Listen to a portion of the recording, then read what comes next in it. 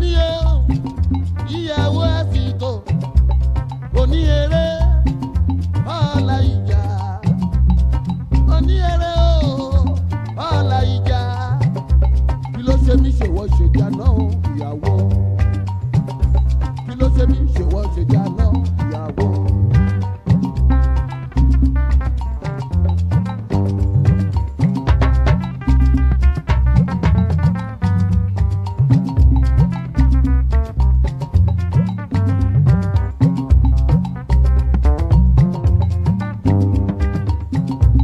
Abu bàbá ọkọ, abu màmá ọkọ. Bó bá ń bá kan sọ̀rọ̀, awú bí búrẹ́dì omi. Amọ́kọ lójú táyì, bẹ́ẹ̀ni kọ́kọ́ ò jẹ́ nǹkankan. Bọ́kọ bá ń bá sọ̀rọ̀ ẹ̀dùn lọ́wọ́ àníbọ̀dá ìpanumọ́. Bọ́kọ bá ń bá sọ̀rọ̀ ẹ̀dùn lọ́wọ́ àníbọ̀dá ìpanudé.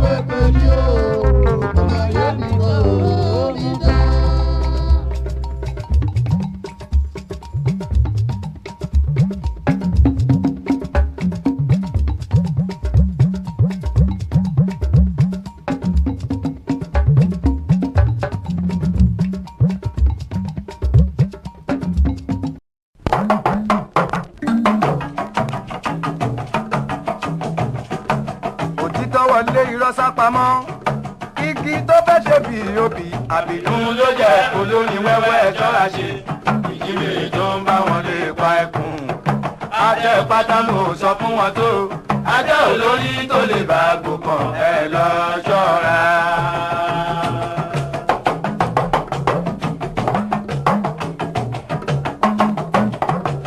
Labalábá fira ẹ̀wẹ̀ yẹ, òkòǹdó fara ẹ̀wà bẹ́ẹ̀. Oyè ọjà màrìwò ń yọ wá kò lè kọrùn.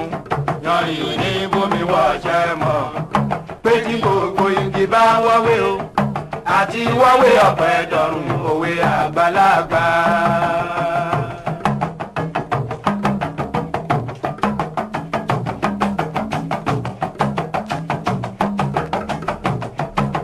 Ojú ẹ̀dán kì í fọ́ láyé, ẹ̀dán kì í kú lówe lówe ọ̀rọ̀. Ìyá ayé ẹ̀ràn wá lọ́wọ́ òkó ṣeé ṣe, ibi gbogbo tí mo bá ti wà. Àfijọ ẹ̀yẹ tí ń jẹ lálẹ́, ìyá mi ògúngún gẹ́gẹ́ ẹja máa fìrè fún wa.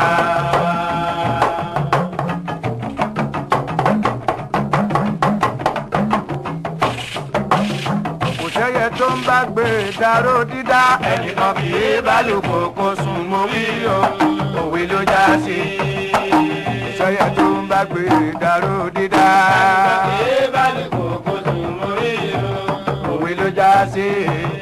Olúwa nìkan ni mo mọ̀ pé ó ṣe é gbójúlé o, ẹ má sáré lu òkun ọ̀sà lásán ni.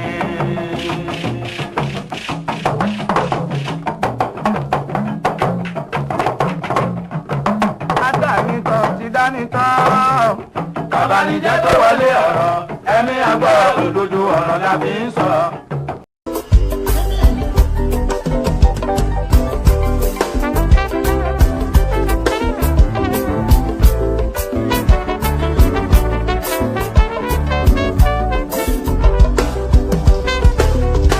I don't suffer, no be small.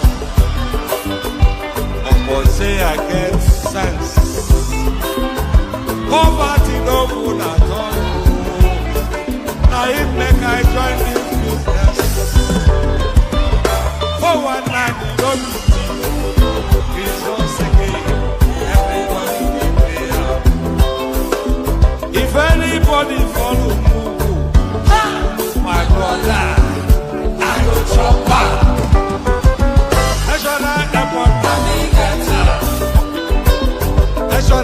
coming to this site. So we're so happy to speak. We called one man, so we're happy to speak to him on video call. So this video clip is for the one-man show. This is Ekene, as fine as he is. This is Ekene, and he's packing too. Did y'all see this muscle? He is packing. I couldn't get my hands off of him. So yes, to all the one-man show, when you come down to Nigeria, come see Ekene. He's so handsome. Oh my God. So this is Choma reporting to you live from Nigeria, Lagos. Hope to see you guys tonight.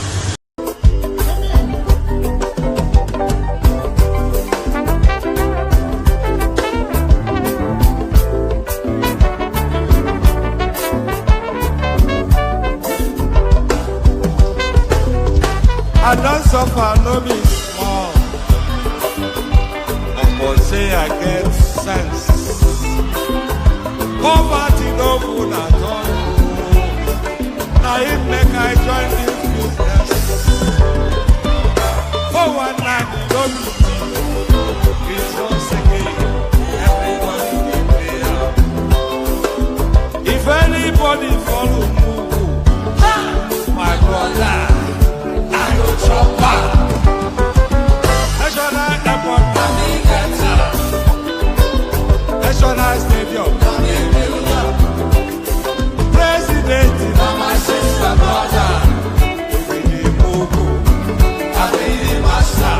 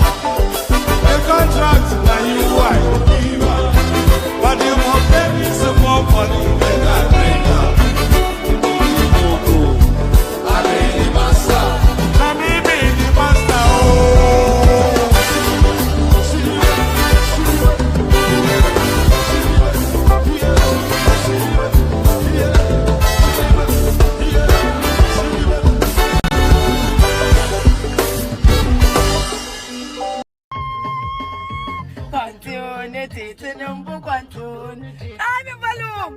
Nitty number control. We say control. Nitty number control. Nitty number.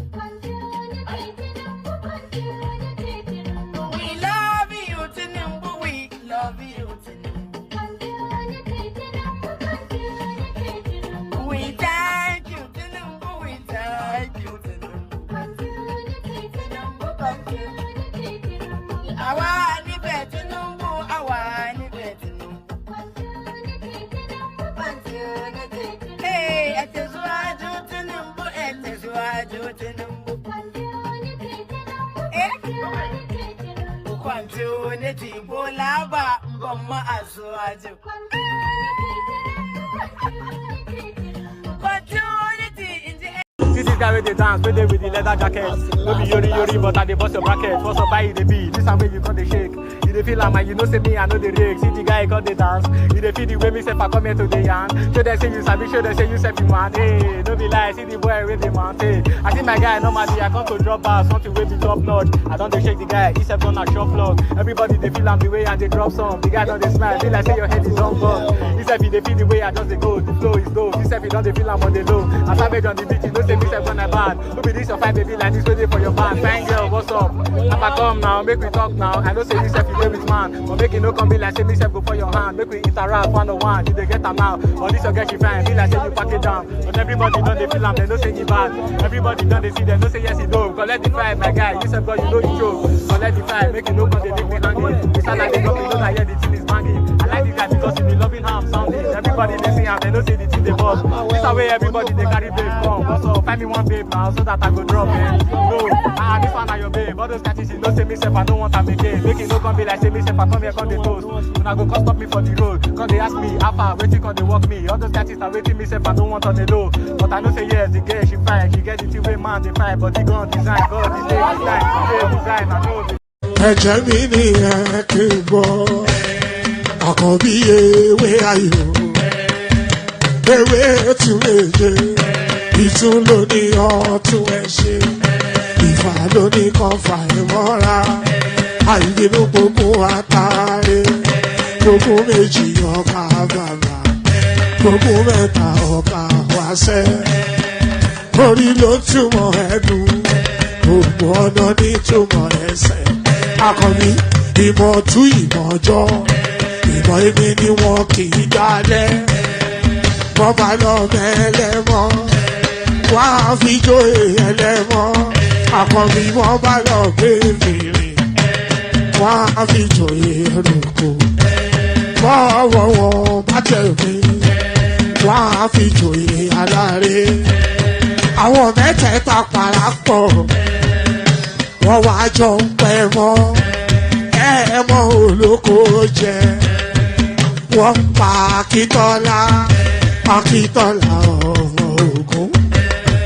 Wọ́n pàdé Ìyọ̀dà, ọmọ Àtàlàbọ̀bà. All right, enough of all that noise. Comment stars senior and senorita. So we start with that. Comment stars senior and senorita.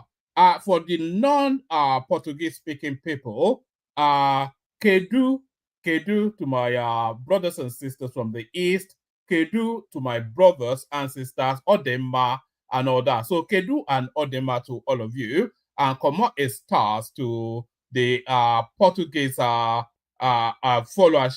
I wonder if we have anybody listening in Portugal. So if you are listening in Portugal, comment stars, obrigado and all that. So comment stars. Inakwana to my Fulani and Hausa people, I think they are one and the same, intertwined. So good day, just for the benefit of the mass. So good day. So it's still late, but it's not as late. That's not Spanish. I've told you already. The three, that's Portuguese. Como stars, it's Portuguese. You may want to check that, and you'll find that I'm right. Often instance, I am right. So yes, often instances I am right.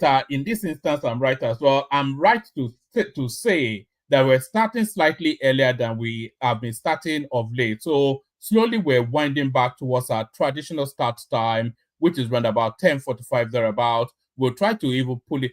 That's one of the reasons why I don't bring guests on anymore, by the way. My start time is so skittish. My internet connection all over the place, and I myself am completely discombobulated. So all that is a heady mix. Imagine bringing a senior person into this space. I wanted to talk serious politics, and then the internet drops, and I'm in and out, and I'm talking gibberish all the time. So until we recalibrate, I think we'll put that in abeyance in animated suspension. But nevertheless, the real joy of it, of course, is spending time in your company. So good day to you. Good to have you here. And how are you? So another weekend yet upon us as the week cascades into, are we midstream now into the year? When were we saying Happy New Year? It's just amazing just how the time flies. But good day to you and all that. Good day to you. Hope you've had a gloriously wonderful, productive and fruitful. I will know how fruitful your week has been by the super chats or lack thereof. So if there's lacking in super chats, then you've had a poor week. Although I have a poverty stricken on this anyway, so I abandon any concept of but that's in jest, by the way. So good day to you and all that. The protocol remains the same. Click on the like button just at the invitation of my voice to do so. Click on the like button. Click on the like button. Not already subscribed, then what are you doing? Correct that immediately and right now. So at the invitation of my voice, turn that red subscribe button to gray. So the word subscribe changes to the word subscribe. So it is in the past of and there it is. I have the concept that this platform is sort of like a dysfunctional family, like a D3, for instance, is that auntie you have your wet dreams about, and I could get will be like the creepy uncle. Yes, I could get will certainly be the creepy uncle. I suspect that's the that sounds about right, doesn't it? So I'm only joking, by the way, Ike. I know you're a bit of a sensitive soul. So yeah, good day to you. Good to be in your company and all that. A real delight to have you here. Always a delight. Imagine if I was streaming, nobody was there. That would be, I wonder how that would feel. Hopefully I would never get to find out. But good day to you. Good to be in your company and all that. The protocol, as I said, click on the like button just at the invitation of my voice to do so. Subscribe if you're not already subscribed. Please do that. If you want to come and join me on the screen, the hyperlink that says StreamYard, that's your ticket to ride. The juggernaut train, that is the one man went to more experience. Your ticket to the first class coach is the hyperlink that says StreamYard. So hop on board and brace yourself. Fasten your seatbelts, as I say. It's going to be a bumpy ride. Fasten your seatbelts is going to be a bumpy ride. So like, share, subscribe. Click on the hyperlink that says StreamYard. Share the links just as widely as you can. Super chat to us to stream if you feel that way inclined. The 3 first calls to actions, those are compulsory. You are obliged by law, and you'll be flouting law if you are not abiding by this. You'll be flouting law. So you are obliged by law to click on the like button. The law obliges you to be subscribed, and the law obliges you to share the links to the stream. So you are obliged by law to do all those things. And if you are not doing them at the invitation to do them, then you are flouting the law. So don't be a lawbreaker. Do as you have been directed. And then, of course, coming on the screen, that is highly recommended, but no obligation. Super chat, of course, encouraged, but no obligation. Good to see you, Isaac Black. It's been a moment. Have you recovered from the sea bags that ran away with your money? So all that, there's not an abundance in the news, by the way. So I'm hopeful that a panel assembles and we can just gather and somewhat gist. But the conversation is going to wrap around largely an outing by Lere Olayinka on Arise TV. And you can pop that champagne at last. For those of you putting champagne on ice, for the moment that Rufai Hussaini gets his trousers pulled down, bent over, and is inserted not for pleasure, but it is flogged for punishment. So that punitive Koboko application that a lot of us has been desirous of to be applied to the bare buttocks, the naked D of Rufai Hussaini, that summary beating that we've all wished upon this guy was applied today, and what a beating it was. So we're going to be reacting to this particular outing on the Rise TV. So this is Rufai Hussaini, who thought he could get strong arm another guest on that platform, but he didn't bargain for Lere Olayinka. So here is Lere Olayinka versus Rufai Hussaini. This is the #1 trending storyline within the Nigerian. And by the way, there are 3 storylines. There's the storyline of yet another defection, Akwa Ibom defects, and then there is the storyline of the Nigerian pastor holding a gun to somebody on the street for reasons that the guy admired his car. And then there's also the storyline of yet another stealth tax. Stealth tax. That's STEALTH, stealth. So by disguise. So that's what that means. So stealth tax, another stealth tax yet applied to the now overburdened Nigerian populace. So we'll get to all those, but we kick it off then, start it off then with this summary flogging of the little game, the runt of the litter of Arise TV. Watch this. Welcome back to the morning show here on Arise News. Now, earlier in the week, the Minister of the Federal Capital Territory, Nyesom Wike, during a media parley in Abuja, criticized former Minister of Transportation, Rotimi Amechi, over his recent "I'm hungry" remark, saying that the ex-River State governor is hungry for power, not food, contrary to Amechi's claim. While reacting to his utterances, Rotimi Amechi took a swipe at Wike, implying that they are not on the same level and that he won't exchange words with, and I quote, children. He further reiterated that he was Nyesom Wike's boss, whether the FCT minister liked it or not. Well, some people have also warned that Wike's current rosy relationship with President Tinubu could go the other way, given his past dealings with individuals like Atiku Abubakar, Peter Odili, Goodluck Jonathan, and Rotimi Amechi. Well, joining us on the show this morning to respond to comments made towards Nyesom Wike is Lere Olayinka, Senior Special Assistant on Public Communication and Social Media to the FCT Minister. Good morning, sir. Welcome to the program today. Okay, come here. This could be you. Busy professional, you've earned money, you've got cash in the bank. You see that advert that you just saw there? There are certain adverts that you detest seeing. You know, it's a bit like that guy that used to do here in my garage, trying to sell people some dodgy self-help program or the other. I just detest that advert. I wonder if I can find a way to block it. I don't object to advert, or I'm a streamer myself, of course. I know, but I detest that advert that we just saw there. Well, yeah. Good morning. Barka Desala. Barka Desala to you as well. Compliments of the season. So the main focus of our conversation today is that of a right of reply to comments that were made and that you would like to respond to. So, sir, I give you the floor to go ahead and respond to these comments that were made.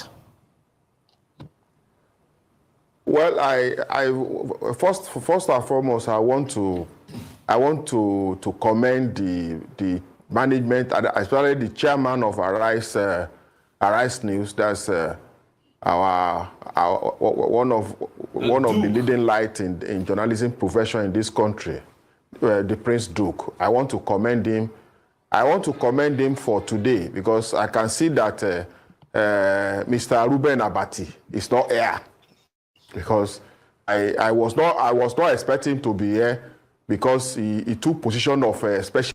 So this guy came in with the intention of violence, or is it violence as they call it now? He came in with an intent, and that intention straight to it. It was just it was a massacre, a bloodbath. It just machine gunned all of them. So it goes for the headman first, as you can hear. Assistant on media to Rotimi Amechi. He took position of spokesperson to Rotimi Amechi. So I was thinking that to be professional, to operate normally, Reuben Abati will not be among those who will sit in the studio to interview me. I said that it will be on this side of the discussion this morning.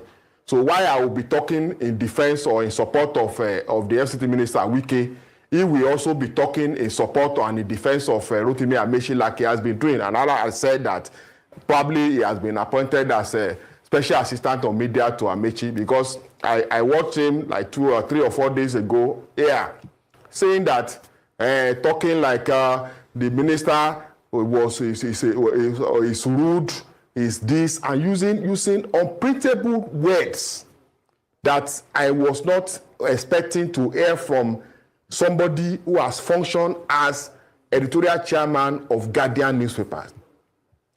For somebody like that to come to studio and begin to call a minister rude in defense of Rotimi Amechi, because he was supposed to, in journalism, we are not supposed to have opinion.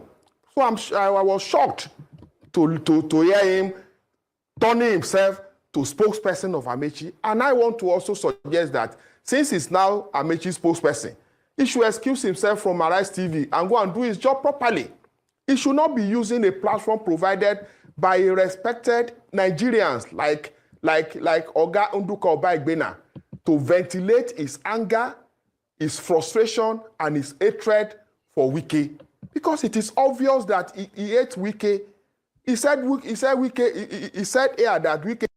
And this guy is quite right to call them out, by the way. The gutter snipe sort of language that you hear on Arise TV is running amok.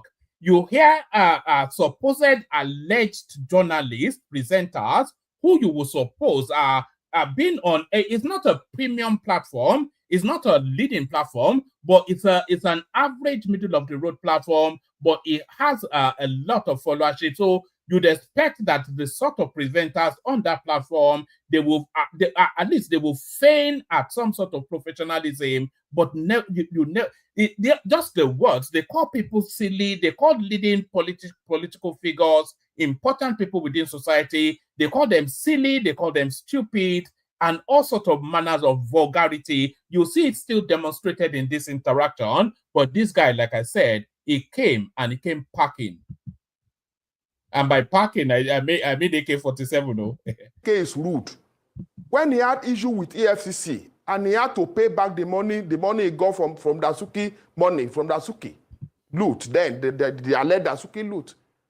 He himself and his wife knew the road to Wike's house to go and beg for a bailout, which is obviously got.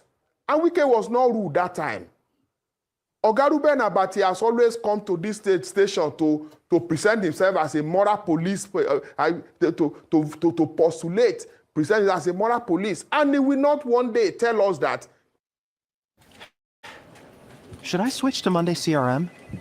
Updating this field is so confusing. This CRM sucks.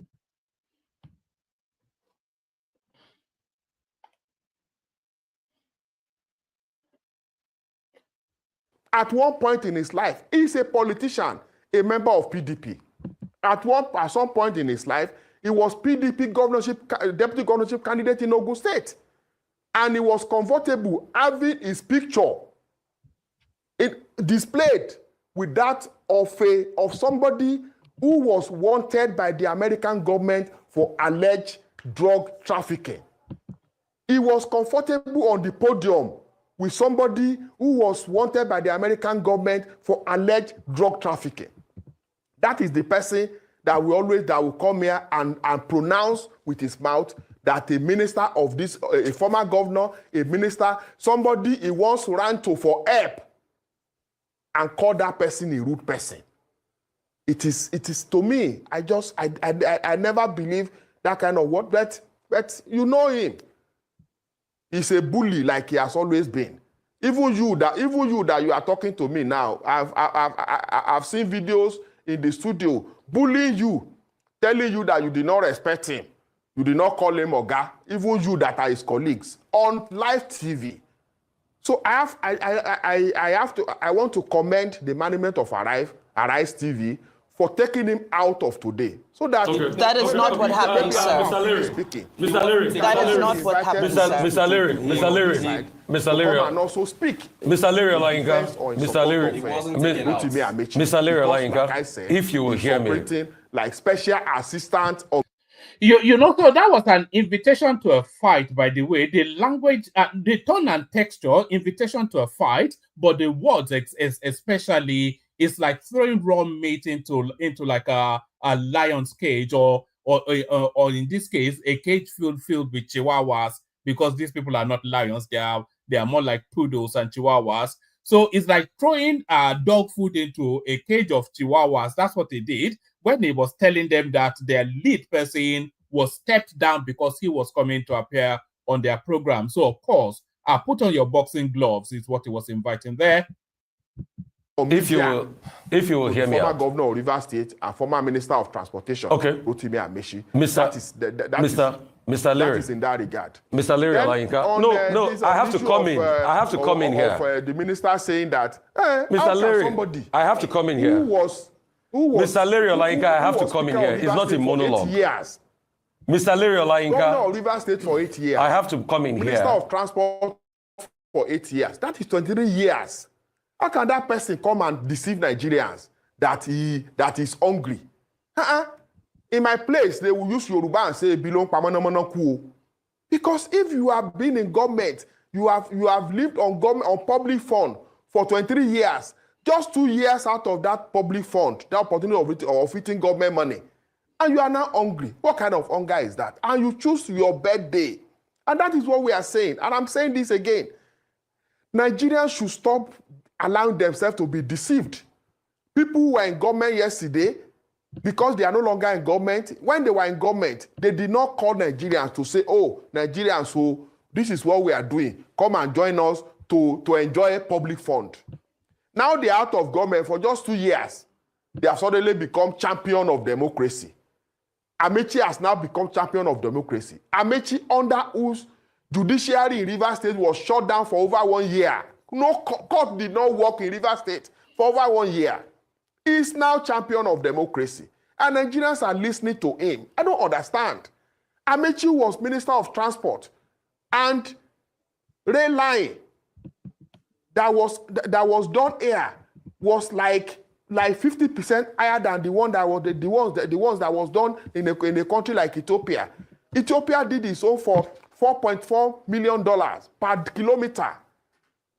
The one under Amechi was done for $3.4 million per kilometer. And that one, the one in Ethiopia was double lane. The one in Ethiopia was double lane. The one Amechi did was single lane. And that is the person that is now presenting himself as champion of good governance, champion of democracy. Just because he contested APC primary with the present president, Bola Ahmed Tinubu. He lost. He lost primary. And he said he did not support Bola Ahmed Tinubu because he had no capacity. And Nigeria proved him wrong. They said, oh, okay, carry your support and go. So we must have to say a couple of things. Number one, first and foremost, Dr. Abati did not leave because of the fact that you, Lere Olayinka, was coming here. We have to restate that. He was indisposed. He couldn't make it here. He called in sick. Number two, all your allegations against him are unsubstantiated, and he has a right of reply. And he will also take his right of reply when it comes. And it is not fair to cast aspersions about a man and say things you do not know.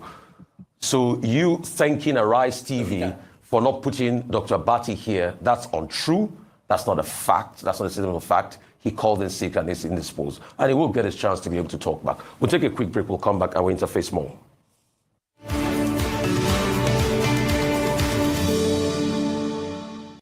Okay, very well. Welcome back to the morning show. Some things I have to set straight. Dr. Abati did not leave the show because Arise TV told him not to come today. He was indisposed and he called in sick. That assertion that he didn't come because you were coming here is totally false. Secondly, all the allegations placed against him can't be substantiated, and he has the right to be able to respond to all of this. Thirdly, please let me speak. Mr. Lere Olayinka, you would let me speak. You have been speaking for so many minutes here.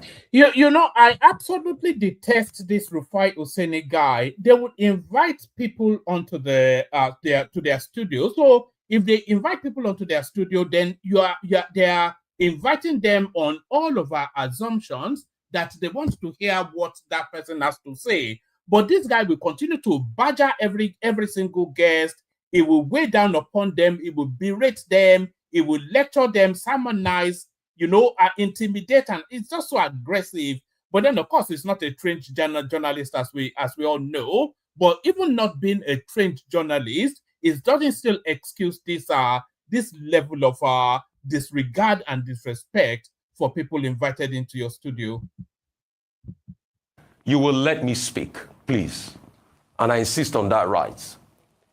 Secondly, the right of reply was between Wike and Rotimi Amechi. And I think it's best issues like that are focused as a right of reply based on that. Not this casting of aspersions about people that are not here to speak for themselves and saying things that are not true and do not hold water. So it will be best for you to moderate yourself and speak to the issues as regards the right of reply. I am still speaking. I am still speaking. Mr. Just listen to that tone of voice. Imagine that. It's like me speaking to a 4-year-old boy. I am still speaking. Daddy is still speaking. Be quiet. Go to the corner and put up your hands. It's unconscionable. It's unbelievable. Can you imagine the audacity? And by the way, the guy is only 5'2". He's a 50-year-old man that's never been married, though. So this is the thing. It's a short man thing, isn't it? It's only that it's like a little gimp, isn't it? Really, imagine that. I am still speaking. Who the hell do you think you are? I am still speaking. I won't be surprised if somebody actually gets up and gives this guy a slap, because I think that is where we're getting to. So it will be best for you to moderate. Look at the baritone that is putting into that voice, the command and the sheer force of it. Even Rotos is recoiling, and the Zimbabwean woman, and I object to this woman, by the way. This woman in yellow, a Zimbabwean woman on Nigerian television. What does that even mean? Are we lacking in talent? Whatever happened to Tutu Abiola and all of this sort of elegance that we have? Are we so short? Are we so bereft of a female anchor in Nigeria for us to go and import somebody from Zimbabwe? I didn't even know they spoke English in Zimbabwe. What does she know about Nigerian politics or Nigerian life? I mean, what's going on here? Brace yourself and speak to the issues as regards the right of reply. I am still speaking. Mr. Olayinka. So please, I want you to focus on the right of reply of what transpired between your boss and Amechi. That's the focus of this issue, and not attacking people that are not here to defend themselves. That's the only decent thing to do. Go ahead. Are you done speaking? Go ahead, please. When your Reuben Abati was, I've watched this already, so I'm rewatching it with you guys. When they said, "Are you done speaking?" Do you know what that reminded me of? There's a particular song that has that lyric, very famous. See if you can guess it in the comment section. When they say, "Are you done speaking?" See where that is coming from. See what song that See what lyric I'm referencing. See if you can guess what lyric I'm referencing. Are you done speaking? See there. Please continue to speak. I want you to focus on the right of reply of what transpired between your boss and Amaechi. That's the focus of this issue, and not attacking people that are not here to defend themselves. That's the only decent thing to do. Go ahead. Are you done speaking? Go ahead, please. When do you remember that Davido song? Are you done talking? That's what I echoed in my head when I heard him say that. Are you done talking? Baby, are you done talking? No. When your Reuben Abati was in that studio calling Wike, saying Wike was a rude person, was Wike there to defend himself? Was Wike there? So if he's not here, he will also hear what I'm saying and come as spokesperson to Amaechi to also defend himself again. Oseni Rufai, stop behaving like you know everything. You are not a spirit. The allegation I made is against Reuben Abati, not you. Listen. No, but I have a right to speak up for my colleague. I have a right to speak up for my colleague. You have a right. You have a right to speak up for your colleague. Yes. You don't have the we right. are a team on this show. You don't have a right. We are a team. You don't have a right. You don't have the right. You say even if you are a team, you don't have a right because we are not in the zoo. Reuben, we are not in the zoo. Mr. Olayinka, with due respect, maybe one of these days we'll talk about your own 20 million fraud allegations that you had to go back and forth to court for. Maybe we'll talk to that. Your own 20 million fraud allegations. Allegations against you too. 20 million allegation. I went to court. I went to court myself, and the case was struck out, dismissed. The case was dismissed. If I knew that you were going to talk about it, I will bring the court judgment. And that is why I say, so go and do a 2 or 3 weeks course in journalism so that you will know. You will not come to a TV station to begin to talk like you are a lawyer, using words like I put it to you. Like somebody is... You know, there are certain people in life that rankle and get on people's, they get under people's skin. So there are certain people in life like that, and Rufai Oseni is one of those people in life. There's just something about him, just those sort of people that just their mere presence, the tonality of their voice, they just jar you in some sort of they cut through you in some sort of way. So Rufai Oseni is that sort of a person, and you can hear it in the tone of this guy's voice. Like somebody is a court of law, you are doing cross-examination. I put it to you. I put it to you. This is a conversation, not an interrogation. You should also begin to act like human being that you are supposed to be. What I'm saying here is that I made allegation against Reuben Abati. Let him come and defend it. You are not the one to say that the allegation is lying. He says it's false. It's true or not. Because you are not the person. Were you with him when he went to Wike? Were you with him in the EFCC custody? Were you with him? You were not with him now. So stop behaving like you know everything. And Reuben Abati, by the way, he has a long and very checkered history in politics. So he does. He was the running mate to Buruji in whichever middle of the road southwestern state that they were trying to seize hold of. He was arrested under the Dasuki scandal, locked up for several weeks. So it's a known corrupt guy, Reuben Abati, that has now been rebranded similarly to Peter Obi as now the bastion of righteousness and fastidiousness or whatever-ness that is trying to present himself as. Everything. Is it not you that study animal anatomy that you are supposed to be doing it? Okay. What is wrong in studying animal anatomy?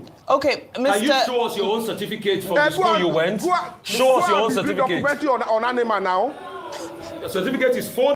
And there it is right there. That's a presenter right there that is now throwing hands at a guest on the live stream But there it is. That is Rufai saying when they say that's why you have to get the education for whatever specialism you aspire to build a career in. For all that everybody says about this guy, the fact that he doesn't have the groundings, he doesn't have the training as a journalist, it always shines through. And when it's a certificate, you say, "I am a look at that. What's even the meaning of all that? It's just you know, what did Portable say? I am a baboon. I live in the zoo. I think this is what it means. He's a baboon and he lives in the zoo. Guys said, do documentary on animals and stop talking to human beings and let responsible person coordinate this program, not you. Not somebody who was convicted for breaking traffic offense. Not somebody like you. You come to station, you come to TV station and begin to do. Mr. Lere Olayinka, if I may interject at this moment, we would like to have a productive. Let me listen to you. Mr. Lere Olayinka, please, sir. Let me listen to you. I beg. Please, sir. We want to have a productive. Okay, talk to me. Woman be talk to me, sir. Please, not an animal. Let's not. And another thing this guy does that really rankles me as well, he'll be smirking and gaffuffling whenever he gets to speaking and just chuckling and acting silly. You know, there is no level of professionalism to his presentation in any description of that term. It's of neither use nor ornament. You can see it's not of ornament. I mean, look at the face. A face only a mother can love, and it's of no use as well. So it's neither of use nor is it of ornament. It's just a blob that fills in the space. Statement. Rufai, please. Let's not. My sister. I'm listening to woman. We will not allow this conversation to degenerate into personal insults, defamatory territory, and so forth. Station when Abati was calling, was saying. So they would not allow the conversation to degenerate, but she was not of that view when her colleague was berating a guest, but when the guest claps back, this is now when they suddenly discover that they are XYZ. It's unimaginable. It's unconscionable. It's just too low. The presentation of this particular, not this platform woman went to go, but Arise TV platform, their presentation is too low. Was rude. Mr. Lere Olayinka, based off of that, on this platform, we like to discuss issues that can move the nation forward, issues that pertain to governance and that pertain to. He's clearly not here to talk about issues. Mr. Lere Olayinka. Mr. Lere, let's talk about your certificate. Let's take away.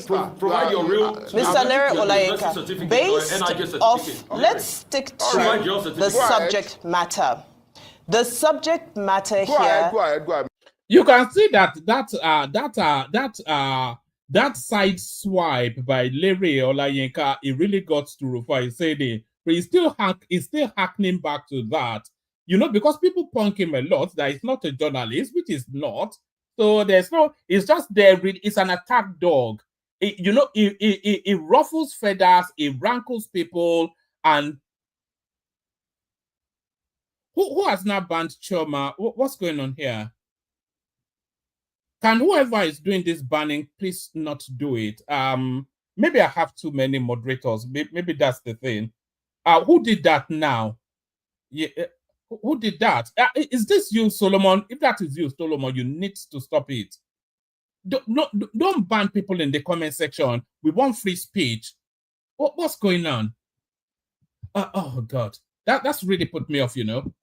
Is around conversations, not just those that take place on this table, but in the public space. And I believe you're here to speak to some of those allegations, some of those analysis and criticism that are being posed to your principal. So, sir, devoid of attacking any person or individual, please, can you help us to unpack and give us your response in defense? Hold on. Sorry, Thomas, is this you banning people? Thomas, were you the one that banned Choma? Yes, I did. No, and no, I can please, explain. No, hold on, one man. No, don't ban No, her. no, one man. You hold on. read all the time. Choma, no, If Choma is, oh God. If Choma is doing something ridiculous, I will ban her. Did you ban Ike as well? I did. Oh God. And I can explain to you. Yes, I did. These are some of the leading. These are the people that hold this platform. One man. If you want this plus, if you want me on this platform, you have to talk to those people that doesn't like me on this platform, and I will tell you why I banned him. Ike, do you want me to say it, please? At the start of the section, can I please stop, please? You asked me why. I'm telling you why now, woman. At the start of this section, Ike wrote that Thomas has banned Tony again, which I didn't do that. Yeah, you just say, but that's not reason to ban him now. One man, please. If you have a moderator, we should be on the same page. It's not that he's alleging me wrongly, casting aspersion on me. What did I do? I didn't ban Tony. Tony is not even here. And he wrote on the comment section, Thomas has banned Tony again. And I didn't do that. Can you talk to him? All right. So going forward, this is for the benefit of all the moderators. No more banning. Don't ban anyone. The most you should do to anybody is to put them on a timeout before you ban somebody. I didn't ban him. I put Ike on a timeout. I didn't ban him. What about Choma? What about Choma? No, I put him on time. One man, you are reading. You are not seeing what Choma is writing on the comment section. Choma is a wild one now. You know that's Choma. I don't care about her. One man, you know me. I don't go to Choma's lane. Tell her to come on my lane. No. All right. Okay. All right. Let's just carry on. But that is distracting me. When all of the they are not inmates. Tell her to stay away from my lane, and I will stay away from my lane. No. Hold on. Please. No. One man, you know me. All right. Okay. Let's just be peaceful. All right. Let's go on, one man. Yes. Let me just say this. Anyway, let me just leave that. But no, guys, please just no banning. Just just let it through. You know you can actually you can block somebody on the comment section so you don't get to see their comments. So if somebody's comments on the comment section rankle you, just ban. Just there are 3 dots right next to everybody's name. If you click on those dots, it will not show you that person's comment. You will never get to see that. I've done it in the past to people that irritate me. I just choose not to see their comments. So that rather than banning people is just because I'm seeing it and then all of these things. But no, let's not do that. So let's not do that. I thought it was Rufai saying it that we were coming to give a beating. Now we are beating up each other. Hence, in favor of your principle, not an attack on anybody who has spoken, because there has been criticism across the board. We cannot single out one individual who has critiqued your principle. So please, let's stick to the matters at hand. Your defense, sir, for your principle. Thank you, my sister. You see, this is a conversation. You will also help me. This station, the anchor, including and yourself that you have spoken now nicely, you also help me to limit yourself to issues and stop addressing and saying on a live TV that a minister of Federal Republic of Nigeria is rude, is hubris. You should stop using words like that on people. Until you stop using words like that, you continue to have this kind of reaction from people who come to your station. So ask me a question now, I will answer you.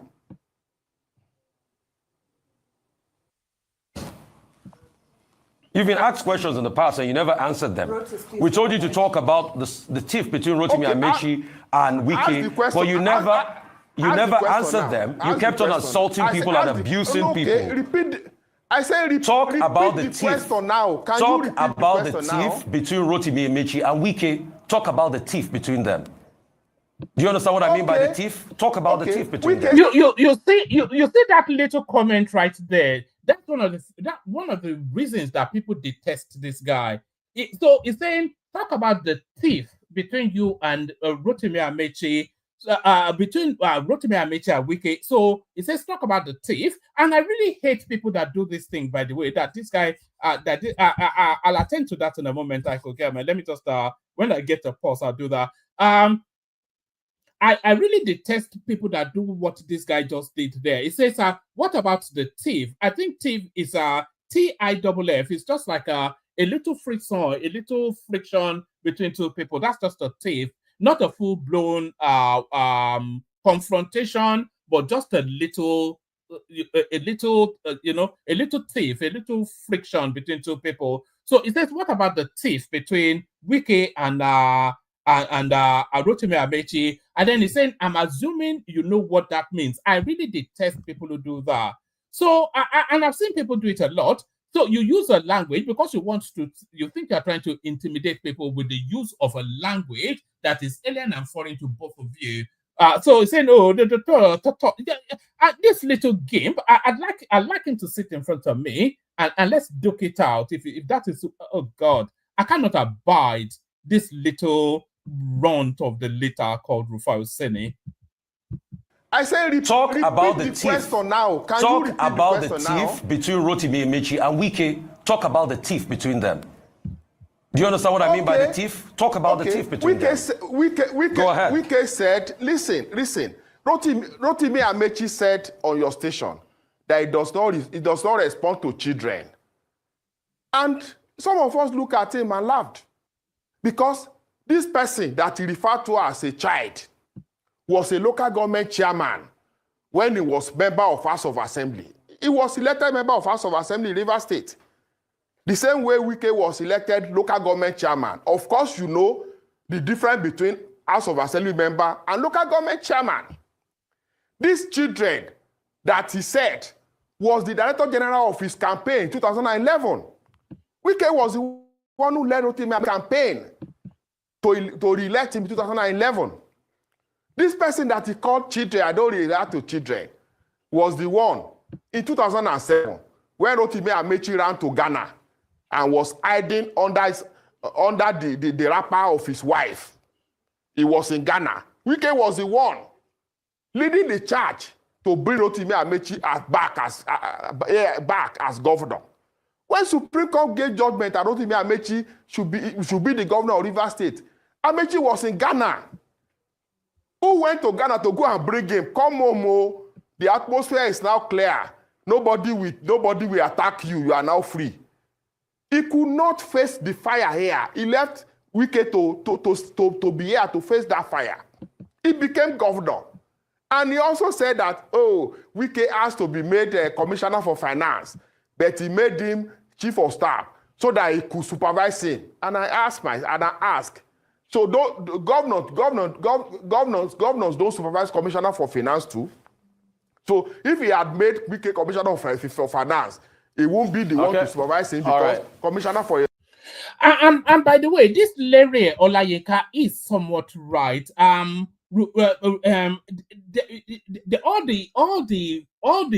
The smell test. The smell test smells to indicate that Reuben Abati is a paid voice. It's a voice for hire now, as a lot of them on that platform, Arise TV, they are voices for hire. And you can see now that it's somewhat it's been dollared up by Rotimi Amechi just from because it's abandoned all neutrality and is now using vulgarity to reference senior members of society, calling people like Wike stupid and all this kind of. When they talk, I thought it had more elegance than that. You have that expectation of somebody like Rufai Oseni, but not Reuben Abati, but this is the generation. Tai Solarin will be turning in his grave. This wasn't the journalism he created in Nigeria with all these sort of elements. Yeah, it's unbelievable stuff. Unbelievable. For finance is autonomous. Right. Again, let me conclude. Yeah. Then this same child that he said defeated him in 2015. This person defeated in 2019. He defeated in 2023. Since Wike and Rotimi Amechi parted ways, tell me one thing that Rotimi Amechi has won politically. Give me one election that Rotimi Amechi has won since Wike went his way and Amechi went his own way. Amechi has not won a single election since that time, showing that this person was Wike was a minister of state in Abuja. Rotimi Amechi was governor in Rivers. Okay, Mr. Wike Olayinka collected the structure of PDP from him. Yes, sir. Mr. Olayinka. Yeah, me too. All right, so just final question, Mr. Olayinka. Very briefly, how does this help the residents of the FCT? For the people who are looking for housing, for the people who need access to infrastructure, healthcare, that need jobs, and so on and so forth. How does any of this? Is your principal focused on the tasks that need to be solved in the FCT? And when will we move on from all this? The question that I want to ask you also is that how has this stopped the minister from performing his duties? The president, from June 10 to July 3rd, 17 projects will be commissioned by the president of Nigeria. Those projects were done by this FCT administration led by Wike. 17 projects. We are starting June 3rd, June 10, and it will go on for 17 days. But some of those 10 of those projects will personally commissioned by the president. So all this one, politics, you play it. Then your job, you do it. Politics, as you look at it, and has not in any way affected the job of the minister. And you can attest to it, except people who will not want to say the truth. He's doing his job. Okay. And it is feasible for Nigerians to see. Okay, Mr. Lere Olayinka, thank you for your time today. You have had the platform to respond to various issues in the manner you felt best suited the situation. And I would also just like to reiterate that Dr. Abati was not directed to step aside for this interview in any way or form whatsoever. So that was what George Bush Jr. Meant when he said shock and awe. So that is Lere Olayinka right there, giving them a little bit of shock and awe on Arise TV. Shock and awe on Arise TV, still shock and awe, but now to the PDP. Akwa Ibom Governor Umo Eno finally dumps PDP defects to APC. So, as I was saying, by the time we get to the ballot, February 2027, even Peter Obi will be casting his vote for Tinubu because he will know that there's no point voting in any other direction.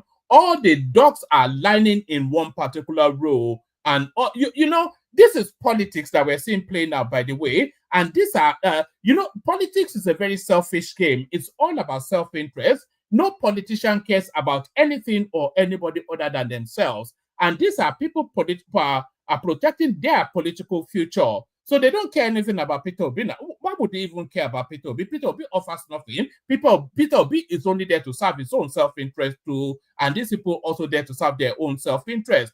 And to serve their self-interest is to permutate towards 2031. And all of the permutations towards 2031 now is what we're seeing playing out now with all of these defections and realignments. So the House is hemorrhaging the miscreants and putting them in a pen, a basket of deplorables, as Hillary Clinton described them. So they are converging all the mainstreamers and they are putting them the basket of what am I even saying? Let somebody else explain what is going on to you. So this is the best explanation yet of what Peter Obi, Bala Mohammed, Rotimi Amechi, all of them, they fall within this categorization. So Atiku Abubakar, Peter Obi, Bala Mohammed, Rotimi Amechi, and Kayode Fayemi, all of them, they fall within this categorization.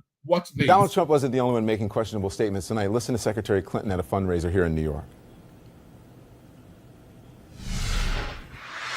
Be grossly generalistic, You can put half of Trump supporters into what I call the basket of deplorables.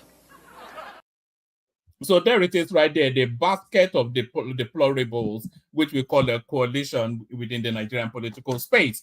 Akwa Ibom Governor Umo Eno finally dumps PDP defects to APC. One of his commissioners resigned, by the way, this refused to follow, but then of course, act in haste, repent at leisure.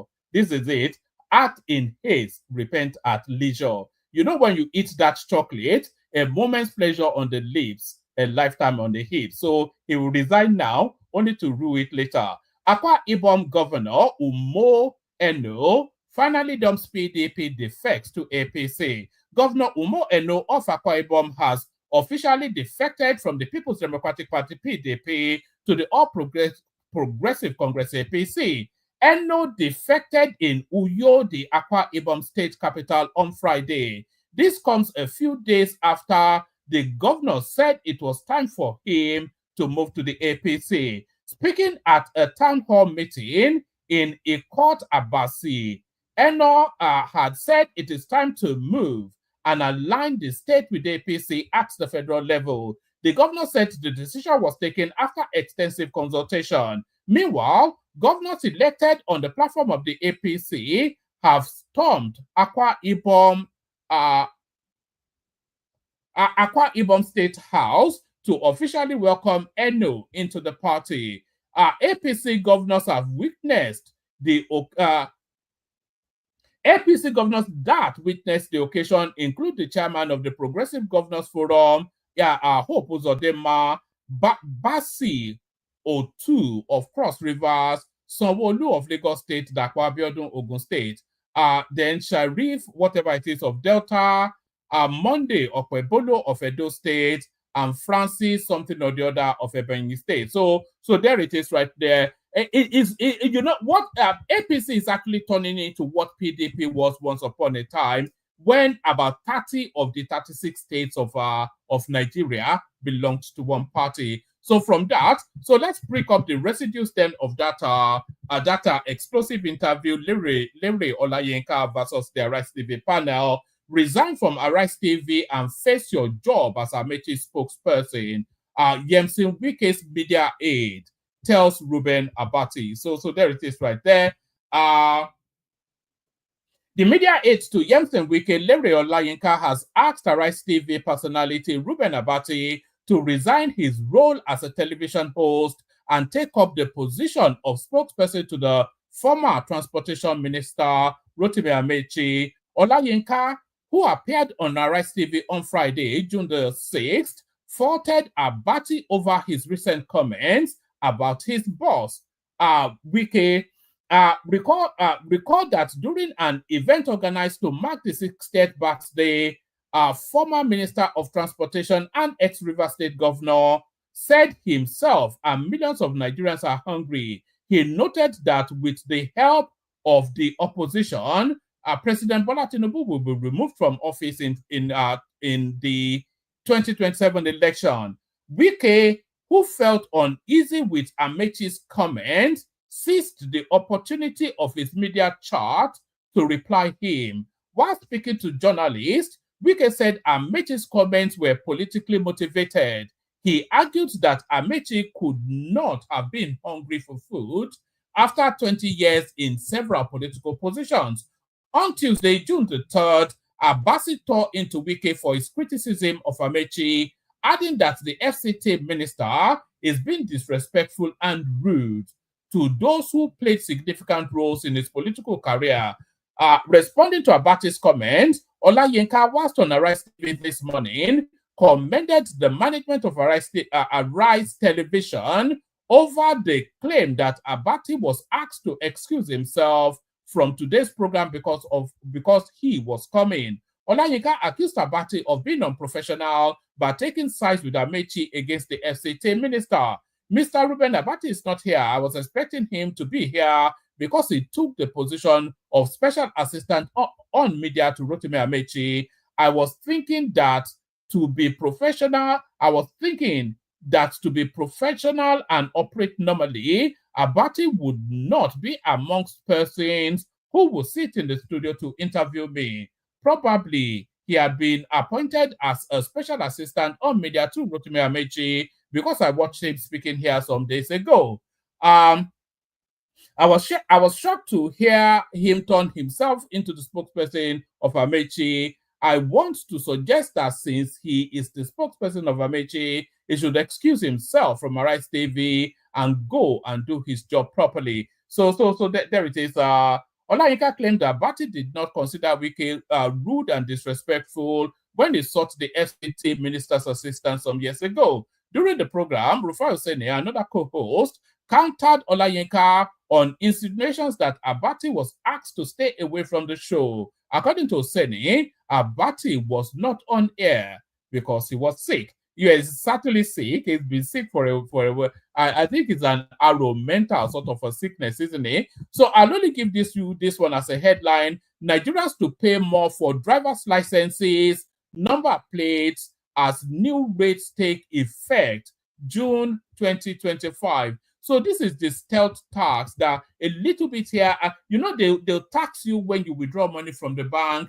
They'll tax you when you spend that money you've withdrawn from the bank. They tax you. Nigeria is turning into the UK that you can't draw breath without being taxed for it. So there's that, and along with that, Lere Olayinka explosive interaction with Arise TV. The other thing agitating the Nigerian social media space is this pastor now, Pastor Adefarasi, that the Freeze reacts to a video purportedly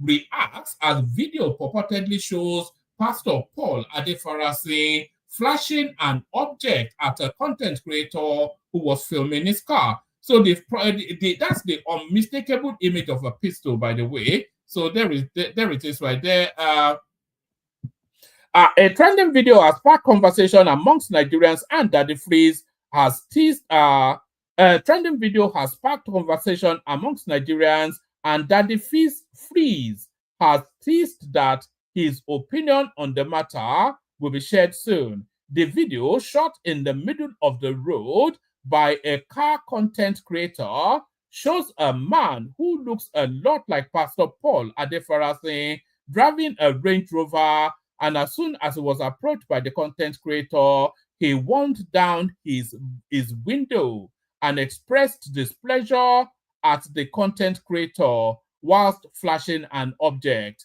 The content creator apologized profusely after the object was flashed at him before the car drove off. Nigerians have gone on X to share their opinions on the matter. So there is a unmistakable image of Adefarasi right there. This man is a disgrace. So what does this mean, etc., etc. So there's no. You can see clearly that he's holding a gun. If you look here, let me show you. That's the unmistakable image of a pistol right there. So you can see that's the. So Holy Ghost fire is not protecting him. It's AK-47 that is protecting him. So there's that. Let's see what this guy they call Daddy. His name is Dayo. He's not my daddy. So let me just call him Dayo. I don't quite know why they are calling him Daddy Freeze, but let's see what he has to say. Where is he even from? We have a lot of foreigners in charge of our country. You have, and they are from the Ukraine. So Natasha Akpoti, a Ukrainian. This one now, Dayo, that calls himself Dayo, is a Ukrainian too. I want you to watch this video. Boss. Sorry. Because from the video, the guy just wanted a picture. We have car spotters across the world. I'm just coming in from London, where I was driving an SF90 Spider. That's a toned Ferrari. And all right. I think he's just leveraging that storyline to flex himself as well. So that's Daddy Freeze right there, being the Pratt that we know him for. So that's a Dayo right there, being the Pratt that we know him for. Let me play you a couple of clips, and then we see if anybody turns up for the conversation. So this is Governor Bala Mohammed. So now I want you to watch this interaction. I'm not even going to prefix it with anything. I want you to watch this interaction. Bala Mohammed with journalists. Governor, you've sparked an important conversation, and I know that if I want to interrogate further, we won't leave here today. But you've still not answered around what are you paying? What's your own minimum Yes, wage? And the other question, Governor, sorry, Governor, let me add this, is also you're saying the reforms are not working, but you're getting billions How in your much state. are we getting? Nancy, don't go by that narrative, please. No, Governor, hold on, let me just land. The allocations you're getting now is more than what you were getting before. I'm a numbers person, Governor, so I understand it. But the issue now is that citizens are saying, with even the little you say you are getting now, how are you spending it? So those are the two questions. What are you paying Nobody now has for asked the federal government how they are spending the much money they are getting. Governor, you are closest to the people. Yes, we are. Has anybody from my state complained that he's not being paid? So how much are you paying? Excuse me. We are doing projects and programs, and we don't need the permission of the federal government to do it. We are a federation, please. I said we should not go into blackmail because this is part of something else. I have been paying minimum wage even when it was done before. Now we are looking at our revenue. Everything should be done scientifically to see that we can pay if we can afford the 7,000. We may not, but some states can afford because not all the states are the same. I cannot compare myself with Lagos or Rivers. But certainly, I'm a realist, as the governor of CBN has said. We will do it based on what is on the ground. So you've not come up with a figure yet? No, we have not agreed on the figure, but we have a committee that is looking at it. But we are paying the all minimum wage. And then, of course, we are doing it religiously. But certainly, since the big brother has agreed on the minimum wage, we will work towards paying it as soon as possible.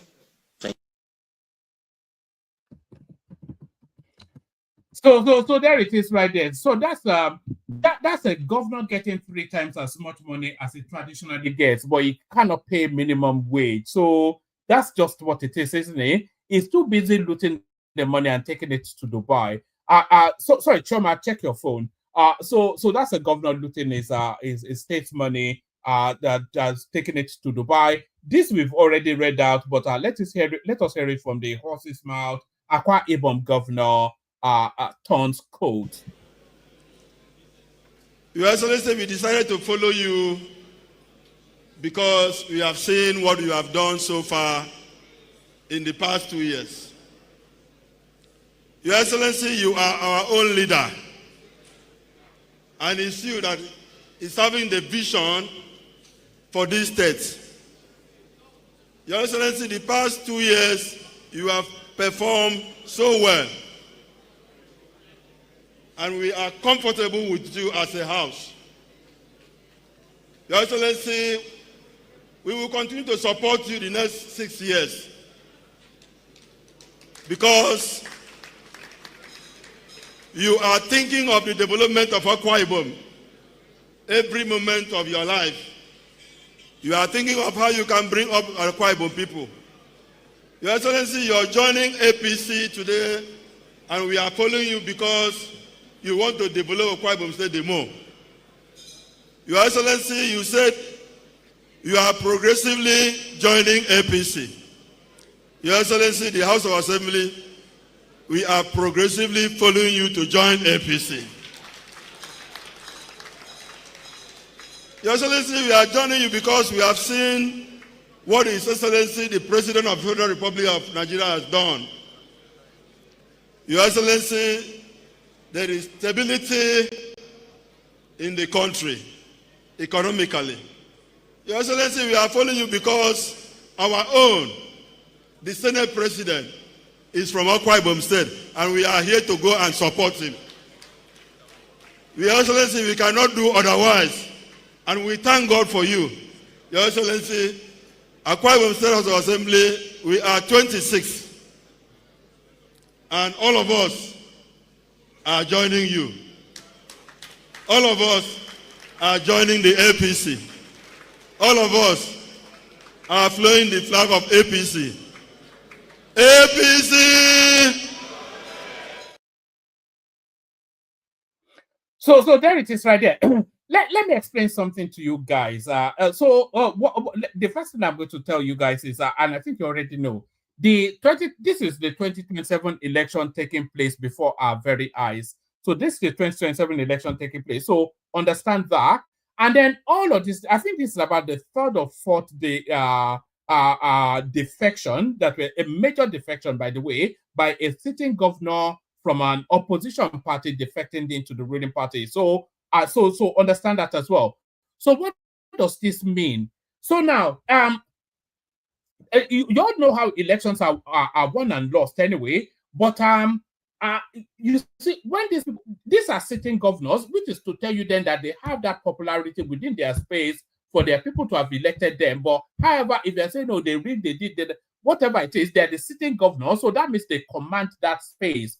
So whatever it is that has been that they have been able to use to occupy the state house in those individual states, that those things now at the behest, is now in the toolkit, is in the armory of the ruling party. So the governor and all of the structures of that governor, we are talking about the commissioners, you are talking about the local governments, you are talking about all of these, all of that will be deployed to deliver those states. So this is what we'll be seeing. So all these defections now is telling you the direction that 2027 will go. And we will still see a couple more defections. You will see a big defection from the north. You will see a delicate defect, of course. I think we're going to see that. And you're going to see also, who is that one that is on suspension? Who will defect as well. So by the time we get to 2027, the election, the presidential one, will already be fait accompli.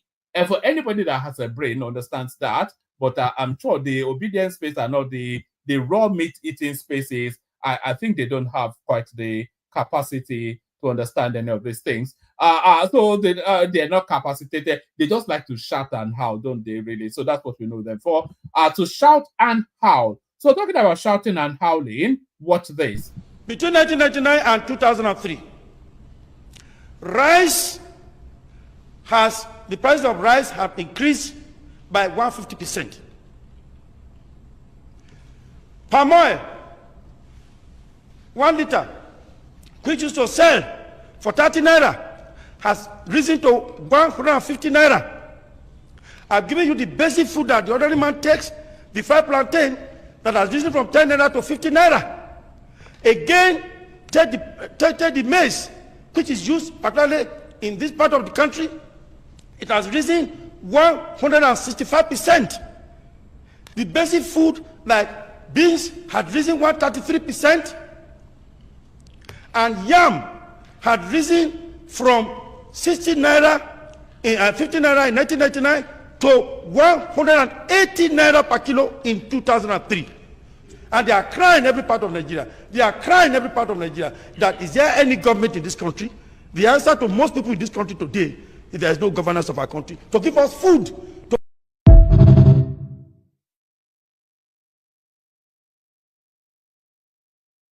Back as 1999. So the story of Nigeria and rice is a long-standing one, and it's never been a storyline that was ever in favor of the people. So that's that. So that's that. Let me play the Kegite music, and then we'll see if anybody turns up. We play the Kegite music, and then we'll take it from there. Hopefully we don't get too explosive a start to this. I'm dreading the start of the session already. Water, only water, only water, where they see ma. Water, water, water, water, water, water, water, water, water, water, water. Only water, where they see ma. Hapa o naido.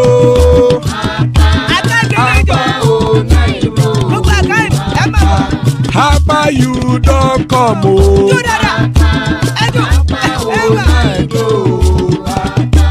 Hapa o naido.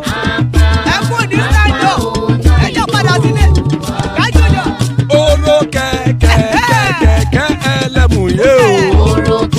Ide shodi ya kekere elemu re o.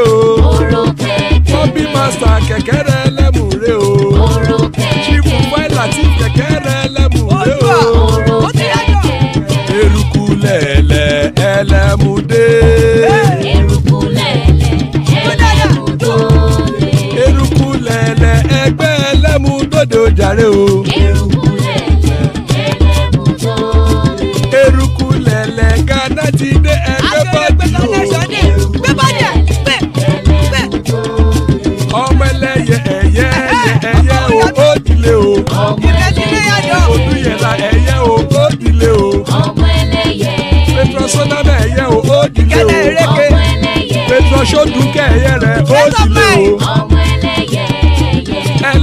ọ̀run mú ìní o. Ó lè yò. Yò. Yò dára. Àkùkọ ọ̀run méjìkọ. Òdìyà ojú òjì lọ. Mo ń ta káàdà. Èmi. Ayé ìlú. Ikú kò ní ríwà gbéṣe o. Àmì o.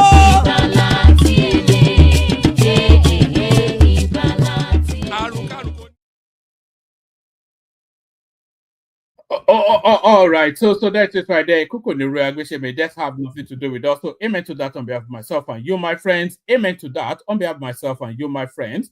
Thomas, of course, in the house. There's Thomas right there. Ogbeni, after a period of hiatus from the platform. Good to see you, Ogbeni, of course. Rational Minds to provide the balance. Choma, who's here for a fight. Baba, who's here to make sure that no fight breaks out. That's Adama right there to hold Choma's head down if she gets out of control. That's Larry right there that will get offended because he doesn't like foul language. And here's Dewale just to laugh at all of them. So that's the assembled so far. So who wants to kick it off? Shall we kick it off with Ogbeni? Let's kick it off with Ogbeni. Ogbeni, before you come in, Baba. let's moderate the atmosphere. No, both Thomas and Choma, they are really raring to go at each other. I just want to appeal to them that Yoruba will say, Choma, do you understand that? You both please yourself so far. Please, let peace reign. Okay? I think you've both known the extent of your powers by now, and I don't think this will repeat itself again.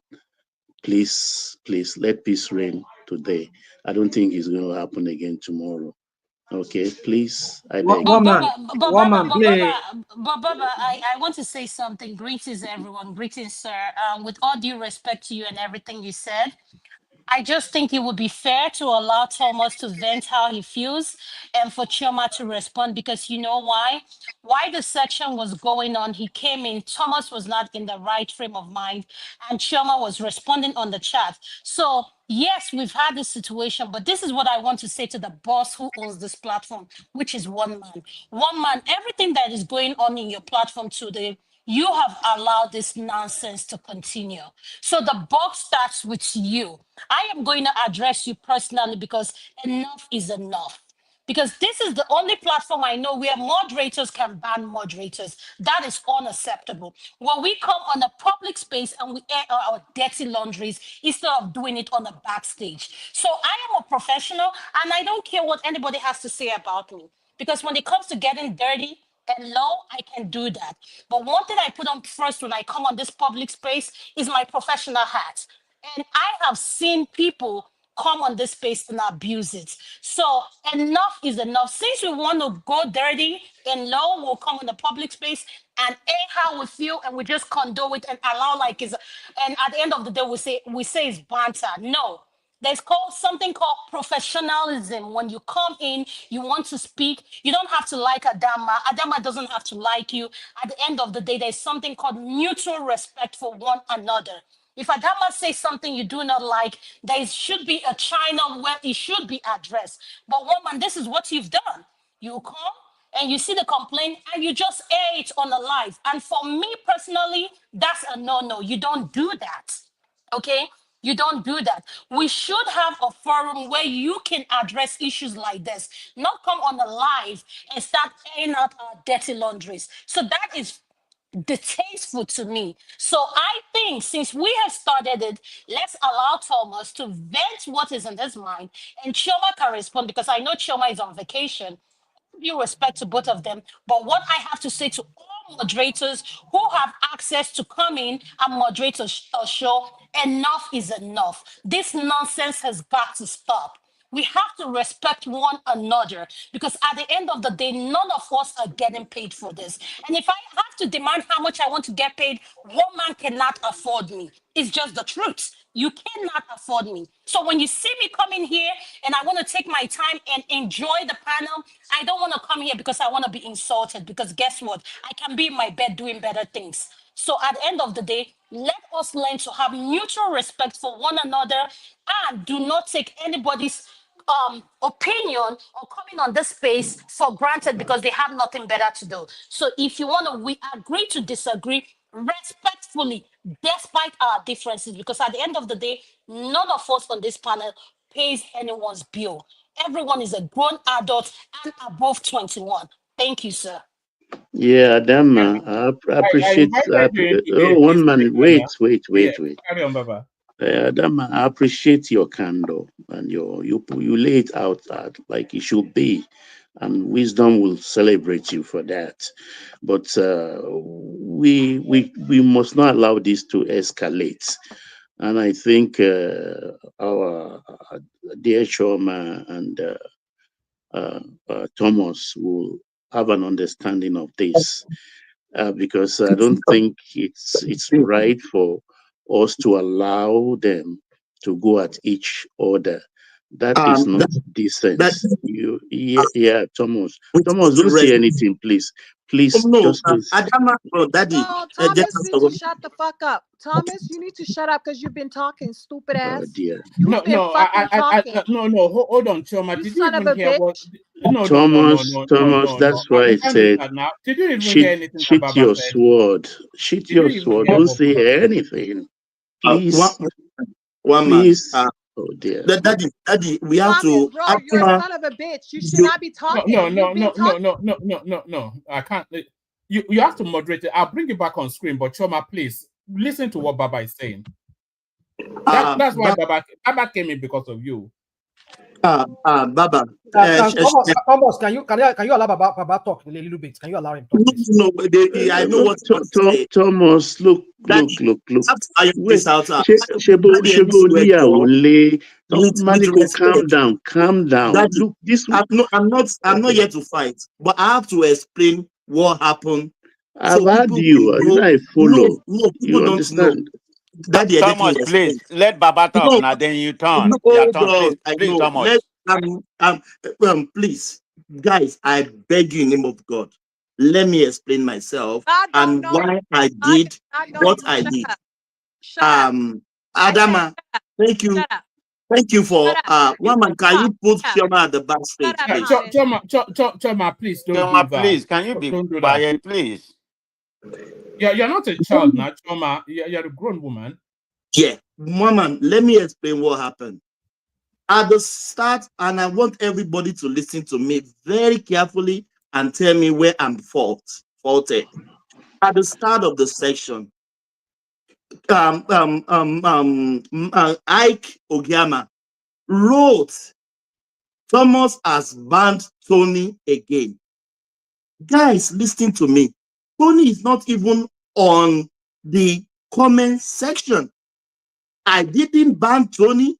Tony was not on the comment section. Ike is just trying to come at me. And one man, Ike is a moderator. I'm a moderator. Why will Ike come at me? Even Tony is not on the comment section. The talkless of me banning him. Then I took the comment out that this is not right. It's not right on me, one man. Tony is not here. I didn't ban Tony. Where did Ike get the information of saying I banned Tony? Tony is not even on the comment section. It's not here. Then Chioma stepped in, fighting for Tony, fighting for Ike, because I put him at the back. I timing out, calling me childish, insulting me.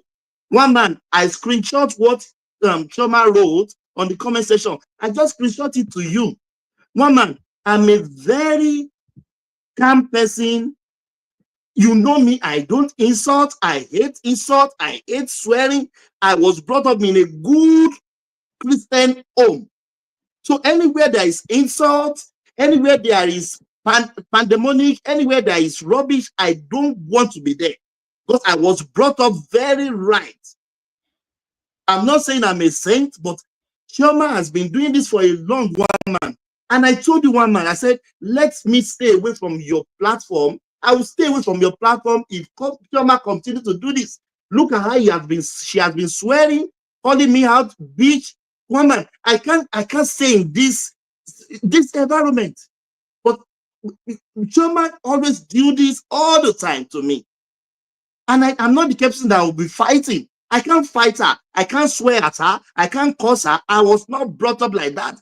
I came from a good family home. We can't even curse in my own house where I was brought up. So this is what happened.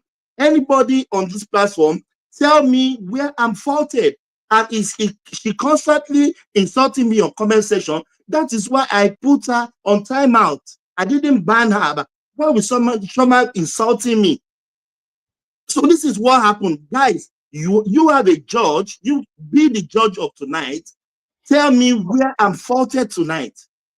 Thank you, guys. Right. One man. I'll see you. Right. I will never see me in your platform again. Thank you so much, everyone. No. Oh, you don't have to. goodness. Just stay there. Just hold on 1 second. Yeah. Thomas, just hold on. Baba, can you help us tidy it up so that we can just go back Thank you, Thomas. It's you actually I want to address, not because of anything. Chioma, I mean, I've seen both of you. You are older, far older than Chioma. She could be your sister. And besides that, she's a woman. You know their temperament. And besides that, everybody knows Chioma's temperament when it comes to things like this. So you should be able at least to handle it. You have to moderate maybe your response to this kind of thing. Even for me, honestly, I will not deceive you. What you said, I said, I still don't see it as something that maybe will get you really hot up. Because, maybe, okay, in your own words, he has falsely accused you. Okay, just leave that and leave it in the realm of his own speculation and maybe ignore him. You get my point. Because I met you guys, even Sherma, I met all of you on this platform, even though I've been on this platform for over 2 years. And it took me time actually to warm to all of you. So I kind of study everybody's temperament. And upon that is how I relate to every one of you, even people in the commentariats. You get my point. Though as a human being, once in a while, it gets heated up. But then one have to tone down a little bit. But for today's own, please, Thomas, let it go. And Chioma, also, come on, hold yourself and drop it. So just let peace reign. I know a lot of people always want this, what we refer to as bass booze on the channel, but no. Nobody is under 18 here. Everybody is matured, and I want us to treat it as matured people. And also, one man, I want you to take the advice of Adama to heart. Know exactly what to do. The rest I will leave when I call you tomorrow. Okay, please. But in the meantime, Thomas, Chioma, just sheath your sword. Okay, please. I beg you both.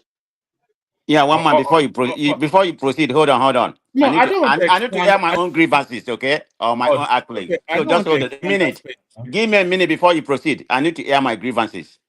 Well, I mean, you may call it a but okay. This is what it is. This is to Baba. Thank you, Baba, for your great wisdom. Okay. Another way, Baba, where have you been? I've been asking about you. It's Even a at all, I long story. disagree with you a lot of the time, but I like, I always like you, I always like your deliberation. So where have you been, man? Don't do us that way now. That's not a grievance now. Is that a grievance? I know. I You are just want to grieved rattle you. It's an accolade. I think one man will tell you I'm not. I just came back from Lagos. Actually, I'm in Nigeria not too long Baba ago. went to see. Baba went to see Tinubu. Baba went to see Tinubu. Was there. When Baba is ready, he will join us back on the screen. I forced him on just because I didn't want it to break out between. And I don't have the muscles to handle Chioma and Thomas at the same time. So that's why that's why I asked Adama to come as well. But she just came to attack me. Rather, You were meant to be a peacemaker, that man, not to come and pour kerosene on the something. I said, come on and be a peacemaker.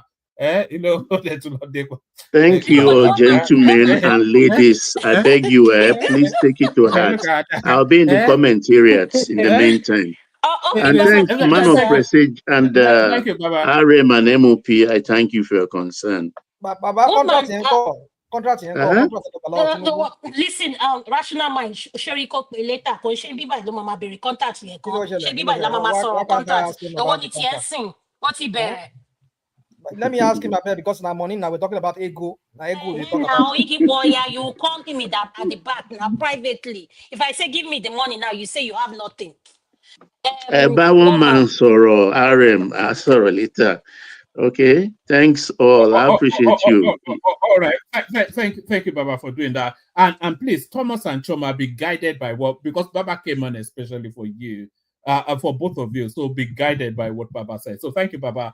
I will speak tomorrow. So that's Baba. Shall we get back to the politics? Which is I'm really, a fast route to Lale. I'm a fast route to the issue in Lale. Everybody go get your gloves. I'm a fast route to Ribadi.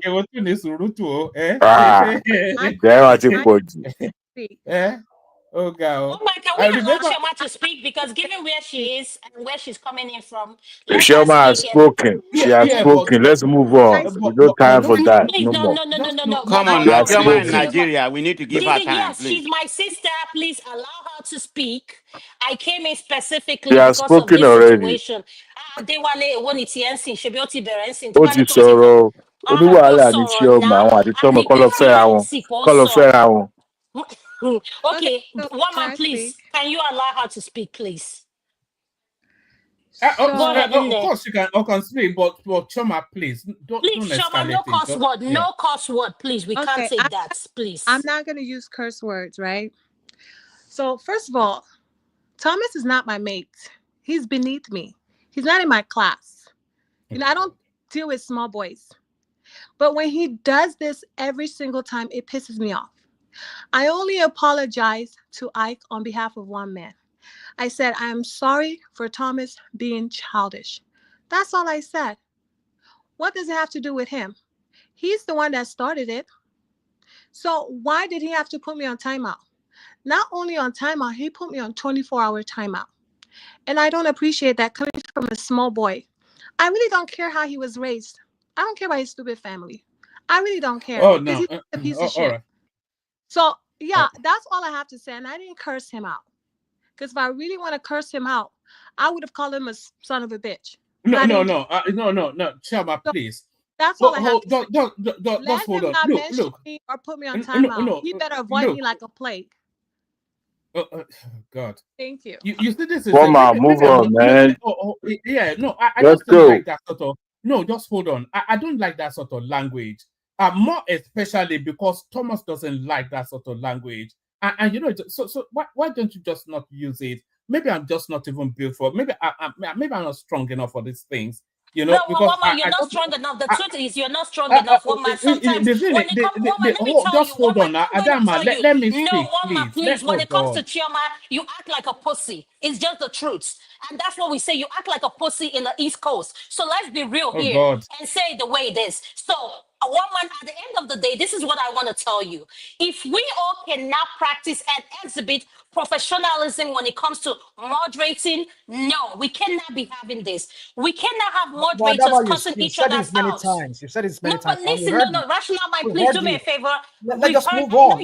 Can we just move on? Can we move on? Can we move on? Please. Yes, we can move on, babe, because you know why? We always move on because we never address issues. And guess what? When you pile up, that's where Thomas and Choma it is, where it is today.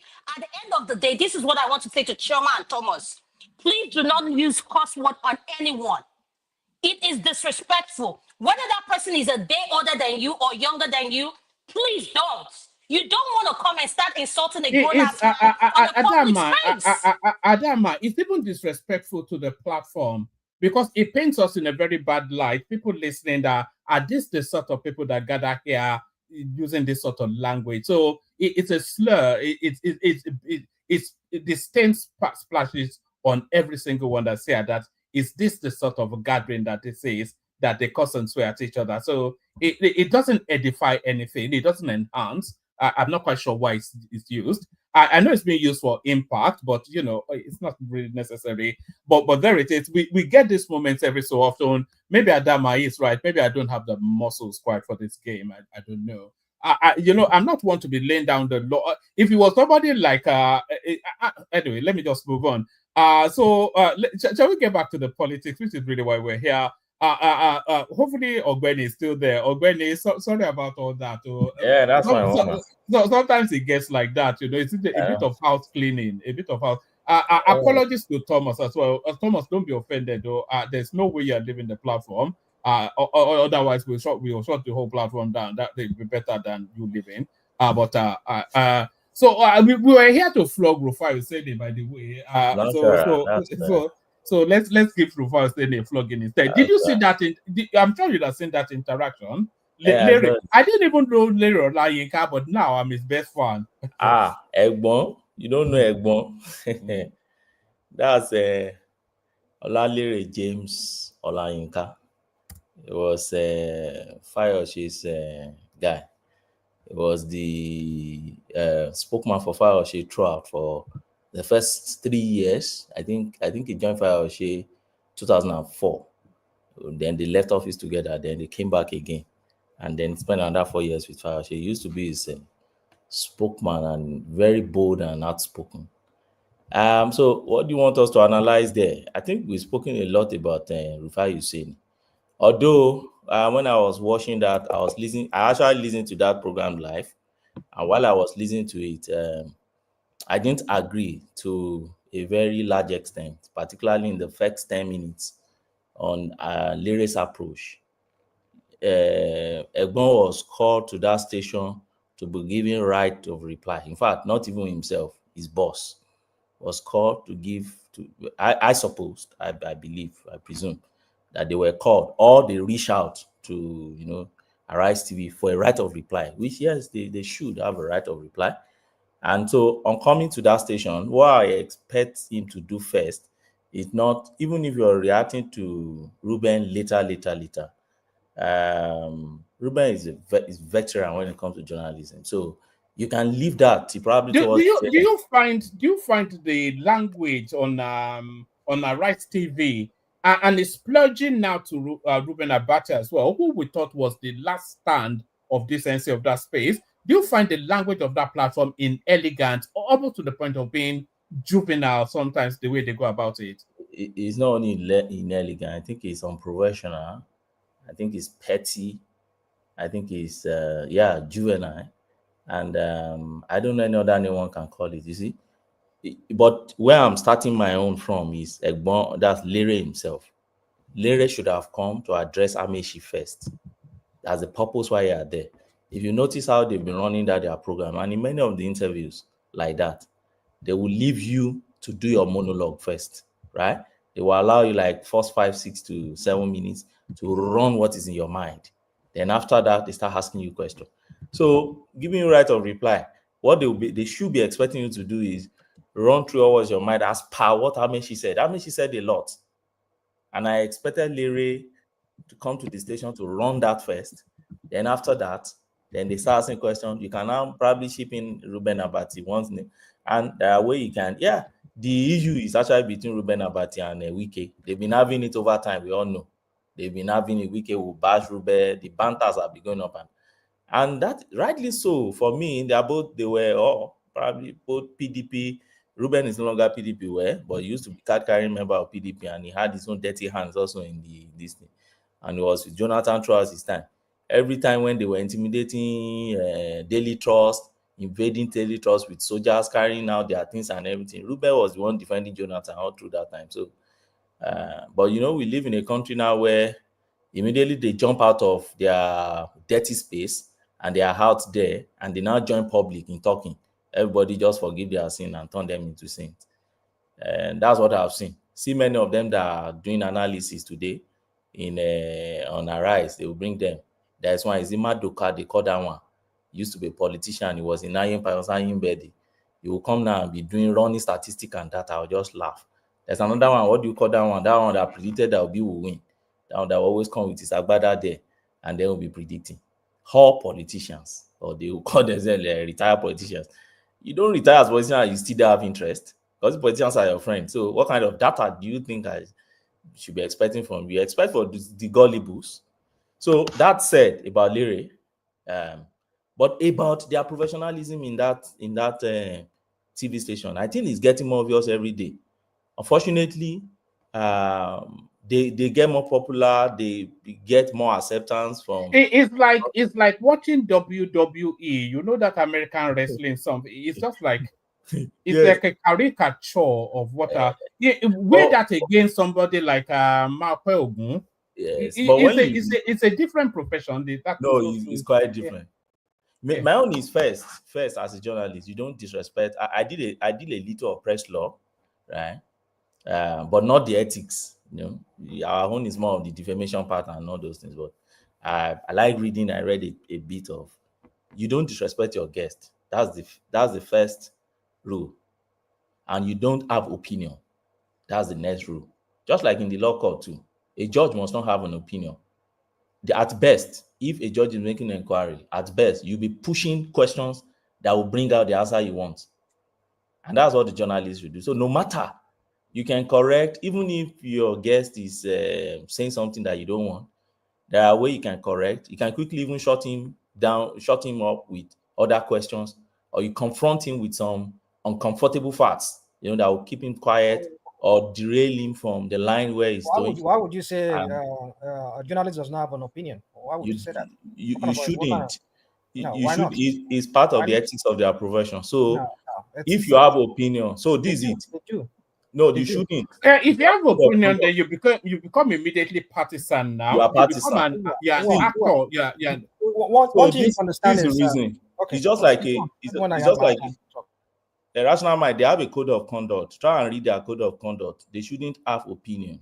They should come to a station to come and make inquiries. There are different branches of journalism. You need to understand that. Okay, what branch are you reporting the news? It's different from when you are being a talk head and you're talking about issues, social issues, and political issues.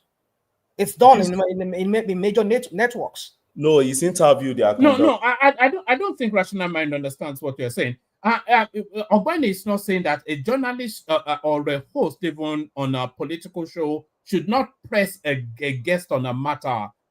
That's your duty. You should press them on behalf of the people, but you cannot be partisan like Reuben Abati and Wit Guile are fighting, and Reuben Abati is taking sides. We've seen it here. And they're using the platform to insult. Here we live Wit Guile, which is the bastion of education in some ways. We've seen how major networks here, they have journalists that are partisans. In their way they interview their guests. That's why you hardly see Democrats go on Fox. No, rational mind. Wait. You know what I'm trying to say? So that is how it is. I'm coming. When was the last time you saw Biden on Fox News? Wait, let me. Or you saw Obama on Fox News? Let me clear my point. So when you get, you can push back. But this is my point. Watch great journalists that do interview. Christian Amapo, CNN, Mark Austin, Sky, even Mehdi Hassan, Al Jazeera, Mazel Hosseini, Press TV, Emily Metis, PCC, even this one, Piers Morgan and others. So what they do is this. They tell you what exactly they think is the position in the public, and they give you your right of reply. And they don't go personal. They tell you this is the opinion in the public, and then they ask you. Even when you go to CNN, all these guys, the reason why they leave CNN, you hardly see them on CNN, is at a point in time, I think for the past, let me say less than 10 years or 10 years plus now, journalism has actually eroded or denigrated in terms of its ethics of that profession. And that is why you see many of them don't go to some spaces, because there is toxicity in those spaces. But I'm talking of professionalism, okay? You go and watch. Recently, I was reviewing Sulaiman, that guy that I've joined them in Arise when he was in Shannon, and he interviewed Dimeji after the Dimeji scandal. He pushed Dimeji to an extent that Dimeji got to a stage that was speechless. Okinbaloye did the same thing to Ete, that woman that stole in a house of. Them in Kadira, go and see Khadija interview with Babangida. She pushed Babangida to the extent Babangida couldn't even know what to say again. To me, that is professionalism in journalism. But because journalism is a noble profession, maybe it's not only even noble, but it's absolutely essential to the fabric of free and informed society. Omweni, can I say something a minute, please? All right. Yeah, I agree with you on this time, rational mind. Journalists shouldn't have an opinion when it comes to reporting of the fact and everything. But there's what we call an opinion journalist, like the editorial, the op-ed. That's the ones that have an opinion. But the journalist is supposed to report the fact, and narrate it from there. So there's different kind of journalism, like I said, the op-ed and the editorial. That's the part that's supposed to have their own opinion in that regard. Okay. So I've listened to your opinion. My own is this. For instance, let's say I'm a journalist. I go on the Twitter. I said Fayose is a thief. He has stolen money. Tomorrow I invite Fayose to come and interview him. That's rubbish. That's no longer journalism. Because you are no longer neutral. There's nothing Fayose wants to say to claim himself in your station. Because already you've taken a position. That's what I'm saying here. It should be clear to any. It's common sense. It doesn't take anything from you. It's common sense. You go on your Twitter, you've taken a position. We see you with Labour Party. You're enjoying with them. You are saying don't mind those people. And tomorrow you are bringing the opposition party to your station, to your TV station, to come and interview. What do you want to interview them for? You want to now ask them, okay, how are you performing? When you've already said they are not performing, they are useless. So that's my point. It's a noble profession. But what they've turned into now, we'll see what it will be in the next 5-10 years. Social media is chasing them. Why? They will see if they don't sit tight and because see what Ogbeni, sorry. How are you, my brother? Long time. How's the family? Okay. Yeah, thanks. Did you see Oseni laughing and giggling on their guest? Like they are here to shame him. Is that part of Thomas? That's not the first time it's done it. It does it a lot. Of course, it was not only even laughing and chinny and winning. If that is the only thing. But can I say something? I think we are just we are bashing Hussein and Dr. Abati. They are opinion journalists. The only person in that chamber that's not opinion is Oji Okwe. He presents the fact as he sees it.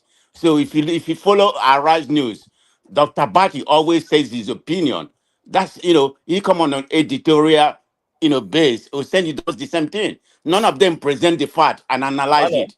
So their editorial are open journalists. Man of prestige, you are missing two things, different things. What am I missing? Together. So there is difference between when they have what is trending and when they bring somebody to interview. Get the difference. The difference when you bring somebody for an interview is you want to extract fact from the person. You don't take a position and you want to extract fact. What fact are you extracting? That's hypocrisy. It's different from when they pick what is trending, which Ejokwe will say, oh, see what is trending now. Everybody make their own contribution. And even at that, when you are making a contribution, the ethics of profession is that you must speak facts. You must be able to back your fact up with what happens. And we have seen it in several cases. See, when this guy went to their station, Adewale Adebayo, and I think Ayo was there. And Ayo was saying direct opposite of what happened to indict that man. And man said, you're a journalist, you can't be here and be telling lies. Even though you can express opinion because it's not, but why will you tell lies? Those are the things that make that profession a noble profession. When a veteran journalist open his or her mouth and speak, the public want to hear facts. So when they say, it's Hussein that said that thing, he must have had an evidence somewhere before saying it. People take it, hook, line, and sinker as eternal truth. But when you now see journalists failing in that respect, that is where the problem is. You get the difference. So the difference is are they not an opinion journalist? Both of them. No, they are. They are. Now, they are all journalists. When they sit to do what is trending, they're expressing opinion. When they bring you for interview, they are not expressing opinion. Just like Anigolo, or what do you call that guy? You bring somebody, for instance, you are anchoring a program now, you have a platform. Like that Charles is the closest thing they have to a journalist on that Arise. The rest of them are just rubbish. Like well, Charles, he at least one man, you was actually bashing getting him to mixed be up. an You're getting ethnic me mixed up. jingoism yesterday. You need to stand one place. You guys are You are getting bashing him to be an you're ethnic just getting jingoism mixed up. yesterday. Man of Prestige, our friend here, Benny, even though you're talking about, I understand what you're saying. There could be ethics about journalism, but you need to understand that there's a different branches. There's a different branch in journalism, like our friend just told you. There are so some what people. branch are you Hold talking on. about? These guys, they sit on TV. Yeah. They talk about topical issues and they express their opinions. It's So I different don't know from what when you don't get. Hold on. I wish I would have my time because I don't have much time today to wait here today. That's why I have. But you are digressing me from my Okay. point. You just finish that. Yeah, when you finish, maybe. Thank you. I will appreciate that. We like doing something they call circular argument here. Somebody raised an issue and he said, look, they are opinion journalists. And I said, no, they are all journalists, fine. But they serve different purposes. There are programs they do, they express opinion. There are programs they do, you don't express opinion, you are bringing people for interview and you're still taking me back. I don't know. One of the reasons why I hardly come on this platform again. Let's stay with issue. And if somebody has expressed opinions and corrected one part, let's move on. We're here to learn, not to insist on one point by all means. Anyway, that's my opinion. And our opinion is this: journalism is not just like any other profession. It's not carpentry. It's not furniture work. Journalism is a known profession, like law profession. They have ethics that regulate their profession, and more so, they are very important to the democracy. If you bring out falsehood and people believe it, you are killing democracy. And that's one of the things people don't want to listen. It's the heartbeat of democracy. You're holding power to account. You're amplifying voices that might otherwise be silenced, and you're shining a light on truths that shape our understanding of the world. So you must be sure of what you are saying. And for me, it's a calling that carries immense responsibility, and it's not for people with petty ideas. People that you have a guest in a station, and because your guest is saying what you don't like. Think we have a dearth of the scarcity that is of proper journalism? Because when you look at the landscape, if you take Mark Pelgun out and a little bit of Sheung, I cannot say anyone that actually aligns with the true. I still see them. Yeah. Even in Arise, Sulaiman, I don't know if Sulaiman that was in the channels before. Try and watch his program. Even Lotus, that third guy that was smiling today. Try and watch his program. Particularly once in a while when he's there, he balances his opinion. If there have been time when Rufai will be stating those his facts that are baseless, that are not based on any truth, he will correct him and say, "Oh, that's not that statistic is not showing that. It's just your own opinion."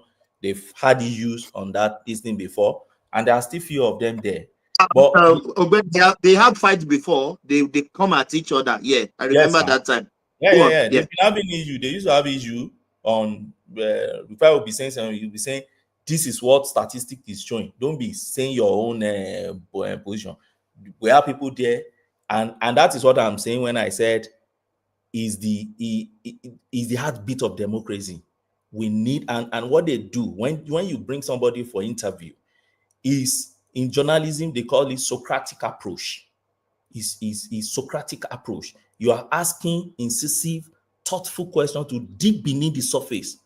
You challenge assumptions and you uncover the core of any event or story that you want to uncover. But it's not as if once you take a position, you've closed that person's mind. He doesn't even see you as somebody who is making inquiries again, because there's nothing. You put the person on the defense. So this method isn't about, you're pushing a narrative. It's about letting the fact emerge through very careful inquiry that you're making. And you're ensuring that the public receives information that is balanced and credible, so that you don't deceive the public. That is what journalism is meant for. It's not social media. It's not what we do here. They are professionals. And okay, have you not noticed when you pick somebody like Anigolusha, Rufai, Hussaini, Abati, and all of them, when they interview some class of people, they romanticize with them. They're so easy with them. They be gisting and shouting whatever they say. You like somebody like Amechi now. Anugulu didn't even really pick him up on issues. They're just romanticizing the guy, and then if Rufai Oseni left that place to travel to Abia to go and interview Alex Oti, go and watch that interview. That was not interview now. They were just playing shy play. When they interview Bala Mohammed, the same thing. Ameshi, same thing. Peter Obi himself. Whenever Tanko comes, my brother, they gist and fine. We know when we go to your Twitter, these are the people you tweet to support. So when they come to your station, you take it easy with them. Whatever they say, you take it to line. Even if they are coming to telling lies, you don't even challenge them. But when you now flip on the other side, when people like Fayose is coming to say the other narrative, you start challenging them and you are going personal. That's another problem I have with him. Why are you going personal? Somebody is saying what you don't like, and then you are now saying, you yourself, your own certificate, your own 20 million naira that they took you to court. Is that professionalism? Is that what they still do? And but on this instance, now, if I were his employer, I will query him on that today, because the guest is not my employee, but you are my employee and you are a professional. You should be able to maintain decorum. Yes, there are ways you should short. Like when I started my address today, I said Lere should have addressed Amechi first without going for Abati. And they themselves shouldn't have kept quiet for that long. They should have even moved Lere at a point in time and try to correct and say, look, address Amechi, not Abati. Most of Abati wasn't in that place. So he won't have a right. You didn't watch. I don't think you watched it. Did you watch it? Did you watch it? I watched everything. Did you know they mute him? No, it was later they moved him. They allowed him to run Abati down. Yeah, you go. You see, you said so many things I want to address, but if I interject you, call me. Let me finish. You continue to use your legalese and say we're just going around. Ogbeni, how long is your submission going to be? Because you've been speaking for please how don't long? ask me. Let the person anchoring ask. I know. Hold on. Other people can speak. Yes, but I'm not going to have two people anchoring program. I've seen you doing it a lot. I don't know who is speaking, but I've seen you doing it a lot. Please. But when we need to interject, I'm questioning your narrative. And my question, my question to you. Don't know the meaning of interjection again. Is that interjection? No, can I interject? That's not interjection now. Don't you know the meaning of interjection? Sorry, can everybody hear me? Yes, Roman, we can hear you. He's been speaking for like 10 minutes. No, then you don't have the right to be telling me to conclude. You are not the one anchoring the program. Yeah, hold on. Are you? Hold on, Ogbeni. Woman, you have to be in control of this program. You see the reason why some of us are scarce here. You have to be in control of the program. You shouldn't cannot be anchoring program at the same time now. You shouldn't be scarce here because people want to. And we are blaming Abati and Rufai. Yes. So Ogbeni has the floor. Yes. So Ogbeni has the floor. Don't worry. Everybody will get to speak. Ogbeni take interjections, but let interjections be pertinent to what he's saying, so that Ogbeni can go through. Because I wanted Ogbeni also to speak on this wave of defections that we're seeing and how that impacts the 2027. So Ogbeni, back to Abati and then on to the defections. Okay, can I interject less than a minute? Okay. So my interjection, Ogbeni, in reference to this journalism we are talking about, on this particular issue, is Rufai not being objective without being biased in asking the question about the thievery between Wike and the Rotimi? Is that what's wrong with that question? Has that been biased? You did not listen to me. That's not the one I had issue with. What I had issue with is telling your guest to come and explain 20 million naira case he had 6 years ago because he's being cantankerous or because he's not following your narrative. You are now saying, you come and explain 20 million naira case fraud that they had against you. When Fayose left office, all Fayose boys, they all picked them and then put one allegation or the other against them. We all knew it in Ekiti. Well, I'm from Ekiti. Lere and others, they are from Ekiti. I know what happened there. Even Fayose's brother also was charged to court for murder case. Obasanjo dealt with all of them. But they all got scot-free because they went to court and they followed through. Some of them followed it through to Supreme Court. They fought through their life.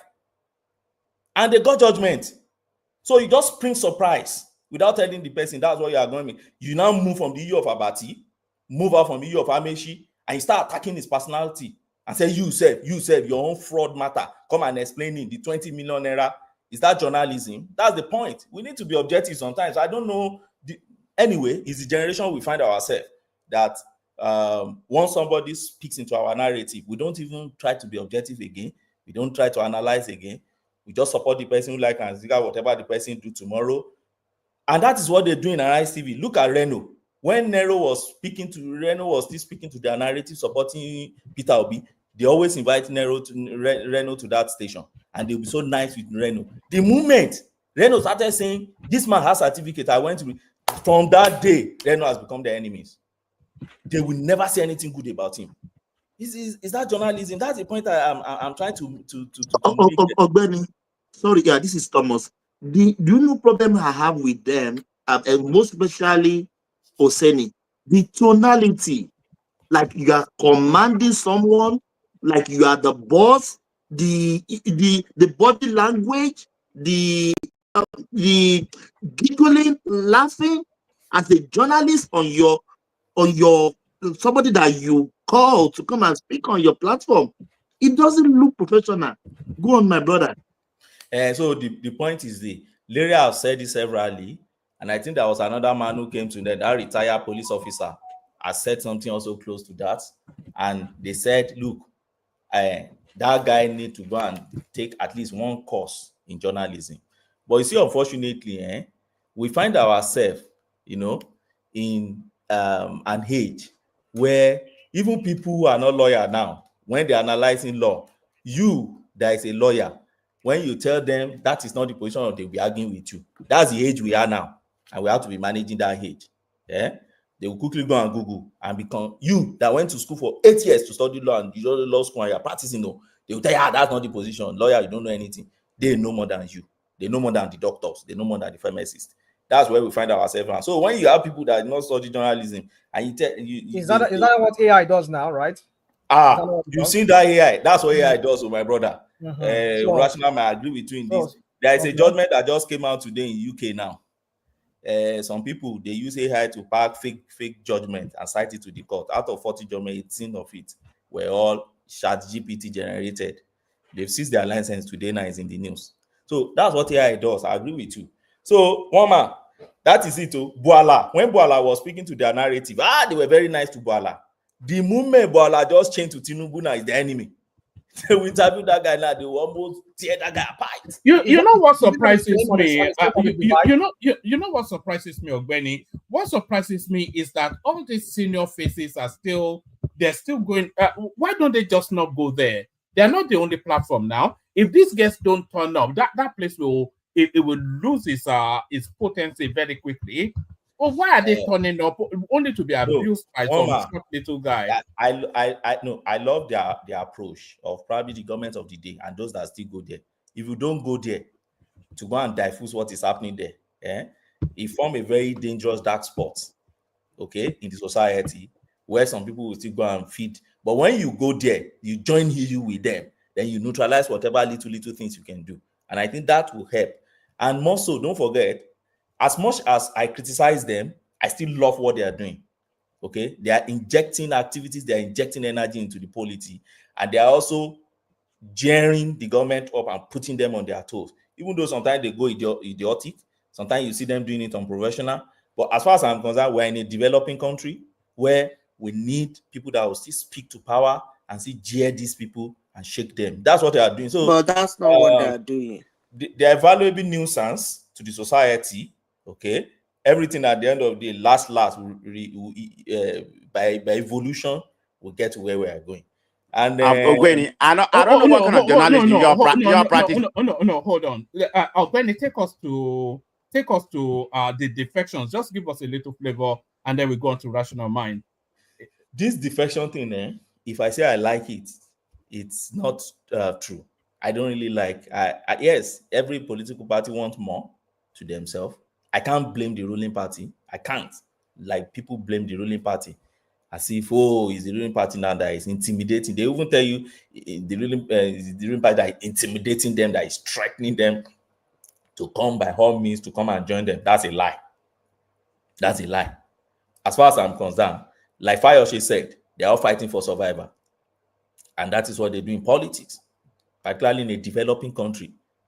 All the times we speak about all these things, we should remember that we are in a developing country, a developing democracy. Okay? So they are all fighting for their survival. Look at the one in Akwa Ibom that has changed today now. That guy and Akpabio, they've been going. In fact, Akpabio was the first to hint that thing and said they are collapsing and something will happen very soon. The great news is coming very soon and all those things. But what do I see? Well, man, this is what I see. I see this very big conspiracy that will be coming from northwest and northeast in 2027. It's cumulating. We are seeing it. North Central. I see North Central going more for Obi in next election. That's if Obi is going to survive his party. Because something tells me that Obi may not even contest in 2027. Something tells me that Labour Party. What's led you to that thought? Okay. What's led you? Labour Party crisis will linger on into 2027, as far as I'm concerned now. They're not going to resolve that crisis. I thought INEC would be able to resolve it back then. Immediately collected that judgment and said, look, you guys go back and settle. But the way INEC is playing now is like INEC want them to play to his hand. So INEC is saying, don't worry, I'm studying the judgment, don't worry. Some of them will still head back to court. And I think they say even some of them are back to court. They will head back to court and they will run the course. And what would they want to do? And say, okay, what is not contained in that judgment now? Let's trash it. They will run that course back to the Supreme Court. And that will be close to 2027. That's my prediction. And by then, the Supreme Court will now tell them who exactly will be your leadership. And I tell you, Abure will still remain as the leadership of that party as far as their party constitution is concerned.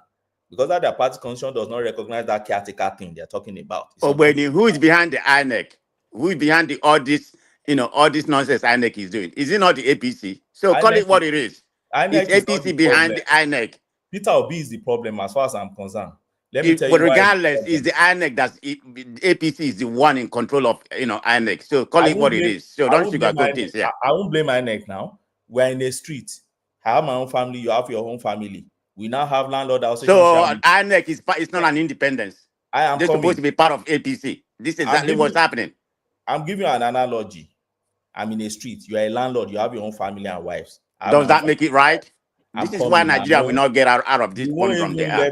You don't even want to hear his answer. Let my landlord land now. You're in the street now. This is the problem. But that little soup song right there is the exact problem with the obedience space. That is it right there. That's it now. So I have my own family, you have your own family. I'm dealing with my, but they said if there's any crisis, so then let's go and see Chairman of Landlord Association. And we know that Landlord Association in our this is Agbaya. Now, you did not keep your own home as the head of the family. Everything scattered. Your wives and everything. You now went to the Landlord Association. You are now blaming Landlord Association for the crisis in your house. That's the same way I see INEC. INEC has no business with the internal affairs of any political party in Nigeria. There are Supreme Court cases that have said that clearly. Once it is internal affairs, INEC has no business. And INEC cannot take a stance on it. And I've said it when that judgment came, my analysis, I rushed to this platform. I said, look at my analysis about this judgment. This judgment has not said anything. This judgment just said the court cannot intervene in this matter. Go back to your party. Then if they say go back to your party, who is the party? The members that are there, that when they convene their fake convention, all these Alexander and Co approved as are there. They remain the party. And those are the ones that Obi and others should be able to come together and say, let's come together. What is the fight here? Okay, if this is the case, how do we resolve it? Till now, Obi has not called all of them together. All of them, each of them will say, Obi is the problem. He has not called us. He's taking side. He's taking this. But Obi then will not blame Obi. They will blame INEC, who is sitting in his own place, JJ, and they are coming to meet INEC. That said, woman. So that's why I'm prophesying. I'm thinking that fight will linger on into 2027, and by the time they declare Abure, Obi will not be the candidate of that party. That's what I'm saying. Yeah, but we can easily jump ship now. That's not now. To SDP now. SDP. Yes. So SDP will now just give him their ticket, just like that. Of course. Interest in SDP. You see that's the issue. But our guys still there now. There are a lot of interest. in that Abga. I'm not sure Soludo is going to get him back to that Abga. So the issue, as far as I'm concerned, is he may not get a space a platform to contest at the end of the day, or at the dying minute he will get one platform that is not that significant for him to be able to have structure exact way they couldn't have structured in 2023. Because now everything is coming out now that you didn't. I remember back then when I said you did not have polling units then in 47% of it. Tanko and all of them, they came out, we have everything's coming out that you did not even have. Even the one you had, you did not even pay them. And one of the reasons why you lost the election. So that's the way I see it. So I see that fight now becoming more of South-North fight. But this is the way I am thinking that thing will likely play out. The battle will likely be, the next battle will likely be North Central. Because if people like Atiku and Lere Rufai, if they are able to get Northwest and Northeast away, the North Central is not going to go with them, with what Tinubu is performing around that place politically. So they take the battle to the North Central to determine who will win that election. But I still see Tinubu getting clear victory in the next election. So let them be defecting. But for me personally, I would love to have more opposition, okay, against this government, so that what they have been doing, they can continue do better than what they're doing. Because if there's no strong opposition, the government will just be resting. Nobody to attack them, and nobody to say anything, nobody to put them to question them. That's it, one man. Thank you. All right, brilliant. That's the excellent Ogbeni. So that's the excellent Ogbeni. Who was Ogbeni? You have to now start turning up more frequently because people will now start. Ogbeni has taken more than enough time, more than an hour. That's unfair. No. Those people that fight for almost 1 hour, uncle. You have to set it down a bit, you know. So we now start. We'll kick it off with a 5-7 minutes monologue to get through the room very quickly. Start it off with Rational Mind. Rational Mind, you're up next. When it's the obedient people turn, the obedient people turn. That's when you now start saying 5-7 minutes, right, woman? No, I don't want people to start to. I get it. I greet everybody. I greet Ogbeni. It's been a while. Even though I know I already targeted him before I greeted him. So our both bass man and woman, I take it easy. I think you need to just follow my advice is just follow what Adama said. If any moderator has any issue against other moderator, let them talk to you in private. I think that would be the best way to handle this matter rather than just putting every dirty linen outside, you know, like somebody used that word. So anything they have between themselves, let them call you behind and trash it out between themselves, with you being the middle person, the mediator between both of them. So that would be the better way to handle it. So having said that, you see, I know a lot has been said about this Arise thing, and I know even when you were reading the whole thing and you were playing the video, I was just boiling here. But I know you as a one man, I know where you stand. I know how you add salt and pepper into things to ginger things and make everybody wants to come here, storming into the room to come and, you know, talk. I know that. I understand that. So having said that, my point is just that, you see, I know Rufai still has some adjustment to make. No, I've often said that in the past that Rufai has. How long does it need that? It's been that going at it for 4-5 years. So how long does it need to? Well, I know certain words that he used, like Lere said. I put it to you. You know, empirical formula. Rational mind. Sorry, you know, Oseni is a Yoruba guy. Both of them are Yoruba. So the Oseni and the Yinkas, they understand tonality when you are even using English to insult someone. No, you understand what I mean? So Oseni is not Yoruba. It's not Yoruba. It's not Yoruba. Be somewhere in Edo or Delta. Yeah. No. I thought he came from Ejebu now. Oseni is from Ogun State. Odo Bolu straight up. I think it's Edo or Delta now. No, it's Ijebu. It's Omojebu Parakuni. Yeah. So anyway, so having said that, so I know you just need some. You know, I think there was one time he had. I think with this same Lere, Reuben Abati was on seat. I think maybe was it Lere or the other guy, Tega, what did they call him? Jesus Tega. Who was that person that was saying that she go and He should go back to journalism. And I think he said something about he has done some courses in journalism. So you see, it's the one thing is this: when I come here and I abuse this, I call them. Let me not use it. Let me take that out. The APC. APC, they are fond of something. It's just they never answer questions, and they are very good at this spinning things and making things. When we come here, we're talking about Reuben and what's it called, Oseni. How about Tinubu State TV station, TVC? That one to Shenubi, you need to be ready to that boss know me. What's his name? Babajide Otitoju. Otitoju. So what do you say about that one? You see, this is what you people. That guy is one of the best journalists in that country. Yeah, one of the best. I don't he doesn't do opinion, right? That one is pro Tinubu now. So he doesn't do opinion, right? He doesn't talk crap. He's not an issue here now. Yeah, it is the issue. It's the issue because we hear the crap that himself talk about. We hear him, even though we know he does it more in a more professional way than probably how Oseni does it, but he still talks his own crap too. I mean, we hear him too. So you see, I understand me. I know. Like I said in the comment section, it's a gang up. I know what APC is doing because these people, like you said, they are crawling between. I mean, under the skin of the APC and their brutes. They are just. These guys are just bullies. I mean, like. I know the whole game is just to get this guy out of that place because they know they are just like a thorn in the flesh for them because they can't stand Reuben. I mean, especially what's his name, Oseni, because Oseni, like the way he talks, I know the way he talks, probably just gets underneath their skin.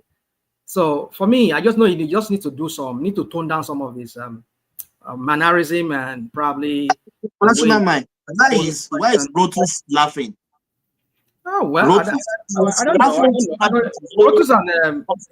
Rotus and him, they have beef too. I think him and what's his name, Oseni, they've had beef in the past. But I don't know. Maybe that's maybe he's just laughing at the whole situation, how the whole thing was just going. You see, I just think Obaigben and he just need to probably even to be in North Korea now. They will send out to camp for re-education. He's making money. No, I want to go see camp of re-education. I think that's the word they use in China. National mind. Duke is not different from Rufai Oseni. The guy was full of he's a prankster. That's what I would call a bike winner. You know, he derived how do I put this now? He loved controversy. That's why he put all these elements, those people in the studio. Mind you, yeah, he won that. That's why he put them in there. That's why I don't think he don't. For me, I won't want him to take anybody out. Not even what's his name, Reuben or Oseni. I mean, those two people, they are the very backbone of that their segment, that their part in that Arise. I think they even get more views than any other part. I think they have the highest view in the highest. What do they call it in TV rating? TV rating. I think they have the highest in Arise. I mean, even maybe in the whole of Nigeria when it comes to viewership. But my point is just that what I just thinking. I know I've said it many times. Rufai needs to tone down his mannerism and some ways that he talks. But then we know what APC is all about. I mean, we know them. He crossed between your skins. You can't stand that guy. The way he talks, and I know you people will give it to him water too. Like the other was the animal. You study animal science. You might as well be an animal. You go to zoo. What kind of a talk is that? They brought you here to come and have your right of what do they call it? Give your own rebuttals to right what of reply. Right of reply. But then you came there. You just went personal. And that's what APC do. That's what they do. Even on this platform. They will come here instead of talk to issues. No, they will never talk to issues. They will go personal. When what's his name? When Abati spoke, it was during a segment. What was that? Their segment. This I think this guy too. I need some re-education too. What's his name? Oji. She needs some re-education because she's getting increasingly partisan too, especially. No, not just that. There's a way this is. I mean, sometimes she's too fake on some of the things she talks. I mean, the way she talks on that something is just too fake. It looks too fake to me. It doesn't look sincere in some things that she does. But it's okay. I know everybody has their mannerism and all of that. But my point is just that I think some of them need some tuning up as to their journalism skills, journalistic skills. I don't say journalism. Journalistic skills. They need to tune something up. I mean, everybody's always room for improvement for everybody. But my point is just that it was during the part when I think he read or what was trending, and she brought about that topic, and then that's when Abati went that way, that he was his boss. Wike should not be talking like that. Even President Tinubu should be careful that this kind of person that is talking about Wike did not insult, and it's true. Abati was right. Wike does not have filters. He can insult anybody. Even one of his last interview, there was a way he was talking, even which I think Abati brought up in his comment. It was insulting to Tinubu, kind of. Say, saying something like, Tinubu needs me or something. Who is Tinubu without me? Something like that. You see, these are some of the things. That guy, Wike, he has no filter. Once your boss will always be your boss. 1 man is 9 minutes. Don't give me that crap, please. I beg. Don't give me that crap for 9 minutes, please. So, this, what's his name? He said it. So, Wike, this guy is your boss. So, he cannot be coming here. I know he has his own personal grievance with Wike from back. They've always been going back and forth on this. That was on that segment where he said that. And Lere has to come and clarify those things that Reuben Abati mentioned, and which also this guy brought. But no, they went personal. This is what APC only book them, all of them. They will never talk to issues. They will just go personal. They will just attacking people. And what did he ask him? Can you talk about this issue about between your boss and whatever? But then no, he will never talk about it.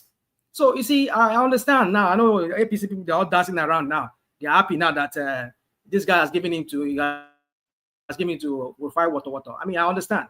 And that part really gets a lot of view, because I went online, I saw the viewership, I was like, whoa, a lot of people. I mean, I could tell that a lot of the APC are really happy because they wanted that guy out of that place. They if possible, Reuben too should be taken out of that place. But I would just appeal to Obaigben not to do that, because those people, they still a necessary evil. So I have to call them evil in some ways. They are necessary to put this people. Look at when during their program, when in front of when they were doing their infamous or inglorious what's it called, commissioning of that road that I said they commissioned, the 20 something miles, 20 something kilometers road they did. What's his name? The Minister of Work and Housing. What's his name? Umai. He mentioned Rufai name in front of Tinubu. He said Rufai that was asking for the breakdown on how much per kilometer. You know, to tell you that the guy is becoming popular. Is going on it's crawling through, and Tinubu has to make a comment, say, do not mind those naysayers. Or what was that? How did he say it? Do not mind those naysayers, and they can just go and live in Dumota, something like that. Or what was it? I mean, say I think Dumota. What kind of talk is that? It's because this guy is giving them, he's really crawling between their skin. I mean, underneath their skins, and it's making them uncomfortable. That's why I will appeal to Biden not to let them, just keep them. Let us all this APC continue whining and wailing, because that's what. Yeah, but should he send Rufai send it to the School of Journalism so that he learns? He said he has already went for some courses. Journalism, the way journalism is practiced now, you don't really need those extensive education that some people went to. It's fine. Some people went to school purely for journalism. That's fine. But these days there are people. Yeah, but it needs to be trained on how the profession. There's this CNN guy. What's his name? This Indian guy on CNN that does his own editorial. I mean, he was a doctor. Farid. Is it Farid? I think he was a doctor. But now he's a journalist of some sort. He does his own editorial on CNN. He gives his own opinion. So one point is to say, you see, this APC people and their I don't know where Tinubu is going to go and get all these thugs, these brutes that works with him, that are everywhere on every platforms and every major they come on every major TV network, and they just speak like some kind of thuggish people. They lack manner. Lere Olayinka doesn't work for Tinubu though. He works for no, don't give me that. Who does it work for? He works 12 minutes. He works for hold on, Zeta, please. Can people just please calm it down a little bit? I think just calm it down. Let me just coordinate it as best I can. He works for Wike. Is Wike's a media aide? Yeah. So who is Wike? Who is Wike? Who does Wike work for? Wike is the FCT minister now. No, one man. Tinubu is not responsible for the appointment of Wike's don't give me that Wike works for Tinubu, and Tinubu pays Tinubu. Who pays Wike? Who pays Tinubu? Who pays Wike? Tinubu pays him, and we say who pay what's his name? This guy Lere. Is he not Wike? So invariably, he's working for both of them. So what are we talking about? He will launder the image of his Zoga so that his Zoga can continue being in the good book of Tinubu.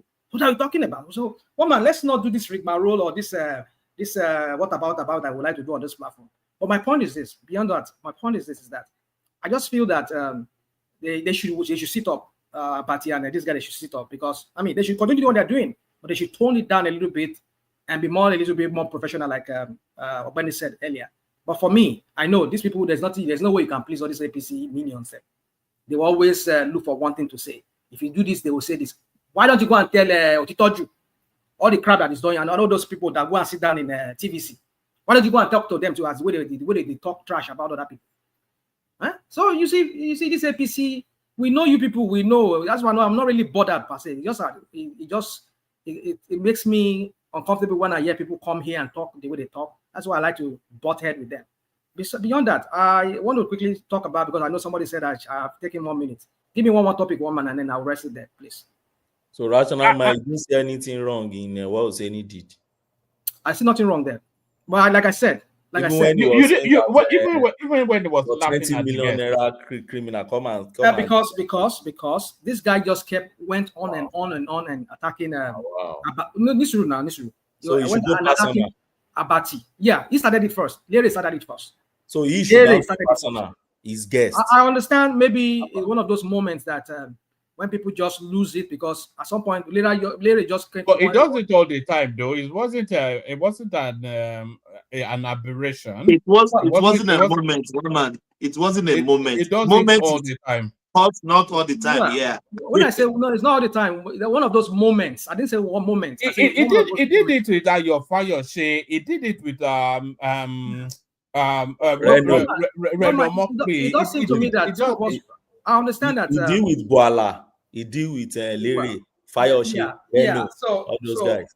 I don't know how you people practice your journalism there in the UK, but here in America, we've seen how in recent years journalism is not the way it used to be. Like you were trying to give us the ethic or whatever.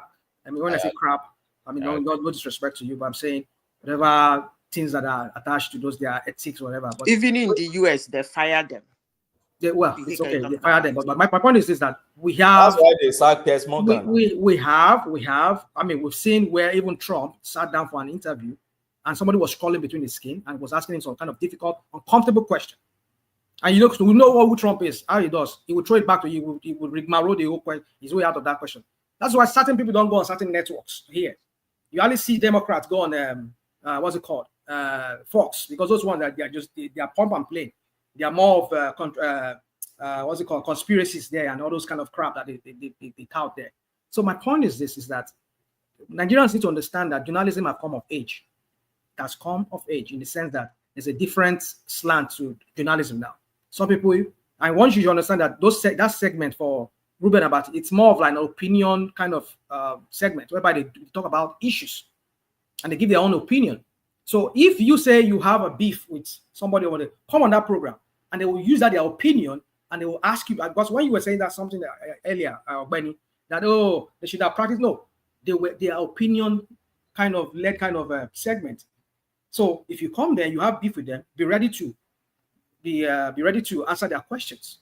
They're not just reading you news like the way they see the news outside. No, this is opinion. But it's okay. We can go around this thing and talk about it in any way. But for me, I know, yes, there are some failings that Reuben Abati and this guy they did in some ways. But I just need them to tone it down a little bit and probably not stop doing what they are doing, but tone it down, because it's APC people. There's no way you can please them. They will do anything just to frustrate your life. Because that's what they do best in that country. One, give me one topic. If you're not, I'll just end it. All right. There's still they're increase. Okay. What about this pastor Adefarasi that was that was not so, but that was seen brandishing a gun at a one of these car spotters. I Some saw- guy was just admiring his car. Yeah, did you see it? Yeah, I saw that video, but I don't want to mention on anything. Let me just quickly say about this Akwa Ibom, what's his name? Why are you shying away? Why are you shying away from that? Are you afraid? No, not that, not really, because I just don't want to. It's not too certain from that video if that's really Adefarati or Adefarasi. all right. It's not too sure. I just don't want to dwell on these conspiracies of it's him, it's not him, and then later we'll find out it's not him. But then I think that thing looks like a gun, but yeah. He has the right that was clearly a gun anyway, but yeah. So if it's a gun, I think he has a right to a gun because It is not a gun, Ashinama. It's not. It's not. Okay. It's not. No. Yeah. Anyway, so talking about this you see people like Ogbeni here talks about we need the opposition. Tinubu cannot have his way in everything, but it seems like he's having his way. But we'll see how that 27 how it's going to play out. But you should understand that it's not a god. Because they've deified him now, they've made him look like he's a godlike person now. And I was even expecting to play that video where he sat down, he was watching that ceremony where was defecting to what's it called, to APC. He was in his room. I mean, I don't know where. Maybe he's in Aso Rock or maybe he's somewhere in Bodilon or Ikeja, his house, and he was pictured or he was video watching that ceremony. Well, I could just see how he was happy to see that a lot of people are joining APC, not because they want to join APC. We know, we've seen all the 4 major elections that off-season election that they do. APC cleared everything. Even one of them that was supposed to be cleared by APC. Rational mind, could you say maybe they are coerced, force, all of them, all of the above. APC. But what I read is this: for some of them, like look at this Adeleke in Osun State rather, he is jittery. Because he knows what Tinubu is able to do, what he's capable of doing. Because Tinubu is this kind of a person, he will use all his federal might, like they did in the Edo State, and in my state, Ondo State. They will rig the election, and nothing will happen, and no heaven will fall. And you go to court, like I say, because they know they control the court.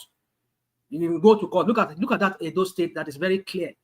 Look at how the court is ruling. Look at the verdict that they were given. I mean, you just wonder that what is going on. But you remember, it's not a god. It's a mortal. It's a mortal person like myself, like everybody. It could be a president or have some guards that are harmed to the teeth surrounding him. But you remember, it's a mortal. All this thing that he's doing, it go backfire for one day. Like I said, woman, I'll leave it at that. But there's a lot I want to say about this. But I know some people have been grumbling behind there. I can hear them. People like Zita, he's been grumbling and say he want me to hand it. I went it here.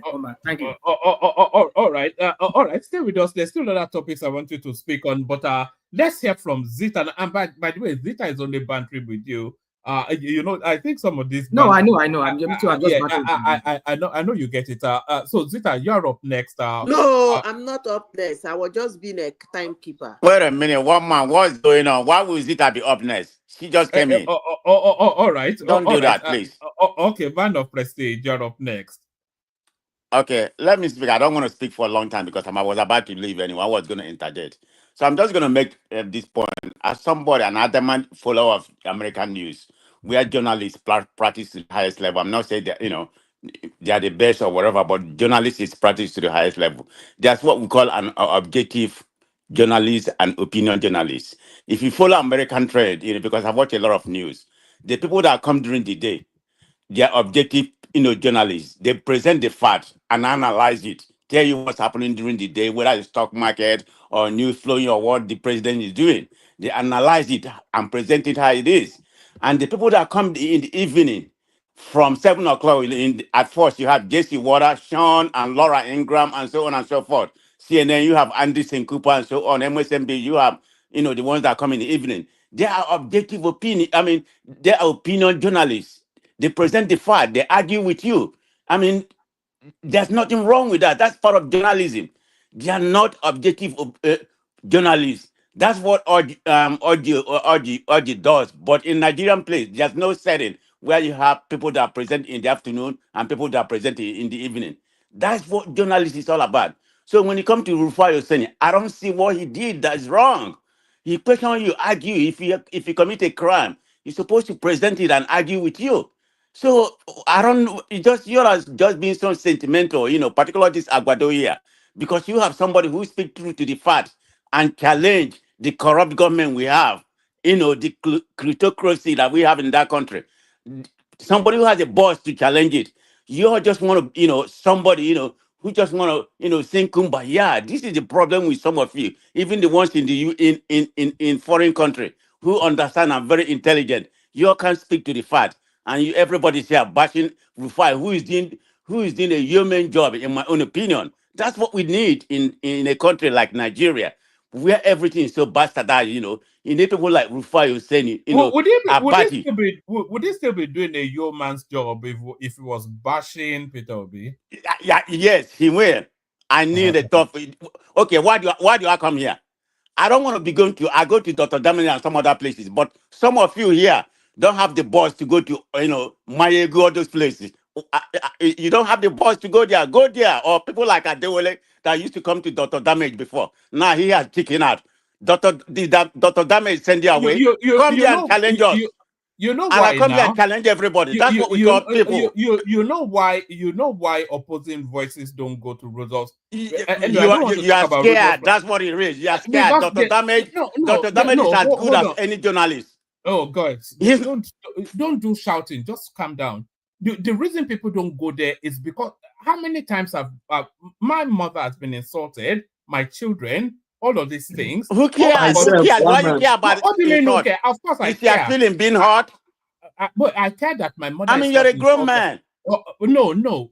Look at this guy. So I'm a grown man, so I should go on the platform to express a view and did the owner of the platform insult you? Did he moderate the language? Did he moderate the language? Oh, wow. Yes, he does, like you do here. So, I come here and I challenge those of you. I enjoy coming here. I don't like to go to a place where there's kumbaya. I come to, and challenge some of you here. That's what made the platform very interesting. But anyway, let's go back to the main topic. Man of prestige. So when you go to a place that is so toxic that they curse your mother and father, you continue. Forget it. What does that get on your skin? Do you know them? You don't even know them. Come on now. You're a lot of you behave like this. Don't be so childish. We are from them. Go to that place with your brain and with your brain in law and challenge them. I'm not raised that way. Forget about that race. Who cares about that race? You don't give me that nonsense about race. I'm not raised that way. Come on now. Stop that nonsense about race. Who cares about that? Nonsense. Now, why do you call it nonsense? What race? What is righteous in it? I mean, people don't be preaching some righteousness. I heard that righteous indignation, It's not righteous indignation, it's a statement of fact. Some people are not raised for a toxic environment. Do you know them when you don't even know them? I know some of them now. I've been following them right from Damage's days. It's not even about Dr. Dema. I just bring that as influence, when it comes to all journalism. You have to be tough. All those guys, they are too toxic.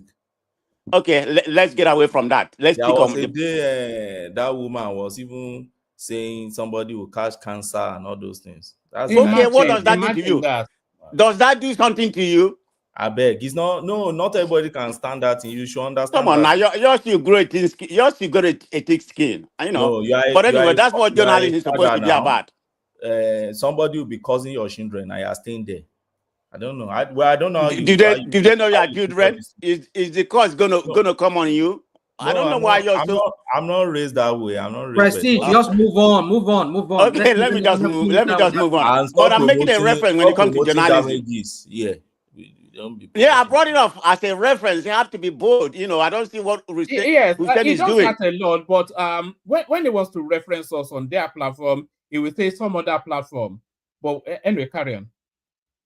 Anyway, so let's stick with what we are talking about. So in case of Nigerians, I'm an admirer of Hussein and Dr. Abati. Okay, let me call it what it is, and they are doing a good job. That's what Nigeria need at this particular time.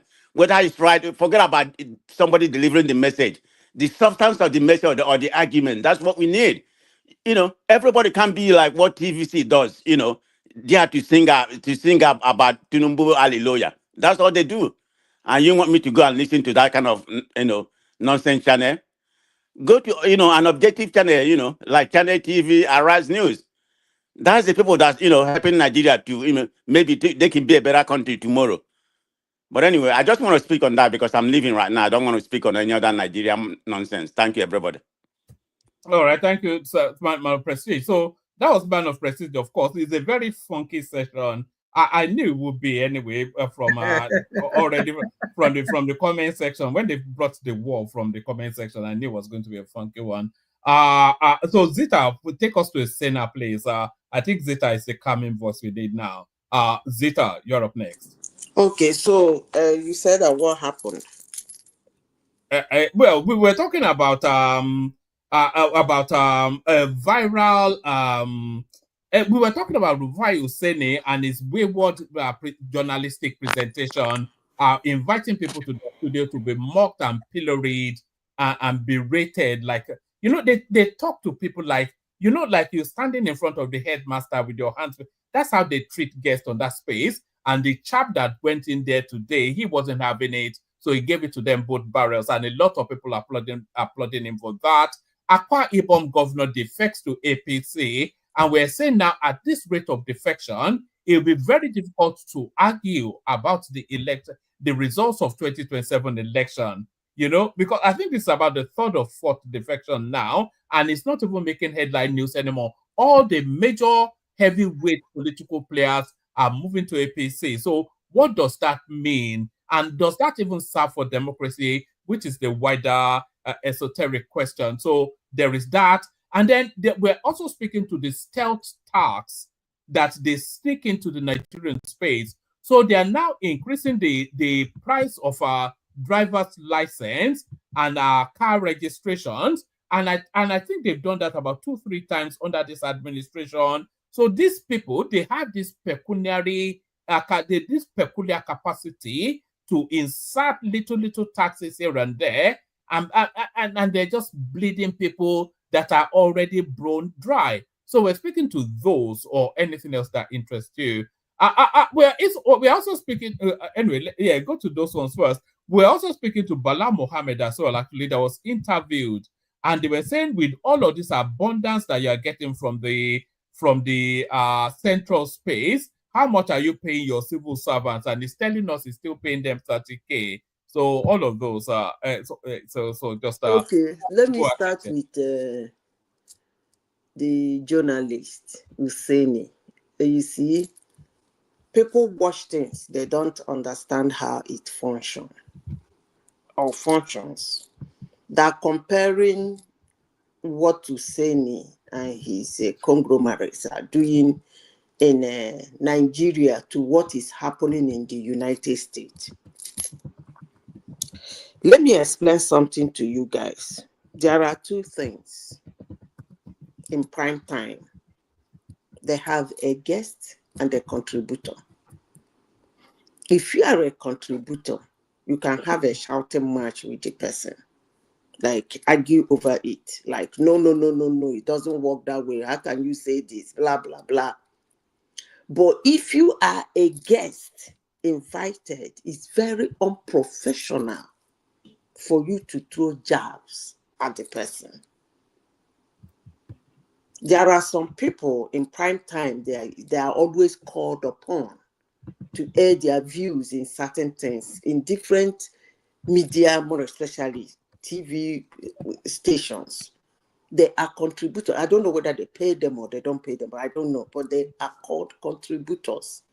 Those ones, when they come, you can argue with them. If their opinion is trying to slid away from what your TV station wants you people to air, you can argue with him. But if you are a guest,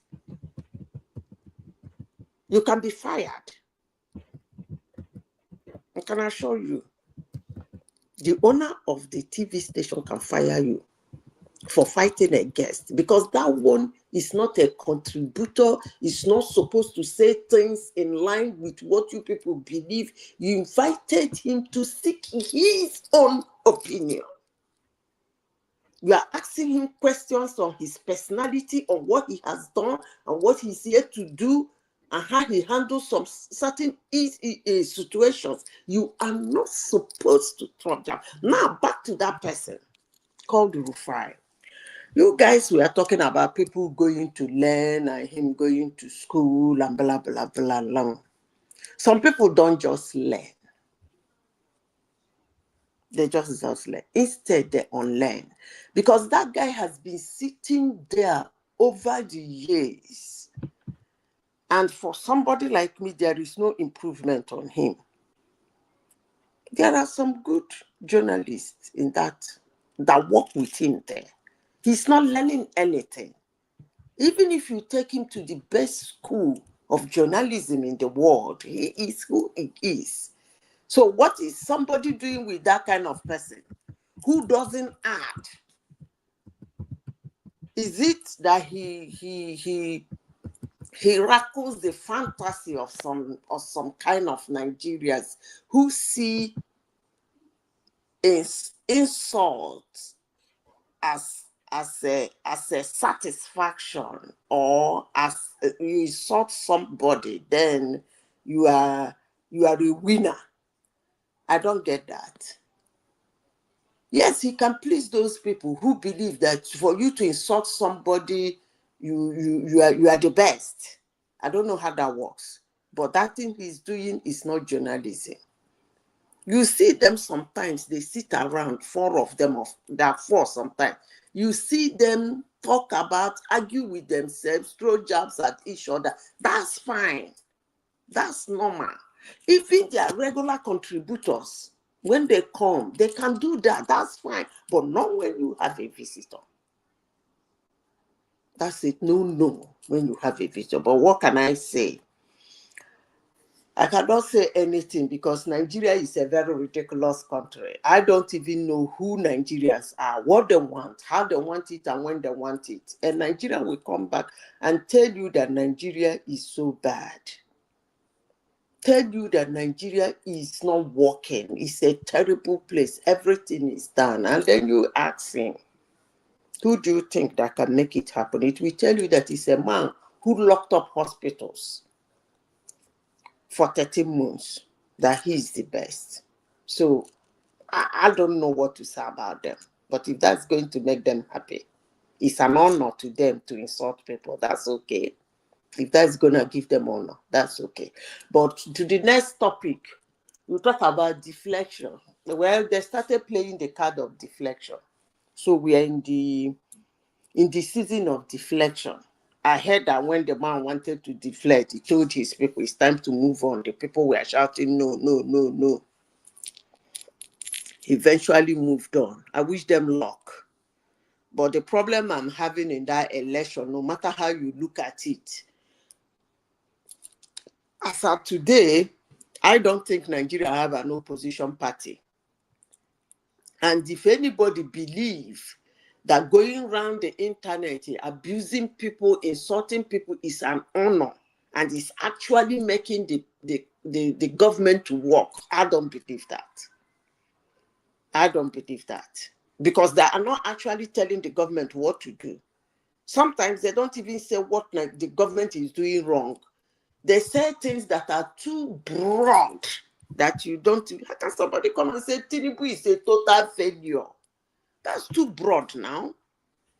And then in what area? In everything. You are giving yourself an honor. That's not opposition. And that you are not pushing the government. Because even the government himself knows that he is not a total failure. And he's not bad in everything. So you don't push somebody by saying that. But if they believe that pushing the government to do the things he's doing, I wish them luck. Secondly, you talked about what's it called? The guy that is brandishing gun, right? Hello? Yes, it's meant to be. It's meant to be an important pastor. Is what really rankled people. His name is Ade Farasin. I'm not sure. You're probably not in that space, so you probably won't know him. But it's a big name pastor carrying an AK-47. Yeah, he's what's that name? What about all those holy oil that he's selling to people? Can the holy water and holy oil, can they not protect him? Woman, we have discussed this several times here.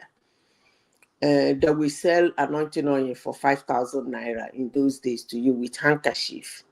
They will tell you to put the handkerchief, they call it a mantle. They tell you to tie it somewhere, and they tell you to anoint yourself, that no evil in form of human or spirit can attack you. But you look at the man who gave you that thing, he's moving around with extreme tight security. Some of them move around with security. Bulletproof cars. Yeah, security more than that of a president in some countries. Like I keep mentioning him because I know him personally. So he moves with security more than that of some presidents in a country, because he has people in Air Force, he has people in Navy, he has people in what do they call it? The other one, that paramilitary. They have people in police. So anytime he's doing a program, I think they commandeer their people to go there, and then you'll be wondering, I'm using anointing oil you gave me to protect myself. I believe in it. You know, it's a symptom of the desperation that because when they are saying somebody is hoping against hope, so the people in places like it's not even just a Nigerian thing. It's an African and a third world thing. These people, they are at their wits' end. They don't have the capacity to contend with life anymore. So they're now looking to celestial spaces to praise hope. And this is what these people exploit. No. That thing is one man. I have said this before. Faith cometh by hearing. And the people in the Christendom will tell you that faith cometh by hearing the word of God. That's not true. Anything you constantly hear will affect your life. I repeat, as a human, anything you constantly hear is going to technically change your life. How you reason, how you do things. Take, for instance, school. That's constant hammering of a particular career in your brain. Before you know it, you start behaving towards that. So that's actually what those pastors do to people. The moment you step into their church, they start hammering things into your brain. And as you continue to listen to that thing, it becomes part of your life. Why am I saying this? These people have taken the job of doctors, they have taken the job of lawyers, they have taken the job of law enforcement agencies, they have taken the job of even teachers. So it is a very, very precarious situation human beings have found themselves in religion. And let me say this, I believe that the world we are in today, if religion is being removed, it will be a better world. Hate me, like me, I don't care. But that is the truth, as I know, because religion has done so much damage to humans. He can brandish his gun. Most of his customers, I call them, is not able to buy food on the table, but he has an expensive car somebody will admire, and he wants to show the person that not only that I can buy this car, I can protect this, can protect myself. I don't even know why he should brandish the gun. Madam Sita, the car the guy was driving is like a latest Range Rover in town. If you saw the video, one of the latest one. These people. And what was his job? Nothing. Is a pastor. Only goes fire now. Only goes fire. That's it. There's nothing else. Oh my God. It is what it is. So listen, I told you people, somebody will be going for an interview. Instead of the person to dust his books, to look at one or two things, look at the company, learn about the company, learn about regular questions, generic questions. They usually prepare him or herself, and then pray to God and say, as I get ready, help me. They won't do that. They will go to the pastor. The pastor will heat anointing oil on their faces. You know, you can take that to schools as well. Zita, you see students, rather than to prepare for the exams, the pastor will give them pens that he says he's been praying on for seven days. Yeah. And then they say, go and write the exam. Maybe they should have been studying for 7 days rather than waiting for the pastor to pray for 7 days. I believe that if I say this, people will not like me, but I don't really do care. They never like what I said anyway. I believe that thing is born out of laziness. When you are lazy in your brain and you are lazy in your body, you'll be looking for a shortcut. And the question I keep asking people, look around you.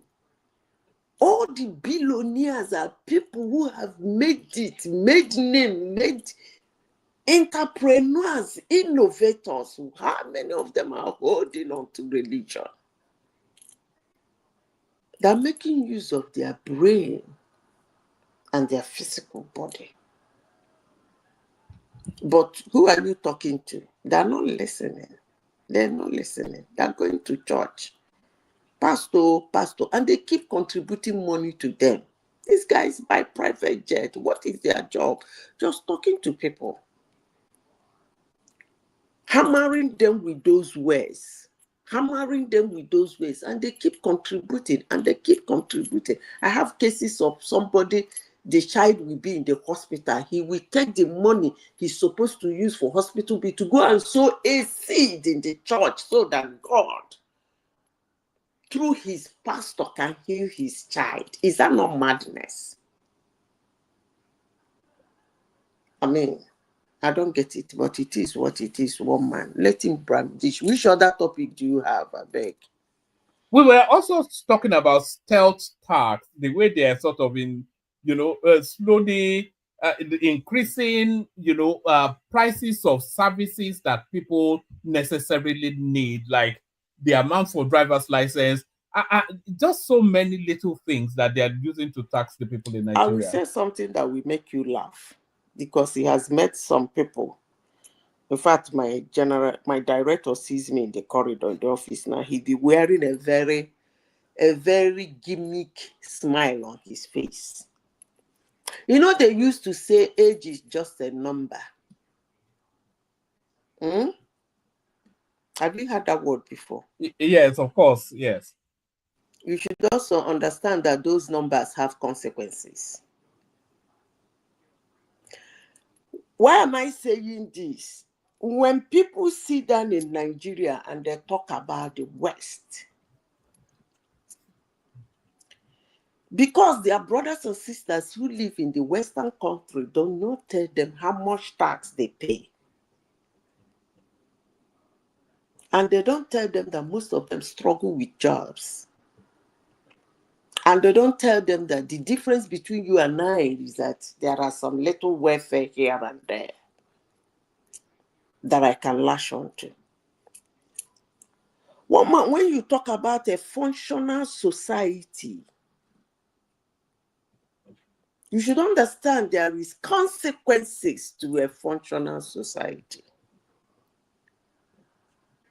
There are consequences that create a functional society. If I say this, people will not like it, but I will say it anyway. Nigeria is one of the cheapest countries in the world to live. You know, I followed this vlogger called African Tigress, and then when she went to Nigeria, she was alarmed. She's from Kenya, not even from the West. She was alarmed at how cheap petrol was in Nigeria, because she looked at it in dollar terms and she said, "What?" She was just stunned. You know, petrol in Nigeria is one of the cheapest in the world. Yeah, you see, is over the years a lot. The government has been doing a lot, trying to make things extremely cheap for Nigerians. And then the problem the government did was Maybe because he was making things extremely cheap for Nigeria, he didn't have. Nigeria is cheapest. Sorry, carry on. He didn't have the time. They didn't create Come back and live here, Madam Zita. Sorry, carry on, Zita. So they didn't create jobs. So if they have created jobs, now that they're trying to form a functional society, it wouldn't have been so much of a pain. But because they were busy subsidizing this, subsidizing that, subsidizing the dollar, sharing money instead of creating a functional society. Now that somebody can come and is trying to create a functional society, Nigerians go pay tax. I don't know how much tax you pay where you are. A lot. Some places. People just talking rubbish here. It's really, really annoying. Nigeria is. Sorry, that was your friend from yesterday. I've removed him. Carry on. Muhammad, I think you have many characters on this your platform. It must be a full moon today. It must be because all the werewolves, are out today. You see, one man. I have to say this. When you made a comment this morning, you said when Bawa was and Ronald Mokri was abusing Tinubu, he was their friend. When they changed their opinion that doesn't align to Diaz any longer, I made the observation. He became their enemy. You see, woman, that's actually why I left Democratic Party. That is one thing I hate about the liberals. I must use that word. This idea of we must all talk like robots is very annoying. If you say one man is a handsome man, all of us should be saying one man is a handsome man, one man is a handsome, one man is a... The moment any of us decide to say, how can you say he's a handsome? No! I'll give you an example why I said that. I've been monitoring it over the years. And at the time I said, I cannot continue in this kind of life. People should be allowed to air their opinion and even change their opinion when they believe their opinion before is no longer what they believe in now. Now, let me give you an example. What is happening in the United States now? Elon Musk and Donald Trump, they're dancing naked in the public. Now, that guy voted for Clinton, voted for Obama, never voted for Donald Trump, voted for Joe Biden. He is one of the donors of Democratic Party. He was their darling. When Joe Biden became president, they gave him all their forcing EV mandate that they used to siphon money. I don't even want to talk about that one. That one is their bullshit. And he was attacking Joe Biden like, where are you? All those things. He eventually joined Donald Trump. Immediately, they hated him. They started attacking him. Nobody cared about his opinion. Nobody wanted to sit him down. All the Democrats, nobody wanted to sit him and say, nah, guy, how far now? Why did you just change it? Why did you hear and try to see whether you will convince him again to be on your side? It didn't happen. Now he's quarreling with Donald Trump. Now, I've been monitoring the Republicans. None of them has come out to start attacking that guy.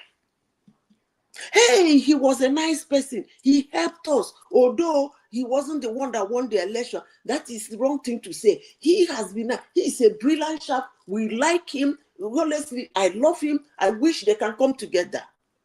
That is how normal human beings have to behave. But you see, these liberals, I don't really, you see, why don't they like me in this platform? I have my own opinion. Why are Zita, people like you on this platform. There's no question about that. You are probably, you along with Baba, probably the most, maybe Ajale Koko, the most popular. You along with Baba up there with him. People come here to listen. Even I could get man, he comes here to listen to you, and he doesn't listen to anybody. Zita, I'm one of your best fans. No? I like you. Hallelujah, praise God.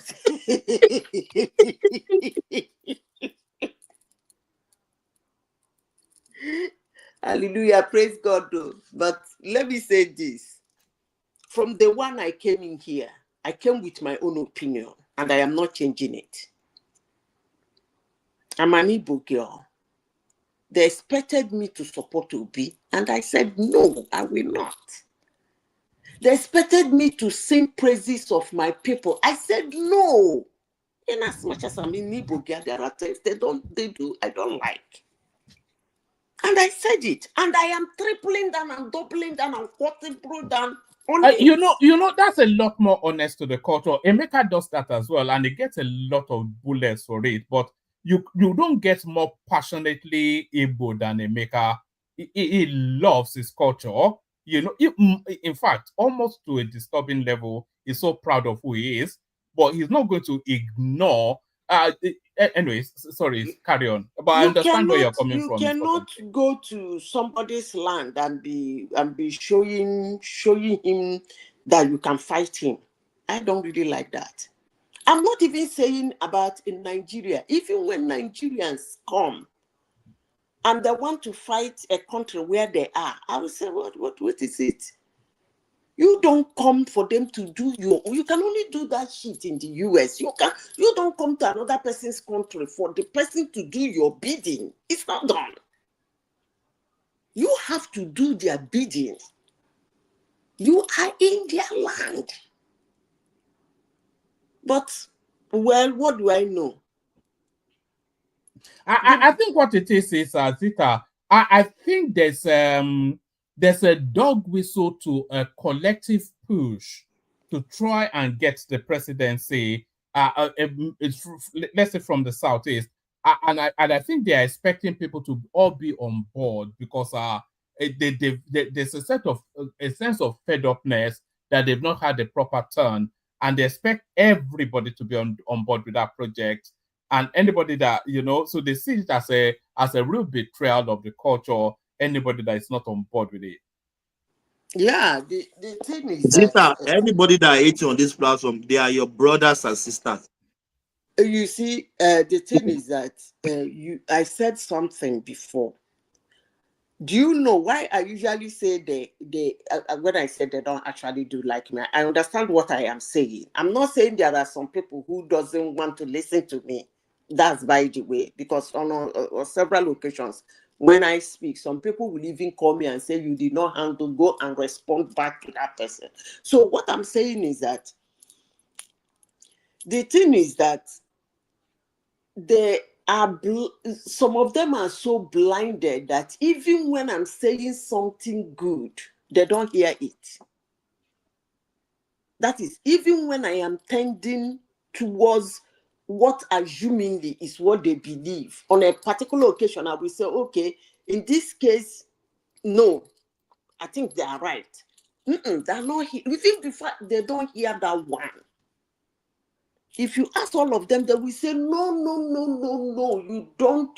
you don't say anything good. But that's okay. I don't really care. Because most times in life, there's something my grandfather taught me. He said, before you speak and take a decision, remove love, remove hate. You will see clearly. What is he telling me in essence? He said, if you depend on your own emotions, which is love and hate, you can never take a good decision. So it is what it is. They see insult as an honor. I don't even know how that works. that you come out to insult somebody becomes an honor. Look at the guy jumping into the platform. He's not coming to engage in a comfort. He's not even coming to ask me a question and say, this one you said, explain it, or this one you said, it is not true. This is what happened. No. Yeah, he has never yet, because I was thinking maybe I should try and develop him as a voice and a character and whatnot. But he has never yet said anything, even if it's disagreeable, that is maybe he struggles with language. Madam, problem you have. We have many problems in this life, but you don't know. You have many problems. You claiming you know everything. You see, there it But is. you don't. Hold on, You have hold on, many Zita. problems. Hold on, Zita. You No, have Patrick. many Patrick, problems. hold on. No, Patrick, hold on. Don't speak.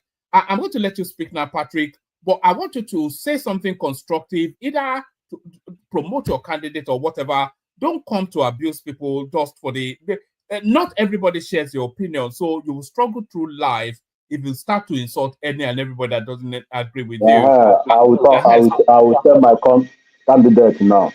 You know, number one man. Good afternoon, everybody.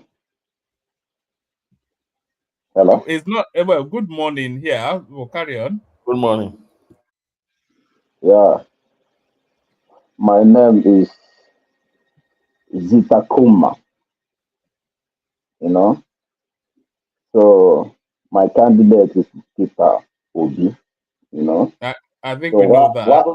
Yeah, I support Peter because of Peter Obi is Igbo man. No, I didn't support Peter Obi because of the Igbo man. I support him because I know him from 2007. You know, no, I know him from 2003 when the time he campaigned for be a governor of Anambra State. Since then, today, if you came to Anambra, if you know Anambra State 1991, 1989, you know, you understand why I supported people from that day, 2003 till now. People brought democracy in Anambra State. You know, sometimes people here talking, say people be keeping people 13 months, no working, no medical care, nothing. It doesn't know anything about Anambra State. Before people become Anambra State, there's no hospital. Peter Obi brought democracy to Anambra State. Yes, I will tell you. By conducting local government elections. Yes. Let me clear that one. By conducting local government elections. Let me clear that one. You know why I say people brought democracy in Anambra State to today, from 1990 or 1991. You know, nobody in Anambra State, it cannot pass uphill work without robbing. It cannot pass uphill work without, you know, attacking, you know, all those Aboro, kidnapper, all those armed robbery, you know, all those people. It cannot pass an uphill work from 6 o'clock to 8 o'clock in the morning. Go and verify. And it can, all those people, Mbajiniju, Tracing Bigge, you know, from that day, nobody can rule Anambra State 4 years without impeachment. Nobody. In one tenor,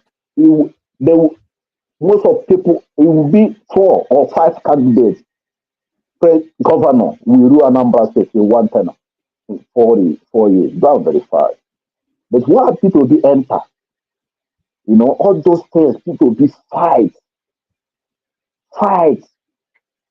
All those criminality in Anambra State, people have money, all those who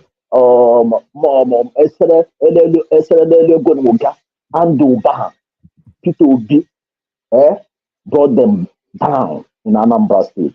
Today, most of them didn't like people because of they don't like people because of the people that doesn't perform. No. They don't like the man because of the man. Hold on. Nobody cares about any of that. Those are just localized stuff now. Who cares about Obi and Nando? Let me. I want to clear you. I want to clear the meaning of democracy to be brought to Anambra State. That means people be after people be entered here. Since that That No, people enter. don't take us. It can reach west. Hold on. Nobody cares about Anambra politics. You may not. Nobody's interested. What has he done to make him a presidential materialist? You said he didn't conduct local government election, and you said he brought democracy, and you're saying he's fighting and the He didn't. He conducts local government chairman. When? 2013-14. Right. He conduct. Because the time when he entered, wait, let me tell you, the time to be entered as a governor, he did not have any member of House of Assembly. He passed the bill to conduct local government chair. They refused. They are not allowed him to conduct any local government chairman. They didn't allow him. In Anambra State. Yes, go and verify. And the rather before P2B entered there, most of our local government chairman functioning before do not do anything in my state, in my local area. All the money governor they pay that they use that money, they buy land, buy house, buy everything. After P2B entered there, P2B noticed all the money, all those umbaduniju they give them, they don't use to do anything. P2B say, okay. After P2B entered there, you take that local government, you build all the local government, 21 local governments in Anambra State. You build that. Come to here now. I'm from here. Come to my local government. P2B build that local government, fence that local government, put the gate, put everything. Come to my village. P2B build all the road local government no build. He built all the roads in Anambra State. He opened my village. He opened my village. Well, let me tell you.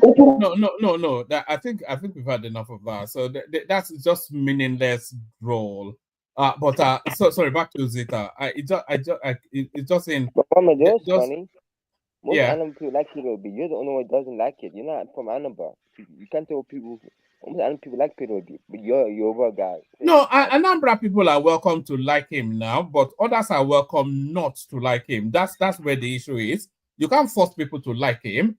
Nobody. I don't rate him, as you know, and a lot of people don't. So they're entitled to not rate him. Just as you are entitled to rate him. So that's how it works. I never finish. Why you meet me? I never finish now.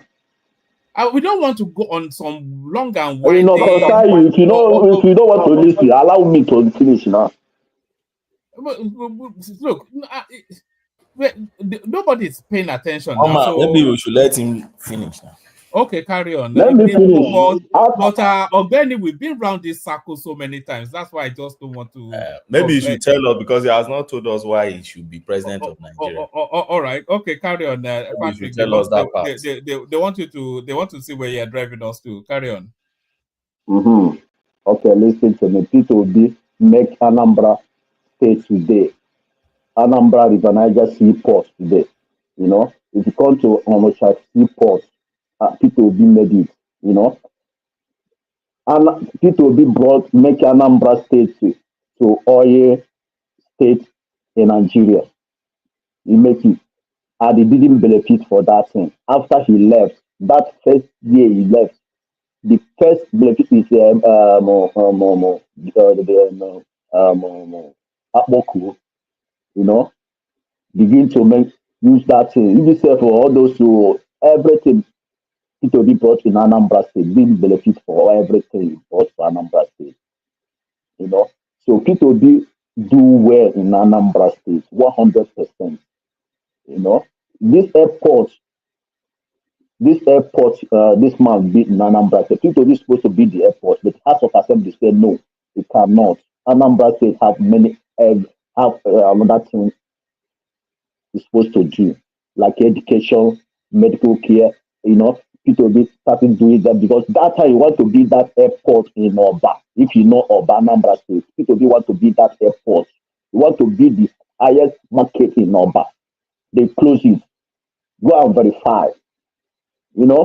All those people say, P2B build this or this. It cannot be anything without approval. Anambra State House of Assembly. So don't call here say P2B didn't work in Anambra State. You are a very big liar. it will be work in Anambra State 100%. Can we ask you a So, question? ask me a question, I'll answer you.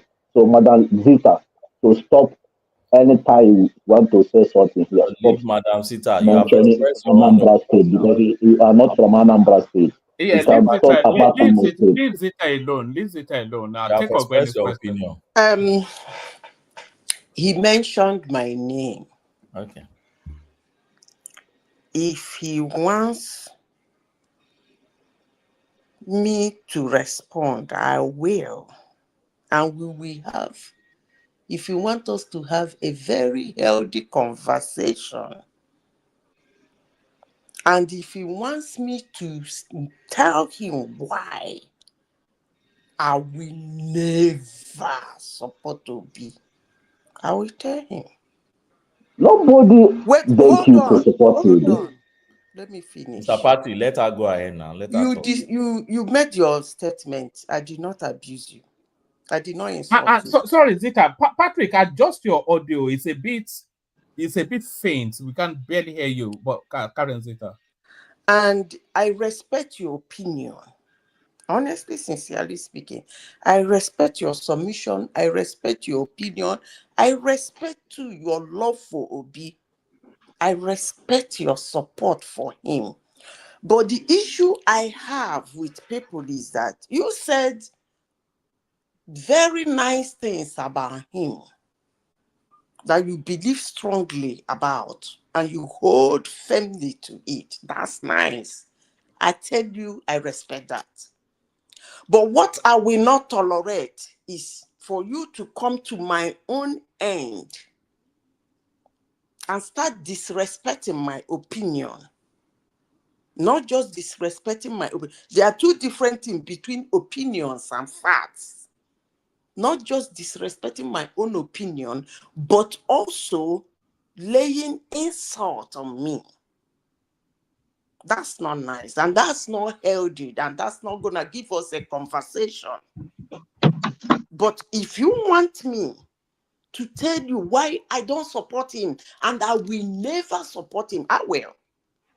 But if you want us to keep our own opinions to ourselves, and when you come here, you do your submission, sing your praises, I will respect it. And I come here, I sing my non-praises, and I will appeal to you to respect it. That Is it a question or? It's not a question. I'm just telling you Allow how me we're to going finish to. now. Allow me to continue. Hold on. I said it's not a question. I said you can ask me a question. My dear. And if you want me, you said, Madam Zita. Let me ask you a question. Hold on. You said, No, Madam Zita, Patrick, come let here us to ask you talk questions. rubbish. Saying I talk rubbish is so broad. Yes, you know why? Hold on now. You know Let me why? finish. In Anambra State. Hold on. Saying that I talk rubbish is so broad. But even if you believe, Zita, hold on now, let me finish. I'm a chief. Don't say hold on. Hold on. Even if you believe that everything I have said. Are you Senator Nwabonye? You want to use Senator Nwabonye? No, I'm a chief. I'm a chief. Don't say hold on. Yeah, red cap chief, Abi. You want to use Senator Nwabonye tactics here? Look at this guy. Carry on, Zita. Let Zita make a point, and then you come back. Yeah. If you say that I say rubbish, I come here to say rubbish. That's very broad. But even if you believe that everything I say here is rubbish, if you can bring them one after the other, then I can tell you that I don't speak rubbish. You start mentioning them, say, Zita, this one you said is rubbish. Then I will tell you it is not rubbish. As for you and Obi, hate me, like me, I don't care. But I will never support him. And there is nothing anybody can do about it. No. Did you support him? Did you support you in 2023?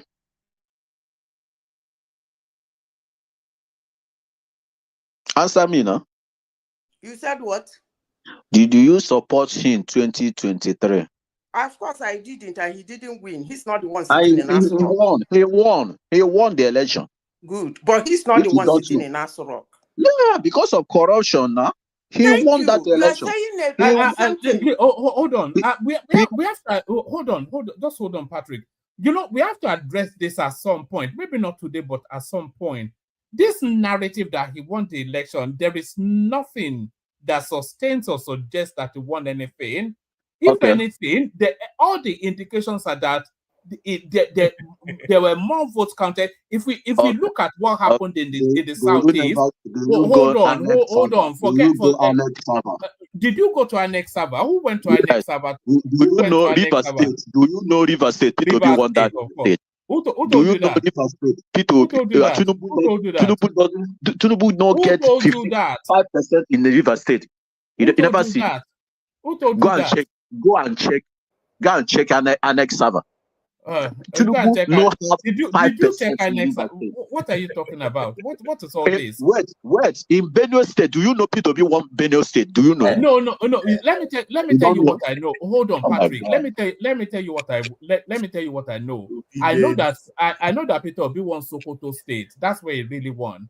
He got 90% of Sokoto State. Won River State. Just 100%. So at Sokoto, he won it. Sokoto. Kano too. Jigawa, Gombe. Look at this guy. Okay. Go and check. Go Annex West Side. Go and check. Don't worry, Mama. 100%. Benue State, 100%. Peter Obi won Ebola, and therefore he won everywhere in Nigeria. Even the most dubious, the most dubious results that came out of that election came out of the Southeast. It is absolutely impossible under any circumstance that for somebody to get 98% votes right across the board. It's just not feasible because people let it slide. You know why people don't be silly. Even when Obasanjo was rigging an election in Nigeria, who has won 98% votes? It's unbelievable, don't be silly, But I know why PDB lost. I know why. You know why he lost? Because he's Igbo guy. That's why he lost. That's a fact. Now, you let's ask Patrick question. Pointless. You shouldn't have won in first place. I know it's gonna happen. But Patrick, take a question from Ogbeni, but keep the language civil. I want to get myself a glass of water or something. Don't let me come back and hear you cursing people. Take a question from Ogbeni. I want to engage him to that extent. Mr. Patrick, thank you for coming. You see, this platform, we have both the bad, the good, and ugly, everything joined together. And we always have dissenting voices also like you, which is good for democracy. The question I like asking many people that support Obi or supported Obi and still supporting Obi is this. From your narrative, Obi couldn't perform in Anambra because the House of Assembly did not allow him. And you gave 2 critical examples. No. I didn't say so. I said P2B perform well in Anambra State. I say why P2B, so certain things P2B cannot take like airports. He the one who's supposed to be that airport, but he said no. Anambra House of Assembly said no. He cannot. Go and verify. He's supposed to be the one who's supposed to be that airport in Oba. If you know Oba, Anambra State, he cleared it already. He bring everything to be starting work. They stop it. Okay, so this is my question. He couldn't conduct election in local government for 6 years because the House of Assembly didn't allow him. He couldn't be the airport for 8 years in office because House of Assembly couldn't allow him. They passed the bill, but they no approve the bill. He passed the bill for conduct Anambra State local government. They never approved the bill, so he cannot do anything. And you can we now say that somebody who cannot coordinate his House of Assembly and have them to support him for laudable projects like that will be able to coordinate National Assembly that has many different tribes? That one only one tribe. You are very wrong. You are very wrong. Tell me why I'm wrong. Tell me why you are very, very big wrong. P2B enter as governor without any member of House of Assembly. That 4 years, P2B They not allow him to do anything. He went to court. He come out. They impeach him. All those manner of Wait things. now, That you said man, he enter. where Wait, is he? you Where said is he he? enter. I'm coming That now. 4 years. Wait, that 4 years. He enter He first never 4 years wait. without In House that of 4 years, Assembly.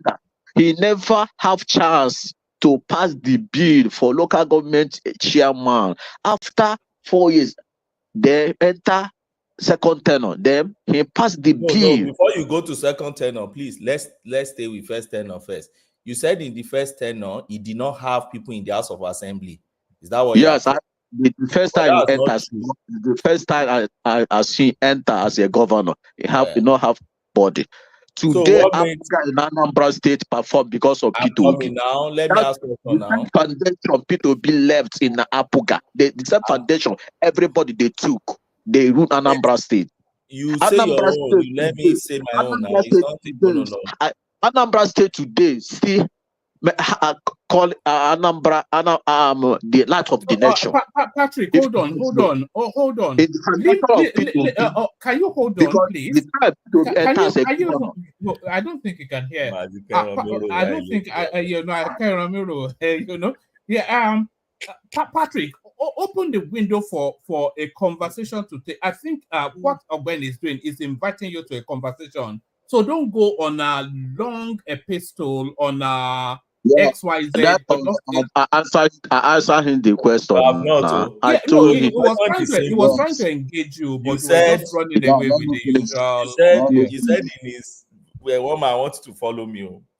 You said in his first 4 years in office, he did not have House of Assembly. So what emptied the House of Assembly? There was no election that put people in House of Assembly or what? What emptied the House of Assembly? That he worked alone with the House of Assembly. Is that what you are saying? No, you not work alone. Okay. It's, So what happened?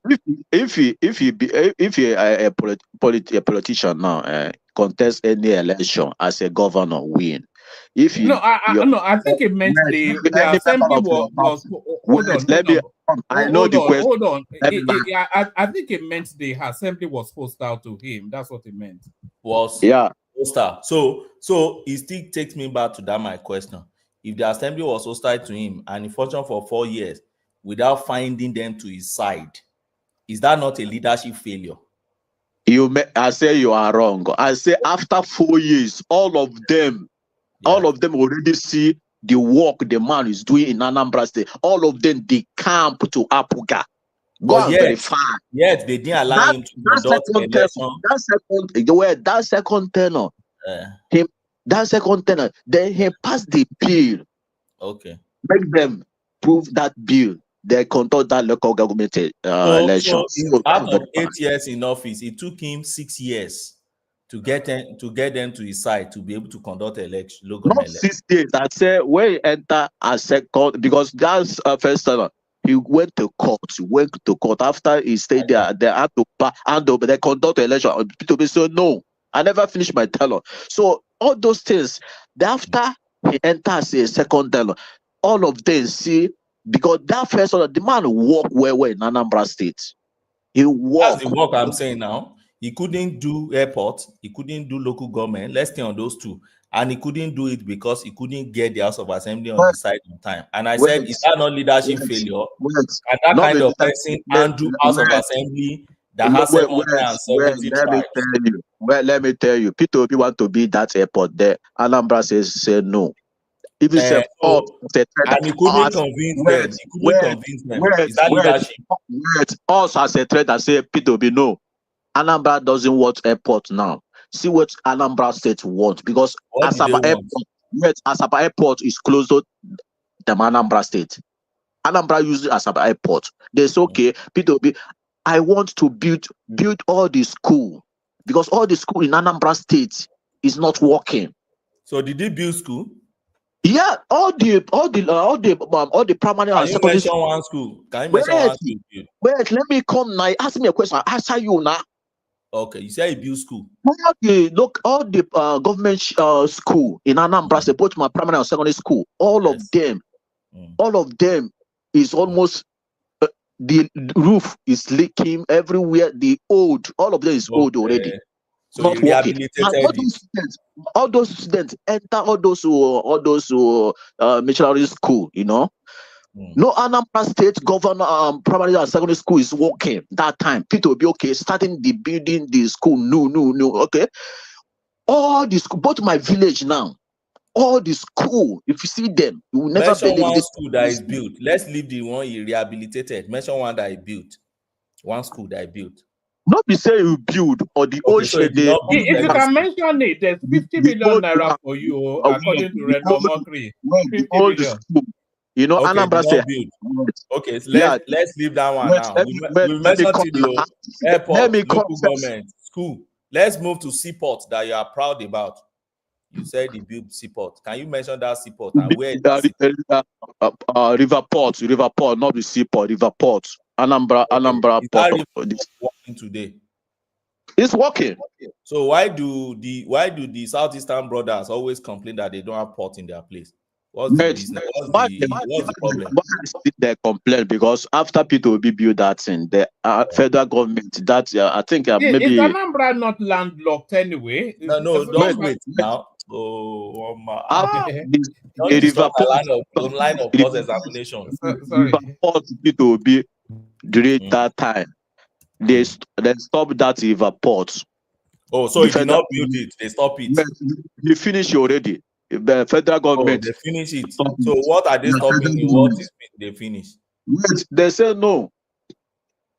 They say because after they came see the river port, the river Niger, they saw it, saw everything the man built. I think it is. I think maybe good luck or so is a president that time or Yaradu. I don't know. You know, saw it. They say no. Sea can all the ship cannot come. The big ship cannot come Anambra State because it's a river. You know, so P2B is okay. They let them help. So he wasted their money on that inland waters. Because ship coming there is a small ship. Working today? Yeah, it's working, but they close it. Ship comes there now today. Yes, he went there. You see many containers now. Oh, so they sail container from Lagos to Onitsha as we speak. We come from Asabana, enter Onitsha. We see by the enter from Asaba to Onitsha. We see by the. Why do the Igbos always complain that they don't have? Because the federal government shut it down again. You don't understand. I thought you said it's working now. You said it's working. You said they shut it down. If the federal government open it now, it's working. But they shut it down until they open it. Now let me tell you what I know about that seaport. That seaport was constructed in 1980s. It's not Peter Obi that constructed that seaport. I was there. Peter constructed everything. Let me tell you history of that seaport. It's not there before. Wait now. Why are people lying? That's it's not lie. It's facts. When you leave this platform, just go back and check who constructed the Onitsha River port. They laid it down and started construction and did the construction in the 80s. All right. Peter Obi tried to revamp it, rehabilitate it. He made it a very major thing during his tenure to do. But it was a wasted money of Anambra on wasted projects. Why? It's not wet. The federal government during Peter Obi, the federal government throughout Peter Obi. Wait now, let me land. The federal government throughout Peter Obi is PDP and PDP. Nobody frustrated Peter Obi. Peter Obi Peter Obi is not a PDP. Peter Obi is left Abga now for PDP. Wait now. The time Peter Obi doesn't left up. He finished as a governor before he left. He finished his first tenure, right? Then he left in second tenure. He finished both first and second before he left. Oh, he left after he's no longer governor. Yes. But he had support of Obasanjo throughout his time. He said it himself on TV. That Obasanjo very supportive person. Obasanjo shut it down because of Seaport, Lagos Seaport. He shut it down. Okay, so he did not have Obasanjo support during his time against what he said. He didn't have any support. Only thing Obasanjo told us that he had Obasanjo support. Now, did you hear him when he said so? That Obasanjo was very nice to him. Obasanjo come Anambra commission some project P2B done that time, but that's Seaport he shut it down. So he couldn't know they didn't shut it down. What happened in that seaport was that they realized that BB vessel cannot enter that place, and it became an abandoned project. The same way Obasanjo also abandoned his own project, that thing that they brought to Nigeria, and they couldn't even sail it down to the up north, and they abandoned it in Lagos. He wasted your state government money on that project. All the equipment was there. All the house you built was inside the river there. And now let me people ask is you another question. I'll make my point about you. Do you know National Inland Waters Authority? Do you know that authority they call National Inland Waters Authority? What happened to that seaport was that the federal government did not budget money for the dredging. Yes. It's supposed to be dredged I know. before it could function. I know. It's not a state project. That wasn't a state project. The River Niger needs to be dredged. That's where so that ships can come. So Now, that was where the thing ended. why they're not dredging? That's still dredging today now. So this is the reason. Let me tell you the reason. So there is National Inland Waters Authority. They call it NIWA. It's a federal government agency. You see that project that Peter Obi embarked on, and that I call it abandoned and a wasted effort, was that it's not wasted. It's still there. It's still there. So why is she not going there? You don't know why I'm saying it's wasted. In that building now, they're still there working. What's the essence of a building you have and they are not living inside it? No, they're still living inside there, inside the building. Is ship coming from Lagos to the place? Is that not what it's for? They use that building as office now. There was there. So what was River Port meant to be just office? Yes, they're working there. They're just there. What work? Did they bring container from Lagos to the place? If not, small container from Lagos to Kogi State. They still sorry, Patrick. Let me bill out hand over to Thomas. That's how you're with the super chart. That's Ike Ogiome with the super chart. And that's Ola with the super chat. So we did say 5, so 2 more people should super chat. I'm not quite sure how much longer, but let me hand over to Thomas. Patrick, we welcome you always on this platform, but please, no swearing. That's just the thing. And leave the window for people to speak with you. Again, Ogben is trying to walk through what you're saying, that, okay, you are saying this, but do the facts hold up to it? So have that conversation with him. Zita is in that conversation as well. Dewale joins you as well.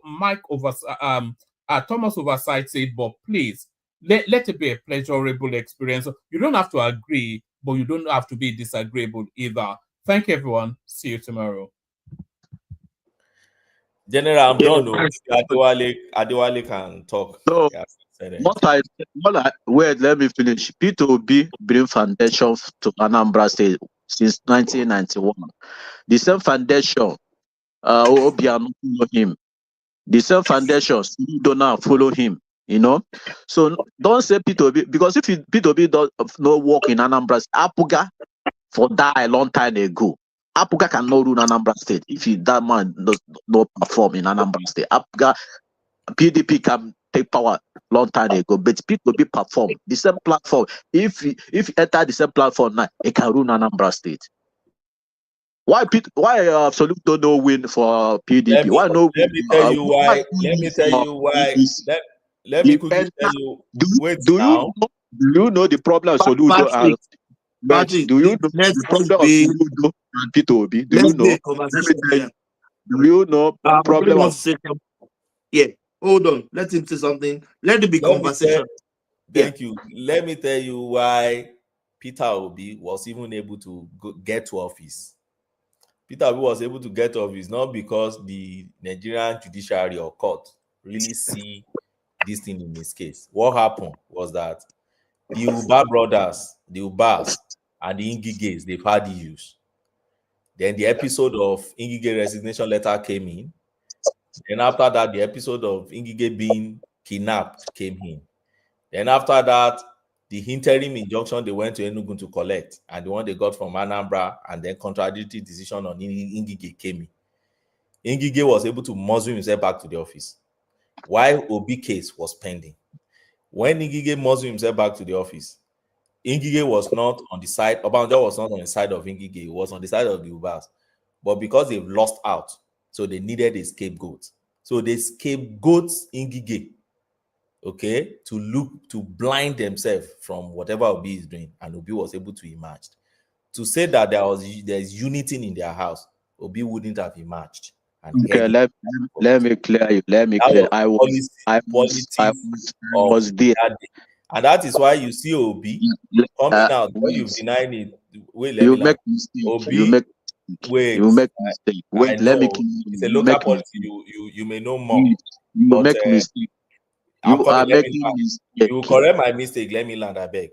So now, that's why you see Obi coming out to tell you and be appreciating Obasanjo that he did not intervene at all in his judgment back then, and That was exactly Obasanjo back then. What he did to the Darie, to the Moshoba, to the Akonde, to the Fayoshe wouldn't have allowed Peter Obi, but he was blind to Peter Obi case because he never liked Ngige, who has fallout with the Ubas. Okay, you can make your rebuttal now. Okay, let me clear you making mistake. I'm from Anambra State, I entered business 2002 before Peter Obi become a governor of Anambra State. I was in my market doing my business before he started campaign, I follow him that campaign. I don't know Peter Obi because he lived in London that time. He just came back after a contest he win. After you doing campaign, you people never see Peter Obi doing campaign. If you see the kind of campaign this man doing in Anambra State that time, my dear, no, every Anambra supported this man. Tell us about it. The Peter Obi, after he won that election with that 100%. Most of us self doesn't know Ngige. Nobody know Ngige in Anambra State. Even everybody with his performance in Anambra. Wait. Let me tell you, Ngige didn't perform anything. The same Ngige say he performed. Now Peter Obi built the road, enter Ngige house. Where Ngige perform? Peter Obi build road, where enter Ngige house. Don't say anything you don't know. Peter Obi won that election. So that road I enter Ngige house is the meaning of performance in Anambra. Do you know how many kilometers of the road Peter Obi built from there enter Ngige village, passing Ngige house? So what do you score in Anambra? Ngige performance was failure in Anambra, right? Ngige built only small road in Anambra, only road. I know they praise that you are leaders for that South. Ngige build almost about beyond problem for that South. Nobody said why nobody said Ngige not perform. Ngige build only road. Ngige build. Ngige not build anything again. Only road. So I don't ask you now. Waiting Peter Obi can build. Now only road. Okay. Peter Obi build school. Let me tell you what. Build hospital. Peter Obi no build airport. Peter Obi build hospital. Local government. Peter Obi carry your money go do river port. We don't see the river port today. But Peter Obi build hospital. Peter Obi build hospital. Peter Obi build hospital. Can you mention the hospital? Can you mention the hospital? He built hospital. He built Ibarian campus. If you don't know Ibarian campus, university now campus Uri. If you know Anambra State University. They said that one a conversion now. The university did before. Well, you build from foundation to finish. So now Peter Obi established that university. University no day before Peter. Yeah, university there, but it's there for Uri. You there from Uri. Then Peter Obi brought that university to Iwariam. Build that university. Go do the annex for another campus in another town. Yeah, you build it. Okay, that's fine. So Peter Obi built two hospitals, two standard hospitals from foundation to finish.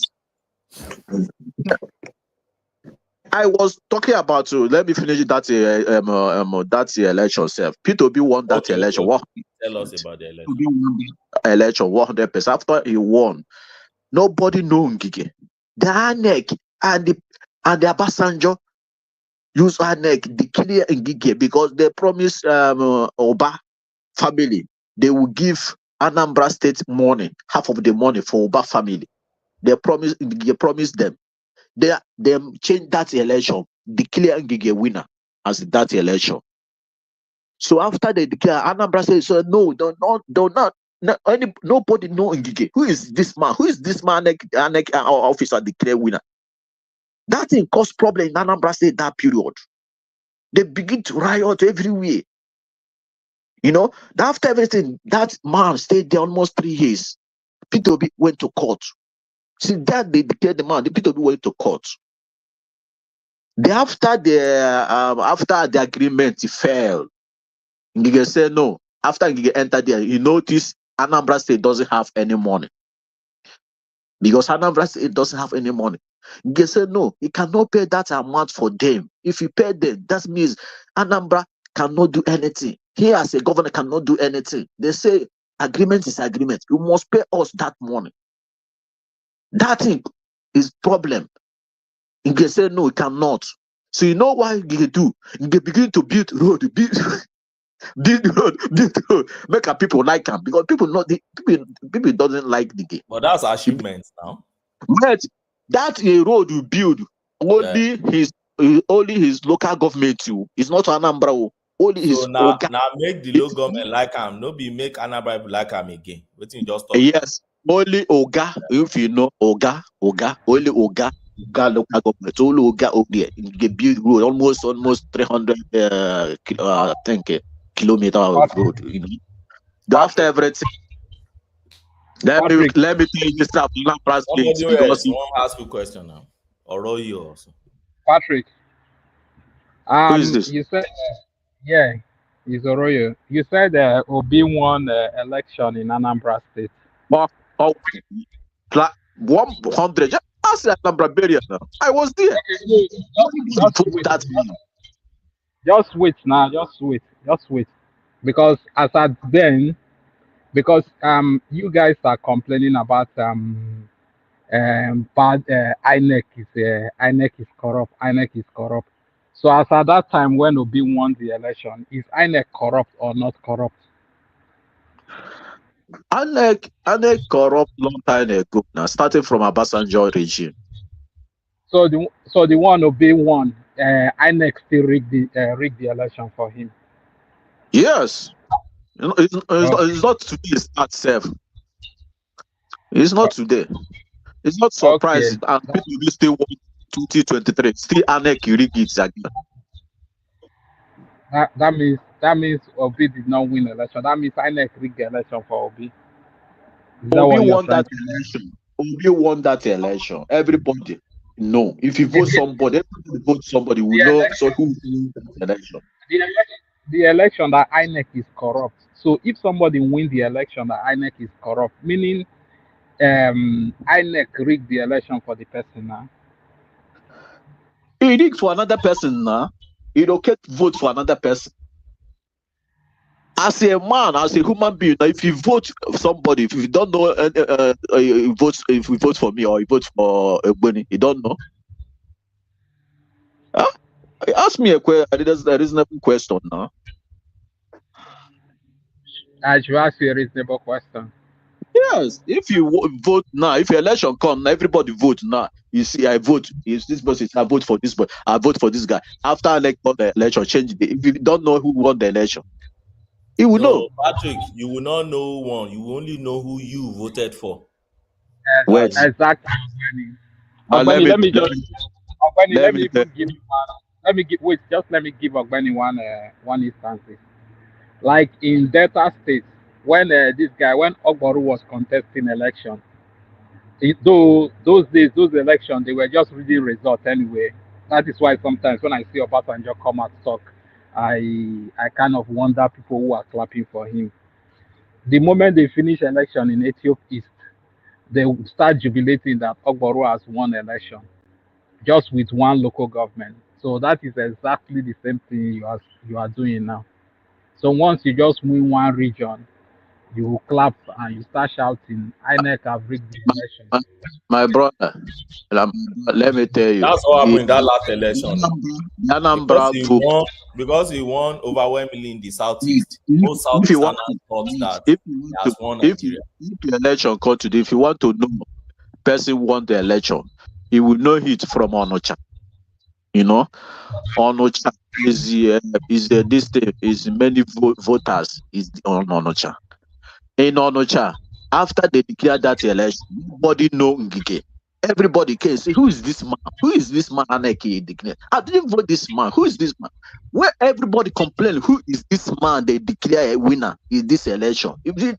Your mind never tell you this man doesn't win that election. Nobody vote for Ngige. Nobody vote for Ngige because nobody know him. It's not a ballot.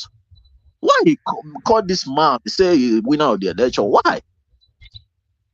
You know, you're supposed to understand what he's saying. Nobody know him. I don't understand. I don't understand what you are saying because You're supposed to understand now. If you don't contest the election now, somebody come and declare you a winner. If you don't know, Ngige know he didn't win that election. Go and ask Ngige today. We tell you after they impeach him. Ngige know because the same Ngige call Peter Obi. Come on, fight you seriously. Come and take your mandate, you Ngige know. So all those things people talk is say. But that's not true.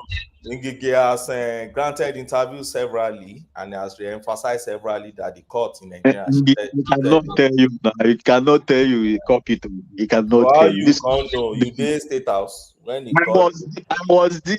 I was there. Arusi Okijana. I was there. They slap Ngige. The first governor they give dirty slap. Okay. Ngige. Let's carry and go. Arusi Okija. Do you know Arusi Okija? I know the Okija Shrine scandal. I heard they carry and went there now. They give a dirty slap. Ngige they cry like a baby. A whole governor. Nah, it cannot rule Anambra State. Today, people like P2B because of that in P2B does. Nobody can do that thing again in Anambra State. It can rule Anambra State complete 8 years now. Nobody can disturb you because of P2B. If that man fights, in Anambra State today. That time, Toludo cannot rule Anambra State now. That time, Toludo cannot stay Anambra State House of cannot pitch. They will sack that put another person.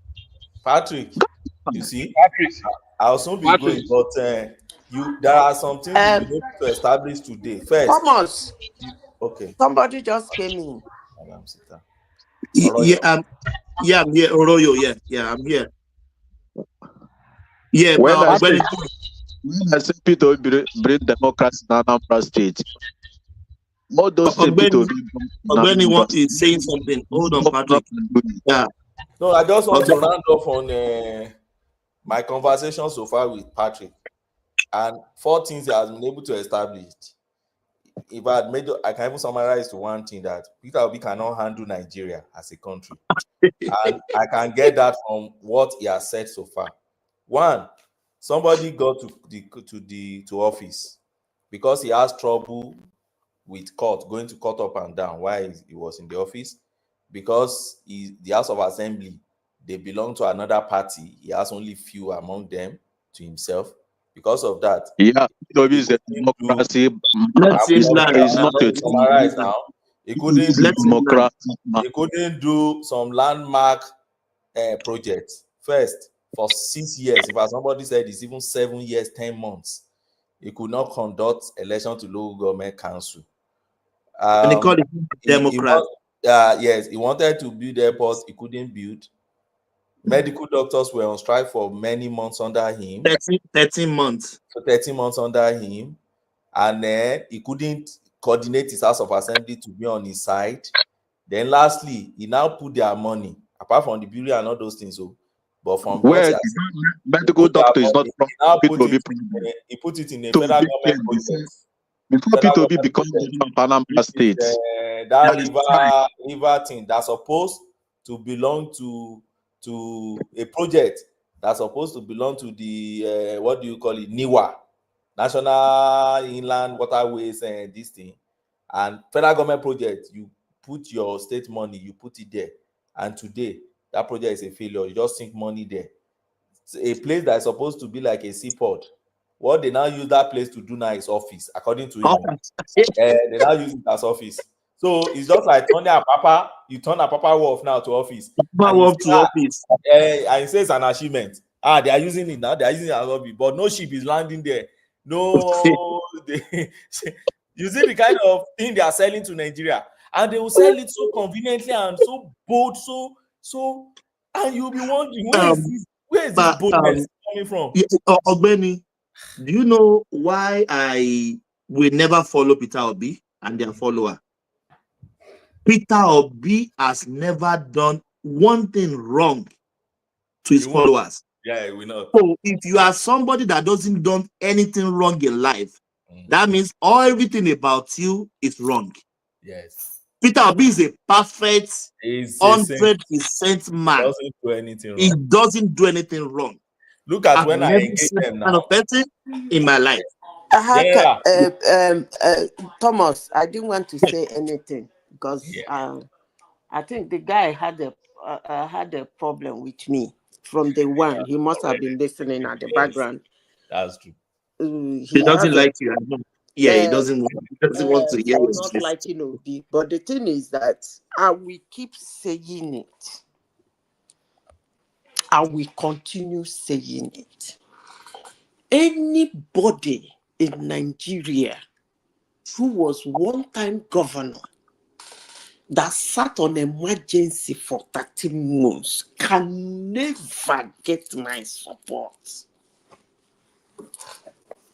I repeat, anybody, after somebody will ask, Tinubu is a bad man, Pankwazo is evil, Atiku is evil, Obi is evil. Yes, 4 of them. From the one I said, none of them is supposed to be in that seat. But the 3 others are better than Obi. Why did I say that? None of them sat on emergency for 13 months. I will keep saying it. Some of you will say, what is wrong with this woman? I want you people to go home and process it. Manasita, what do you mean by emergency? Hospitals now. Oh, okay. That's a hospital. It's in hospitals you have emergency. So what is shutting a hospital down for clinic down for 13 months means you shut emergency, you sat on emergency, ignored emergencies for 13 months. If that doesn't give you people jitters, I don't know what we give Nigerians. Nigerians every day come to all the platform in the world, open their mouth loud to abuse Nigeria, how Nigeria is not functioning, how everything is jagara, people are dying, hungry, expensive, no health, no school, nothing, blah, blah, blah. Then you now ask them, they will present a man who sat on emergency for 13 months. Are you kidding me? In a state where old mama, old papa, young, small pikin, aged, walk to the hospital to get, even if it's consolation from a doctor. You people know how our public hospitals run in Nigeria. Sometimes the doctors buy food for patients so that they can be injected. Somebody look at all those things and sat down on it. Sometimes you go to the hospital, your drug will cost like, let's say, 5,000 naira. Doctor, I don't have money. In public hospital, doctor will say, okay, I will write for, how much do you have? You said 1,000. It's okay, I will write for 1,000. The doctor will now calculate the cheaper one that will be. These are things you cannot get in private hospitals. Those are things that happen in Nigeria, true. And somebody sat on that thing for 1 year, 1 month. And people come to a platform to praise his jingle his praises for me, who has been through health challenges. You want to tell me that? I don't want to curse them. If I am that evil, the way they are, rude, and they get on abusing people, I would have wished them that the day they fall ill, may they fall ill where hospitals are shut down. For 13 months, my sister. 13 months. People have kidney problems. People are doing dialysis. People have liver problems. People have all manner of terminal diseases. And people come here to say the man has empathy. He cares. I know he's the most empathic candidate in 2023. He cares. Are you kidding me? You know, I really do not understand Nigerians. I don't understand you guys. Honestly, I don't know what is wrong with us. Because most people supporting these guys are based abroad. And I ask them, if in the time you are in the US or in anywhere in the mayor of that town shut down the hospitals for in the mad in the first place, in the case. In the first place, if he cannot solve the problem between him and the doctors, the quick thing is for him to resign. To resign, yes. Step aside. Yeah. Of course. Not sitting down there being a governor for and hold on to it for 13 months. It was the doctors that called off that thing is unforgivable. Voluntarily. And people come here, they call it, hey, you see, he did it. I say, am I the only one feeling this way? Madam Sita, No. Process it in your brain that a woman in the village You are right. has maybe a terminal disease that you guys you know how it works in Nigeria. Yeah, Some Madam Sita, diseases, it can be my mother, it can be your mother, it can be anybody's mother in that community. Some diseases in Nigeria, they go to hospitals not to get cured, but to be sustained. That should be the word. So that they can carry on for a longer time. Because they actually do not have the money to get that kind of treatment that will eradicate that disease from them. Yeah. So what they usually go to those public hospitals is to get sustenance so that they can live on for some time. Yes. You're right. Yeah. Palliative. And this man locked those hospitals and flinged it into the bush. Hospitals in Nigeria, public hospitals, sometimes you do not even, you will go for card. Madam, card is, those days it used to be 100 naira, sometimes 200. Madam, card is 200. You are looking at the old woman. You can see poverty written. Her nails has farm all over farm her. has Yes. cracked her nails, her fingers. The man will look at him. Okay, Mama, you don't get money. What's your name? He will write. And so He will write. go and sit down there and see Right a doctor. free. Yes. I've seen that before. I've seen that a lot before. And some of these doctors will come. Some of them that have emergency that need instant little medication. Doctor will look at him. Mama, have you eaten? He said, my son, I've not eaten this morning. Hey, nurse, call that Mama Put. Give them food, though, before you inject them that. Mama Put, after, come to my office and collect the money. And this man sat on it. Not for 1 month, not for 2 months, not for 3 months, for a whole year. And nobody cared.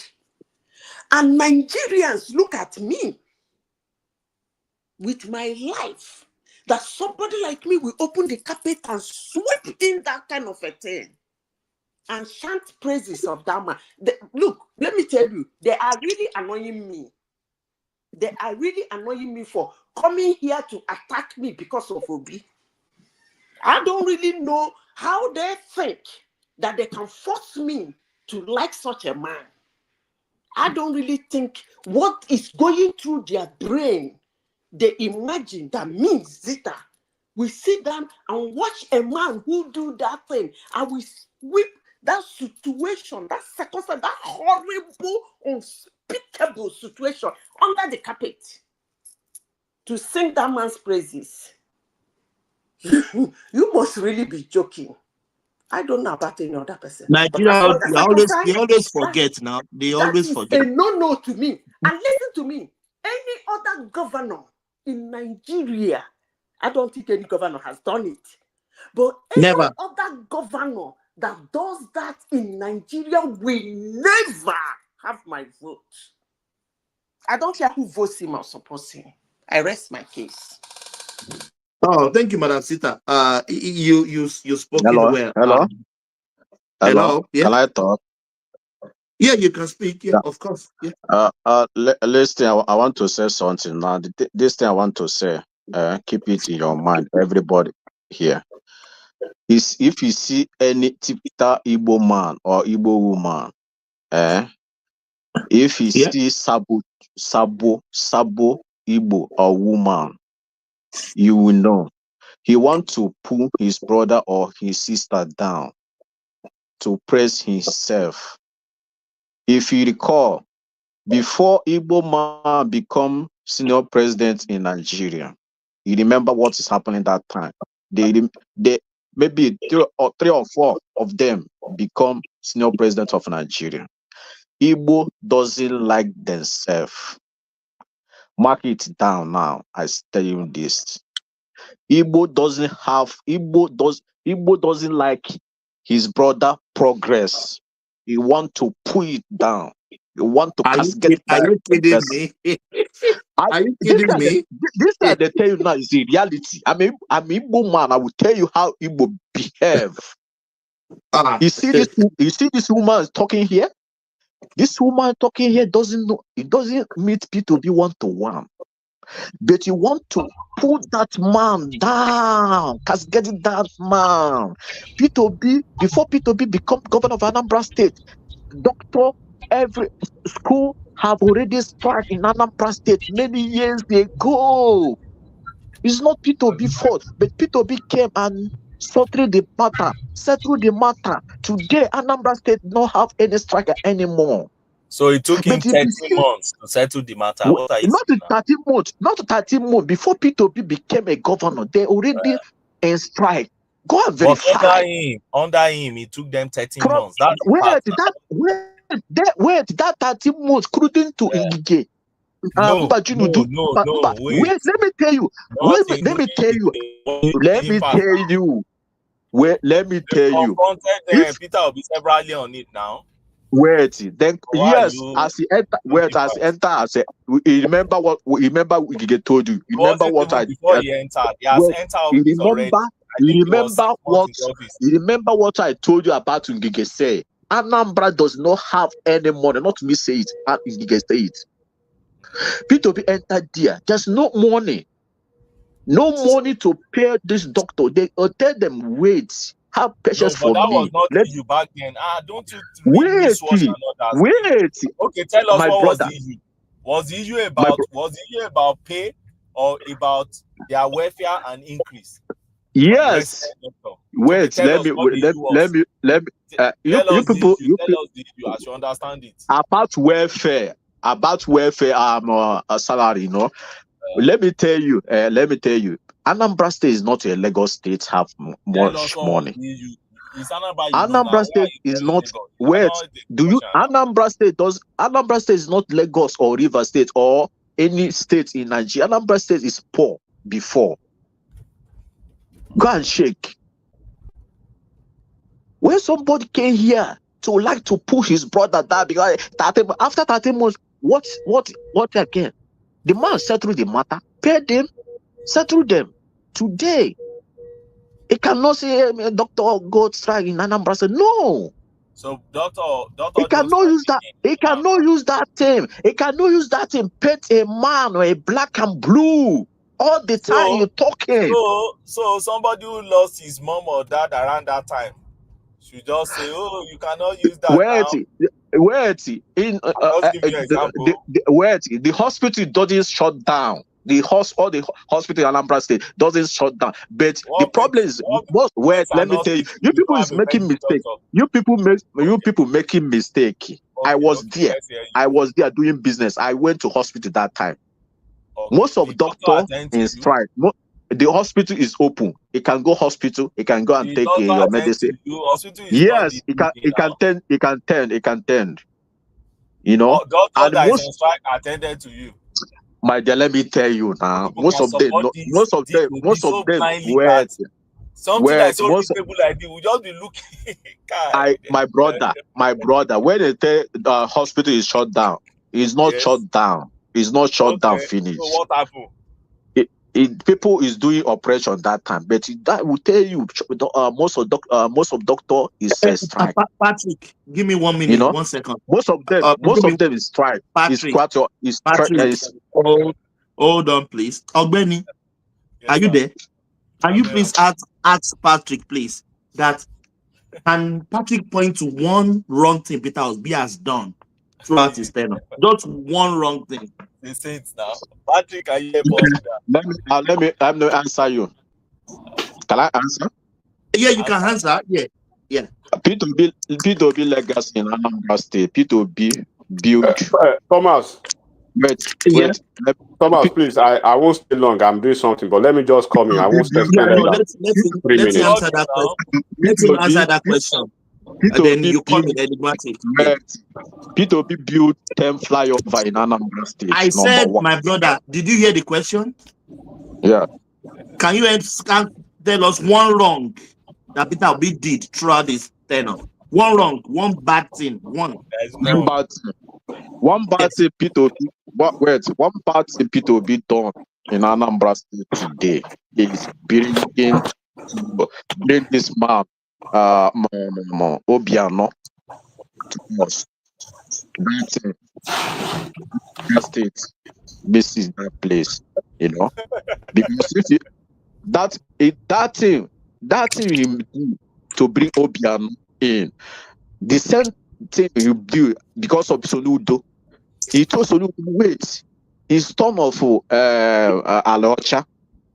He brought Obiano today. Soludo don't like P2B because of that thing. Because Soludo is supposed to be the governor that time. P2B said no. His turn of Obiano side. He brought Obiano. But after he brought Obiano fell Anambra State. Obiano so fell. Peter Obi is a saint. Now that's I will tell you. So that P2B don't people know like because of that. That's all right. Yeah. Let's hear for enigmatic. How are you, my brother? Long time.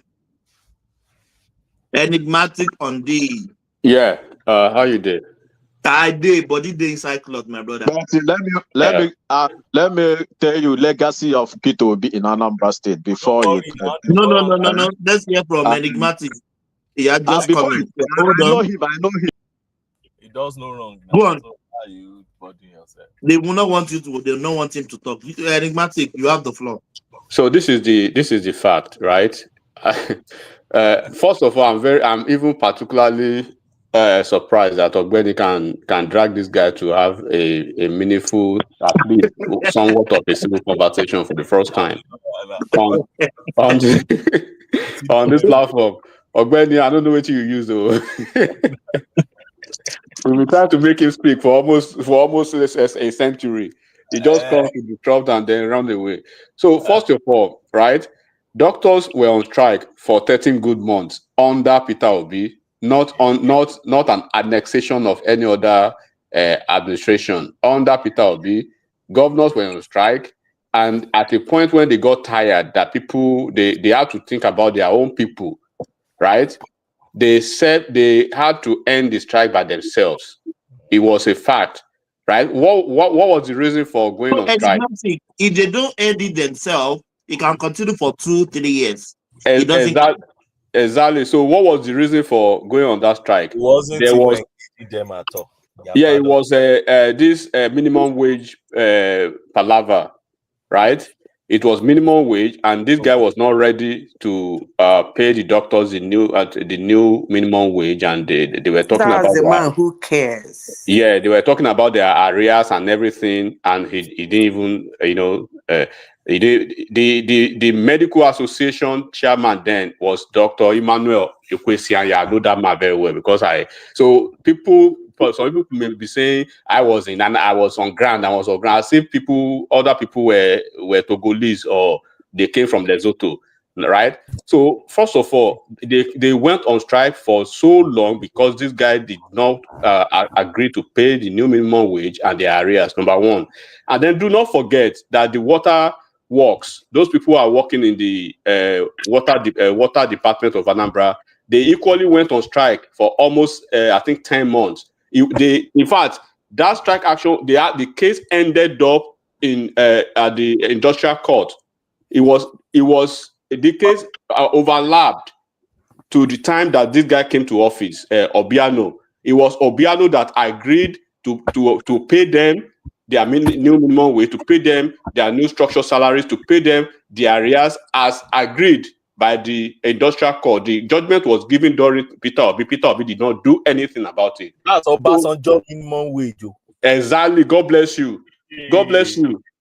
So Obasanjo, that was what he refused to pay.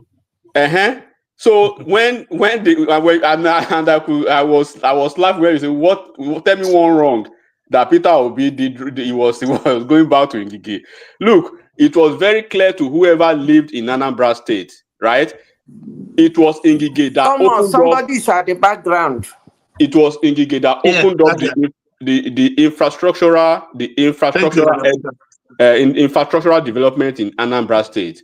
When you go through this, when you are going from the Oba, all those Oba Express Road, going to Unewi, go to Unewi, right, to Okija, here, allow those neighborhood league, going to those places.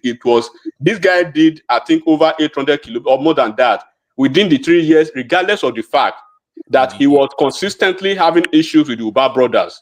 And we knew how,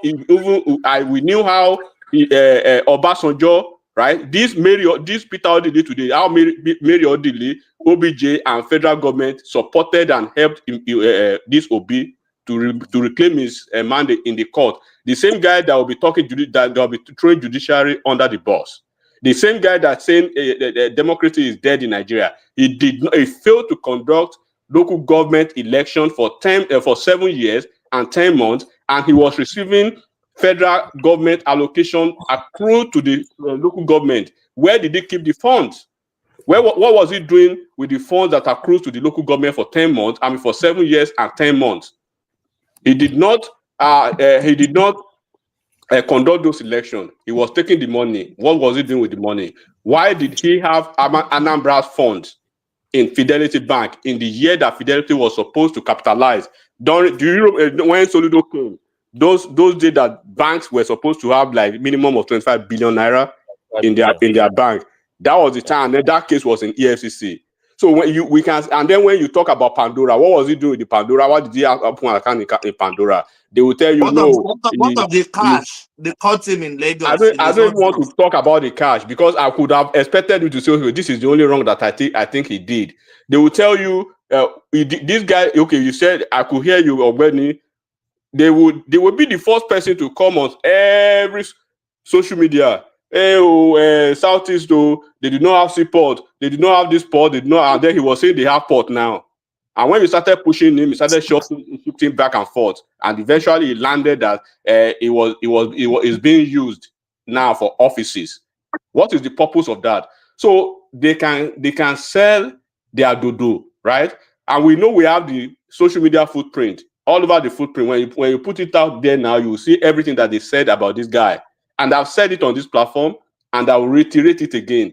Even without going beyond the Southeast, right? Without going beyond the Southeast, during the set of Peter Obi, the set of governors that they had in the entire Southeast, Peter Obi was the worst. He was the worst. You cannot compare. They were comparing the governor of Enugu then, Sullivan Shime. that God, please let us take Peter Obi to Enugu and bring Sullivan Shime. And they were saying Shime was beating, Shime was treating cancer then. He was sick. Treating cancer, he was performing more than a governor that was fit and healthy. Do you want to compare Peter Obi to the governor of Imo State then, Ikedi Oakin? Or you want to compare him to the governor from Ebonyi that time, Sam Egu? Or you want to compare him to the governor? So do you even know the set of governors when Peter Obi was governor? Is he not the same set with what is his name? It was the same set with Amechi. It was the same set with Fashola. It was the same set with Shetima. So if I tell you the set it was the same set with Oshomole. It was the same set. The other guy in the Cross River with Donald Duke. The guy that came after Donald Duke, I think Lere Olayinka. It was the same set with all these top governors. So when you are even counting Nigeria governors, right? This guy is like the replica of them, Yaya Bello, the autumn of those days that nobody knew. Nobody knew him. Please, Yaya Bello did better than him. Yaya Bello did not lock hospital for 13 months. But at least what I'm saying is that it was even until 2019, even when Atiku brought him in 2019, do not forget, nobody knew, nobody talked about him until 2023 that they needed a president of the Southeast extraction. That's why they started cooking him up all over the social media. They started using influencers, content creators, bloggers to amplify him and to embellish him. And they now started using a lot of okay, if you ask him simple question now, during the 2023 election, this is where you will get most of them. During the 2023 election, that tape that was released, the Yes Daddy tape that he was begging Bishop Oyedepo. You will hear most of them will say it was cloned or AI generated. Then you know where you are doing. You know where they are coming from. Enigmatic. Peter Obi didn't deny the audio. No, he actually threatened. He actually threatened a lawsuit, and we are still asking, when are you going to file the lawsuit? When are you going to file the lawsuit? So nobody. Martin, what do you expect from same people who believe that they clone Buhari? They clone Buhari. So nobody really want to talk about him, but there's no way you'll be talking and be lying openly. I think we know all politicians, no politician is clean. We know they're all there for their interest. It is their interest first before anybody's interest. Enigmatic. Right? Do you know when I know this guy is a fraud? His followers think he can never do wrong. That is nobody is infallible. Nobody is infallible, and that's where they make the mistake. The moment you want to paint him as somebody who is infallible, you start losing it.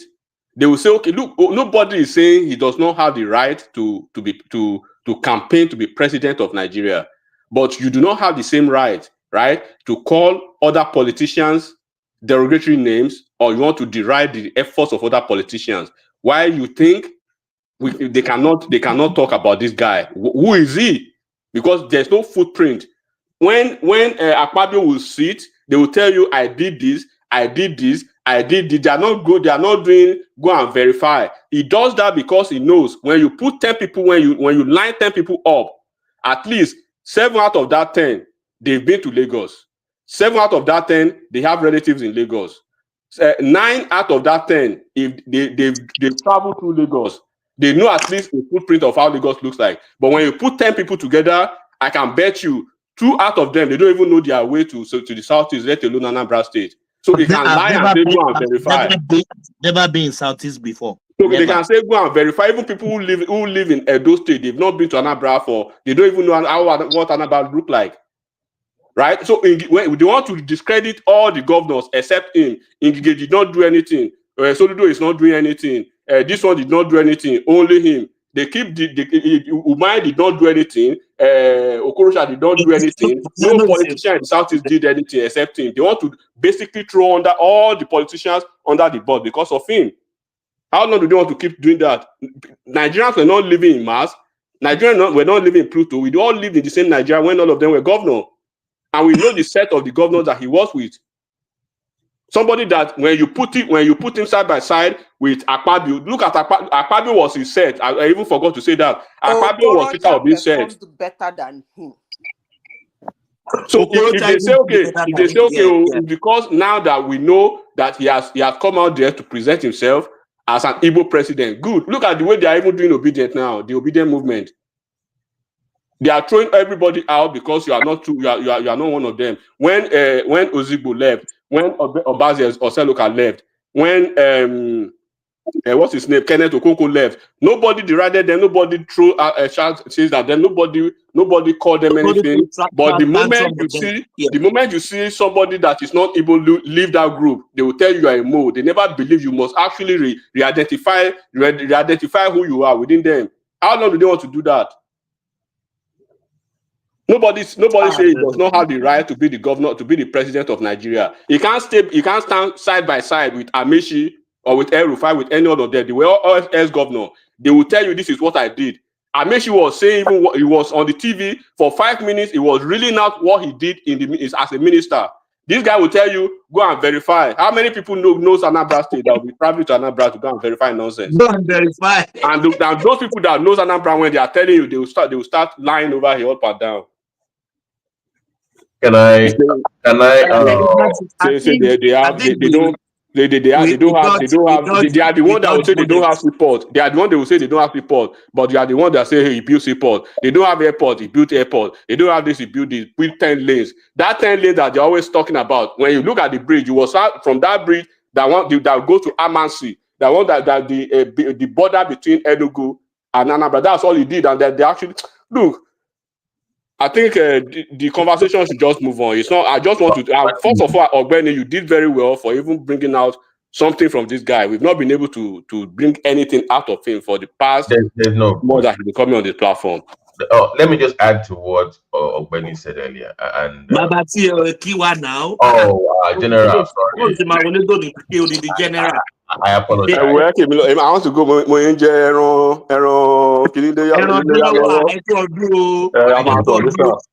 Okay, but let me add to what Hondi just said. Good job, by the way, and to what Benny said earlier. I think one of the flaws of the obedience movement is they do not understand the importance of humanizing a politician. Part of humanizing a politician is highlighting their vulnerabilities and their flaws. If like Trump is the most, I mean, what do we even have with Trump? Is a flawed individual, but you can use it to your benefit. You don't hide it. You don't shy away from it. So when you asked the obedient guy earlier about one bad thing about Obi, the guy was struggling. He couldn't come up with anything that made any sense. No, Obi can never do wrong. So, but that is not appealing to the broad. So you must learn how to talk about its flaws, its mistakes, what he has learned from the mistakes, how he's willing to do better. Is part of humanizing a politician and expanding his political base. And I think that they're scared that if they talk about his flaws, it will look weak, which is wrong. Yeah, but Babati, we know the flaws. Yeah. So, but he has to own it. You have to own, like example now, like I said about Trump, everybody pussy, all this kind of thing. That he owned his flaws. He didn't run away from it. But Obi is one guy that runs away from his flaws. Like I think it was AI talking about. You don't think it's Obi or his followers? Both of them. I can't absorb a view of any wrongdoing in this. For example, AI was talking about closing down a hospital for 13 months or not paying people. Then Obi goes on TV and talking about healthcare for everybody. I'm going to go to the plan they have in Singapore, and he has not addressed the reason why, what happened, and the reason why they closed down those hospitals. And when you ask him, he waters it down. That's a problem. Works it off. I mean, you have to own it. Like, okay, I made this mistake. I have learned this. Then you appear more human. Like you're compassionate with people. You understand their pain. Babati, they even said the doctor call off the strike themselves. So if they didn't call off the strike, it could linger for 2 years, linger for 3 years. And so he has not addressed that. So imagine how that sounds like when he's now out there talking about primary care for everybody, when you have a track record of failing in that department, in that sector when you were governor. So his campaign team is not doing him any service by not highlighting his vulnerabilities, his mistakes, his fears, and what he was doing during that decision-making process. So that is how you can get more votes, sympathy votes, by highlighting your flaws. So my main point is you must humanize yourself as a politician, and he's refusing to do that, maybe because of ego, pride, tribalism, or whatever you want to call it. That is a problem to me. And he's not going to be president either as a VP candidate or as a president. Not anytime soon. Thank you, guys. Let me just stop right here. No, don't worry about it. 2027 is coming. It's going to be VP to Atiku. So they shoot their shot again. So if he then becomes the VP to Atiku, the same Obed will now start praising Atiku Abi. The same together they demonize. Why won't he praise him? He has to praise him. It doesn't make any sense. The point that we have you on tape abusing the guy. So how does he become a king all of a sudden or a saint all of a sudden? Okay. Obi is not likely to be on the ballot paper. Let me say this. Let me say this again. Nigerians are fond of talking about their leaders, how useless they are, and how they are not able to do things and bring together and move the country forward. And when you talk about Obi that was handed over PDP, in fact, he was handed over ABGA. Let me start with ABGA. Let me not start with PDP that he wasn't before he joined ABGA, because he was first a PDP man before he joined ABGA. Obi has traveled a lot, to Madam Sita, from PDP to ABGA. That ABGA, it was Obiano, when Obiano was governor, that Obiano was even traveling around the country campaigning for their presidential candidate. Obi could not grow that ABGA. He left it for PDP. He left PDP, went to LP. LP was handed over to him in a platter of gold with, according to them, massive support. What did he do with it? Madam Sita, which party did they run under when it's the government? Let me finish. Maranzita, what are you saying? What are you trying? What point are you trying to make? The first governor to win election under Apoga. Who did it? That one again. Other people that win it, where are they? Roger Stokose that won it, where is he? He was the first governor to win an election under a minority party called Apoga. He finished their 8 times and handed over to them. Where is Roger Stokose that went under Apoga? Where are they? You come here and make some assertion as if how many governors in Nigeria? How many governors in Nigeria pick a minority party and win election under that party? Even under LP, how many number of elections had they won until P2B came into LP? How many elections have they won? How many majority elections have they won before P2B came under LP? Tell me, which governor has ever won? Everybody, hold on. You know, even greet us. Hold on. Am I still interjecting? Let me finish. Yeah, hold on, Madam Sita. Hold on. Ekene, you can't shout your way out.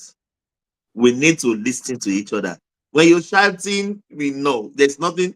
Let her land, then you come in. You know how my own is very good. Everybody speak, but we speak after each other. Please. You will counter her. Let her land, then you will come in. Please. Okay. Please. Go on.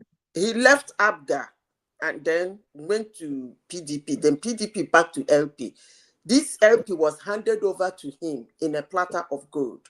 And then what happened? And these are Nigerians that are complaining about leadership, lack of good leadership. Still, they want the man to be their leader. Now, for the question, he said, how many governors that picked a known party?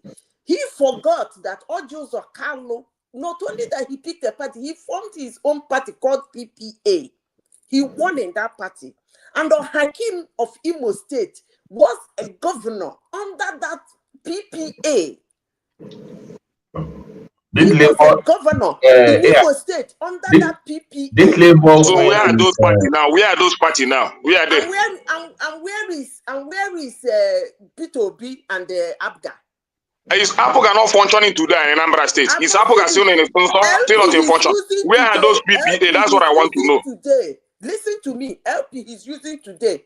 Oshomole has run on that LP too. On that party before. Yes. And Yeah. it's not I said how many major elections have they won? The way they win you can under continue P2B. shouting, but They the only won. thing I will tell you is that man lacks leadership.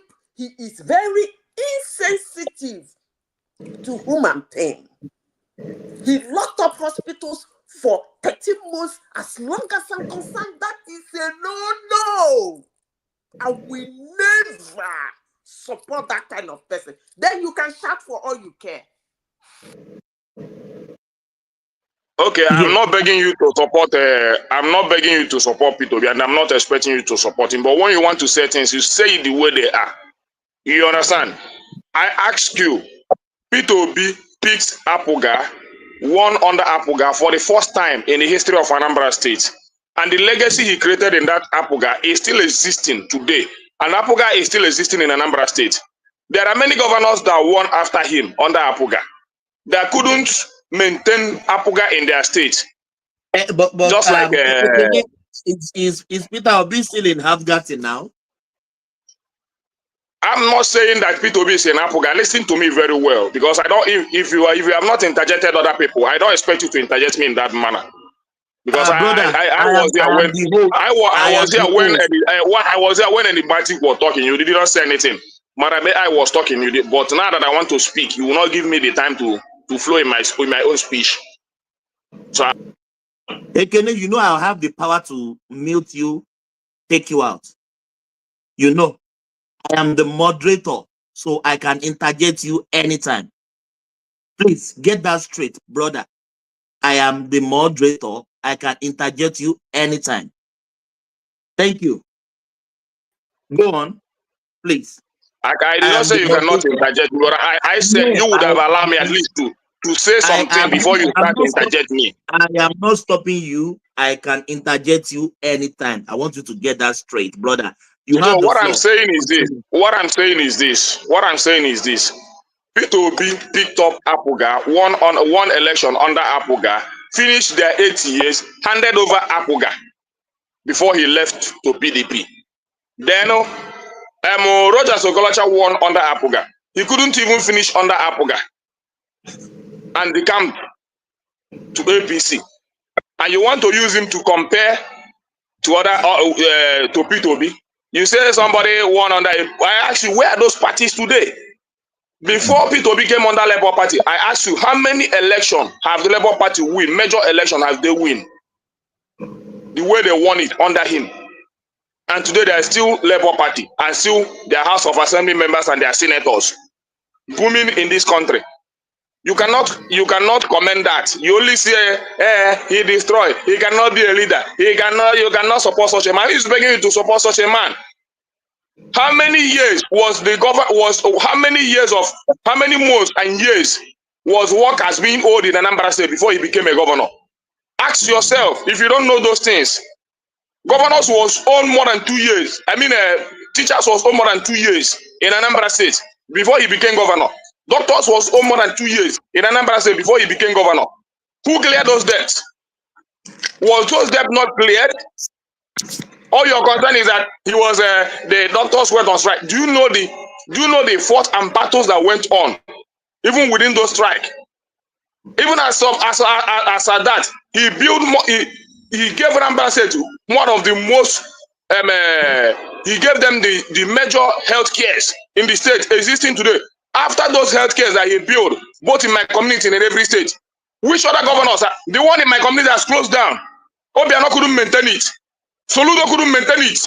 I will send the videos to you so you will see it today. A legacy built by a man. The hospital is closed down today. Obiano couldn't maintain it. Soludo couldn't maintain it. And when you come here, you speak things you don't know. Those major health cares that are very, very affordable to our mothers and our young ones. It's no longer existing in my state today. And when you come here, you say things that but it is what I know that a man built, starting from scratch. If I don't know anyone, I know the one in my community. The transformers, everything is stolen. The electricity, the sound listers and everything that are providing electricity, all those things are not there anymore. The hospital is dilapidating. And when you come here, you say things you don't know. Today, the Obiano couldn't maintain it. Soludo couldn't maintain it. Doctors went on strike. Doctors went on strike. How many years were doctors not being paid? How many years were teachers not being paid? How many years pensions were being owed by the previous government? The first governor to govern Anambra State for 8 years. No governor has ever done that. He was the first governor to do that in Anambra State because of the type of politics being played in that state. But because of the calm nature of this man, he was able to bring unity in governance. He was even the first governor that brought in zoning system in Anambra State. If not for zoning system, Soludo and P2B will not be having problem today. It's because of zoning that made two of them that to be having problem today. When Soludo wanted to contest, he told him that there is need for equity in governance so that Anambra State will maintain a good governance. Let's have a zoning system in the state. That was why he supported Obiano against Soludo, and that's the problem he's having with Soludo till today. But when you come here, you say things you don't know. Who is telling you to support him? And he campaigned for Obiano. He campaigned for him vigorously. For that area to provide a governor. Go to Anyamelu local government and see how that area is. P2B transformed that area very well because they are the food bag state of Anambra State. Go and see the major road. He gave them local government, build local government for them, build road for them. After that one he did, even though Obiano that he supported that came from that region couldn't do anything for those people. Sorry, you said he gave them a local government. Can you please explain what you mean by that? Just clarify. I'm confused. He gave them. As in, he built local government office for them. Okay, build local government office for them. Okay. And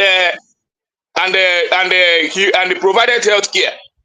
This major healthcare system, this maternity hospitals and all that. He built it for them. So the state those are my major problem is that these things that are being provided for this man are still the things that are being used in that state today. No other governor has added anything go into it. The things that pertain to human development, the nursing schools we have today that are being commissioned under him are still the ones existing in that state today. No governor has ever added anyone to it. Let us ask a question. Hold on, please. When you come here, no, hold on now. Let's engage you. You said that you built them hospital, local government, primary care, maternity. Those money, those 2 years that being owed by previous governors, 2 years and hold on. How many years? 30 billions of pension being owed. No governor ever did it. He paid them off. He didn't owe any of them. You couldn't even appreciate that. Both the ones being owed by previous governors and being the one being under him, he paid them off without borrowing any 1 naira. We've been listening to you and we keep quiet. So let people interrupt. It's a conversation. When you say he built them hospitals and stuff, you have to remember that come after BT. Under his rule, like other governors at the time, they were Host, you are not trying at all. I told you I want to ask question. Since then. Okay, you go here. You BT go first, Ogbeni second, then party will follow, please. So the question about to clarify what he meant by his building is because they were controlling the funds of the local government council like they're doing now. So they were doing what you just mentioned, Ekene, are the functions of the local government council, not the state. It's because they, like other governors, hijacked the powers of the local government councils and they were controlling their funds. So that's not his job to be building them primary care centers or maternity care centers. It's the job of the local government councils. BT, let me tell you this. the system of that state that time is not functioning well. The state government is not even functioning well before you talk about local government. So he uses sole administrator, and the local government in our state receive good attention under him. Talk about our local vigilantes. The But he first was governor to not. give us. So these things, I understand your point. I want to address you a little bit. These things I understand. At the end of the day, he conducted the election because it was not as if the campaign was not there. The election was, as in, he was the only governor in Apuga then. Others were PDP. So there were a lot of pressures, a lot of political fights, a lot of those things were the things that threw out other previous government. So he was able to manage it until he was able to conduct the election. And the state is not angry because he was able to provide good legacy in our local government system, even more than the local governors. Hold on now. So he was forced to usurp the part of the local government councils because I said that was the 7th year in office that they did the LD council election. So 7th year in office. Yes. How many? So what happened the reason is this. 7 years, he was the one running the. The reason is this: political tussle, and no governor have ever done it, even before him. Even Ngige, I like Ngige. Ngige did well as a governor of Anambra State, and I will never castigate Ngige because he was the first governor to make sure to let us know there is money in that state before P2B. So, but after that, no governor Ngige didn't held the election in his own 3 years. No, even Mbadinuju, none of them held it. So it was after he fight all the political tussles and all that, then did the local government election before he left office. So P2B solved a lot of political problems in my state. Go and check the history of Anambra State. No governor has ever governed that state for good 4 years before he came to office. The first governor to govern for 8 years. Okay. Because of his genuinity. He settled all the political problems and they created the system of zoning that brought up Obiano. Obiano, who knew Obiano? Obiano couldn't even contest for any election in Anambra State. Say that earlier. Hold on now. Zoning. That region Obiano came from. That region Obiano came from. Let me finish, BT. That region Obiano came from. If you go to that region can never provide a governor in my state. They can never. But because of the regional system, as in the zoning system P2B provided, that was the reason Obiano became that side of Anambra State, Anambra North, was able to provide a governor. And when people come here, they speak what they don't know because they want to castigate a man.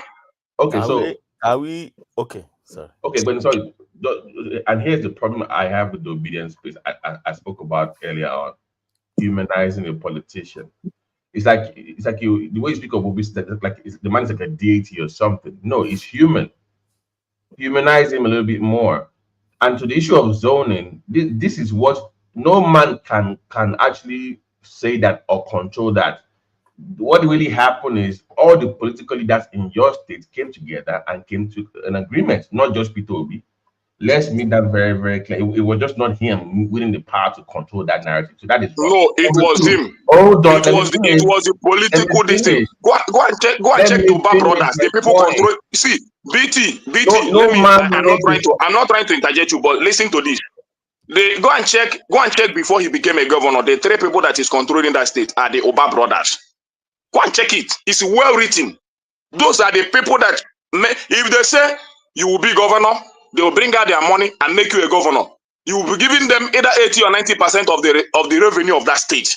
And my state was not able to pay even a single salary for good 2 years and both to doctors and the teachers. Pension, they know to talk about that one. Pension is since Anambra State was created, Anambra State never paid pension. It was P2B that did it. Okay, cleared it without borrowing 1 naira. And when these people come here, they say what they don't know because they don't like it. Who is begging you to support it? Let's forget about Madam Sita supporting him. Let's move forward. Ogbeni, you have the floor. Then Patrick will go after you. Yes, 2 comments I want to make. So I want to correct one impression, then make a comment. You see that 13-month strike, most obedient, particularly those ones from Anambra, They like painting it as if, oh, this thing has started from Ibadinuju time into Ingige time, then it escalated into Obi. That's a big lie. This guy, Simba, who's a medical doctor, has come here before and clarified that thing for us. That strike was between 2011 and 2012, far after Ngige had left office. It's not a very new, sorry, far after Ibadinuju has left the office. Now, what were they fighting for? Because I asked that other guy, Patrick, that can he tell me, give me a glimpse on what they were fighting for? What they were fighting for was not because their salary, arrears that they have now. No. There is something they call comments, consolidated medical salary, something structure, which they implemented from the federal level. Obi refused to implement it in his state. Simba, if you are listening, come in. Yeah, go on. Simba can come in. He has explained these things for us before. The man refused to employ. He refused. Then, so as a matter of fact, he was paying them below 50% of what that comments or something like that scale. And that was the issue. And he was not ready to engage them, was not ready to speak to not them. Even ready to shift the sword at all. Not even engaging 13 them. months. And then they went on strike. And throughout they were on strike, no negotiation, no nothing, until they felt like, look, this thing is too much. People are suffering. And then they came back. So that narrative of they refuse to pay salary, consolidated salary, na lie, that na bobo.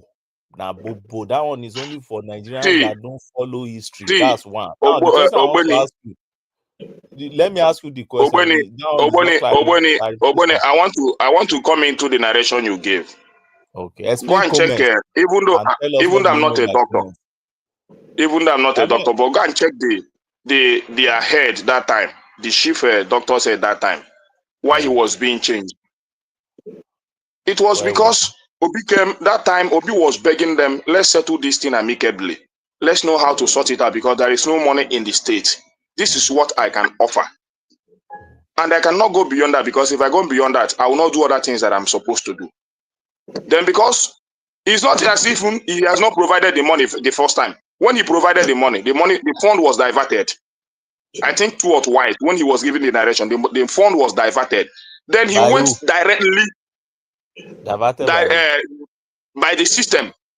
Which system? So yeah, he went directly to engage them directly.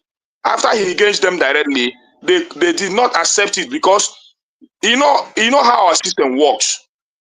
They wanted him to, they will say due process. But when that due process is being followed, it's just for them to consume money. Then at the end of the day, he was able, the first man that was the head of that doctor's, I don't know how they call it. The man, he removed him, because when he came into the office, he saw one man working as a doctor there. Even when others were on strike, that was the man he made the head. Wait now, no, please. You said the system is the governor of the state. Can you be more specific? What part of the system stop a governor of the state from actually the governor should be the head of the system, isn't it? Yeah, so it's that release the money to them. You are going it has to be more specific. Tell me who is the system? Who in particular was the one that chopped the money in that civil service that he could not investigate? I really want to know. Industrial action happened in his second term in office. That's the thing I'm trying to establish here. But I don't get this system the money or something didn't happen. It happened because the first one was not settled. It's not only in the doctor's this thing. It is both in the educational sector. It also happened. No. Both Anambra State University, it also happened. But the point remains that wait, don't lump. You are lumping different EUs. The teacher EUs and ASU EU. That's also at local level. It's quite different from the medical one. What Madam Sita emphasized is on the medical one. That which human being closed hospital for 12 months without but the hospitals we are working then. Working without doctors? Yes, it's working, it's functioning. So function how? Is it? I told you, even though the major doctors were on strike, it's not the hospitals we are working. These are the doctor now. Doesn't work that way. What do you mean? No, hold on, please. I know it. I'm not saying it's working that way, but saying that the hospitals were closed down entirely. Hold on. The hospitals were not closed down entirely. My God. Because there are workers, and when you go to the maternities, you see nurses, you see other doctors functioning. Nurses, no, not doctors. Nurses will now do doctors' job. Now. What I'm saying is that the doctors and the nurses, everything we are functioning. And he bent on giving them, he gave them the best. He gave them the best. Okay, a state can never receive from a governor. Let me ask you my second question. Since this is they are on strike, but they are working. I don't understand that logic. What kind of strike is that? That's strike now. The Anambra strike. Now let me ask this my second question, Kene. Now, good to have you again. Now, see my second question. Obi, you said Obiano was a failure. That he didn't follow what Obiano does. My question is, who gave Anambra Obiano? And now, would you say the person that gave Anambra was a failure for giving them Obiano? Me, I would say that he didn't make the right choice by giving us Obiano. Okay. Yes, I will quietly blame him for that by giving us Obiano. Honestly speaking, so because Obiano was not what we expected. I can only tell that the only thing Obiano did well, which P2B has set the record straight. If not, he wouldn't even continue to pay pension and salaries. So even the Anambra State University, I think there was a certain amount agreed on to be given. That's why those things can never go on strike anymore in Anambra State. He settled that matter and settled it in a very long time. So, do you know that that same Obiano is the only governor that you get in your state, apart from Mesoludo, that one can point to one major infrastructure that he did in that state, which is the airport? That's the which only airport? Let me tell you the issue of that airport. Let me tell you the issue of that airport. Me coming from Anambra State, know the issue. That airport was supposed to build in my state, in my town, Oba. Oba is between Nnewi. Go to that place now. It is not that selling the land. That land was mapped out by P2B. Let me finish now. Let me give you an answer to what you want, what you don't know. Because when you come and say, Obiano build an airport, Obiano build an airport. That airport, that land, I know, but that land was mapped out by P2B in Oba to build in a strategic point. For 8 years, he just mapped it out for 8 years. Let me finish now. Let me finish. That land was given by my people. By my people. So at the end of the day, it was a battle between him and some people that own that land before he finished his 8 years. Then Obiano came. He built that airport in Anyamelum. It's in his own town. That airport is even far from where it's supposed to be. But the point is this. The point is this. Let me finish. Let me answer you, Obeni. The point is this. When Obiano came, he moved that airport away from Oba and took it to Anyamelum local government in his own town. You understand? And the point remained that he saw the money to build that. He saw the money to build that airport because a video was there. Where did you see money to build airport? My predecessor kept a lot of money. Okay, but he built it. Did he build it? He built it. But his predecessor was fighting on land throughout. He couldn't even get land to build. And now, but the money was there. And he saw the money. He didn't borrow. He didn't borrow. The capital, everything was down. Governor. What if he came and he didn't see any money to build it? Will you build it? Okay, thank God. But yet, the same Obiano who built that airport and a failure. Now, for your eyes, for you people's eyes. Now, we know the reason why he said it's a failure, because you know when you people talk about governance, there are different ways of governance. When you talk about touching the life of people, P2P governance. How many people use airport? Airport is for the rich men. But when you talk about maternities, you talk about our schools and all that. Who receive them the most? People no go hospital for 13 months. I was talking about that. It's a lie. I told you it's a lie. Those hospitals was not built. Those hospital was not built until he became a governor. Okay, it's okay. Those hospitals, those maternities was not built until he became a governor. Here. Why is Ekene yelling though? I don't understand. It's BT. Let me say this. Ekene, we asked the question earlier on, which if I ask you now, you will not give me same answer. Has Peter Obi ever done any wrong throughout his tenure? Just mention one. And I still say it. The wrong that he did was that he couldn't hand our state to a better person, which is Obiano. That is the wrong he did throughout his tenure. Yes, that's the wrong he did to Anambra State. We can capitalize him as a saint man. He's faultless, he's blemish, it's pure. No, P2B is not a saint. I don't capitalize him as a saint. But he was the first person to. You are always. It is you that say he's a saint. All the things I said there, did I call him a saint? Yeah, but you guys no man is a saint. I did not portray him as a saint. But what he did in my state, resonates with the people of Anambra State. You can't compare Obiano and P2B in Anambra State today. Let two of them come out on the Ekene, hold on. Ekene, to be honest with you, I have to lower the volume of my device. It was too loud. Just, brother, come. I know you love Peter Obi. I know you like him. Just bring it down a little bit. So, to me, there's no upright man in the world, and they have never born that kind of person. But you guys always portray Peter. Peter has never done anything wrong. If people point to a wrong, you guys will never see it as a wrong. It's as Peter will be create like a cultist, like, because it's only cultist people, they don't see anything wrong. If they have been initiated, even if everything is wrong, they don't see anything wrong. This guy is not a saint. But even P2B himself, if you have followed him a little bit, I never told you he's a saint. He always tell you how he wants to learn.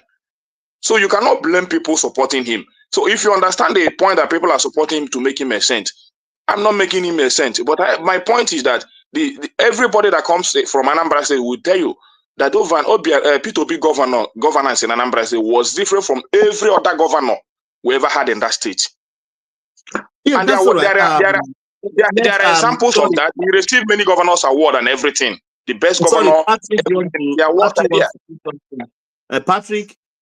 Yeah, Patrick. Yeah. After Patrick, we have Remy will be the same. Sorry, Patrick, I forgot. I said you are the turn. You are the next. Yeah, go on. Yeah, I want to ask question. You making comment or you want to ask question from Ekene? No, not to Ekele. The guy who finished before Ekele. Ogbeni. Yeah, Ogbeni is here. Yeah, you can ask your question. BT, yeah, BT. Yeah, BT is here. You can ask your question. Then from you, if we ask the question, BT answer, we go to Remy. So I want to, before I answer the question, let me correct something. Before P2B regime, P2B pension for old woman, 70,000 every month, which my mother still receive the money till P2B turn of finish. Today, that is not happening in Anambra State. Let me answer Ogweni, the Martins. P2B tenor, how much federal location giving Anambra State that time P2B regime, and how much they give Anambra State now, and how much Anambra State receive as a state have oil, how many percentage now, and how much P2B received that time? Can you answer me the question?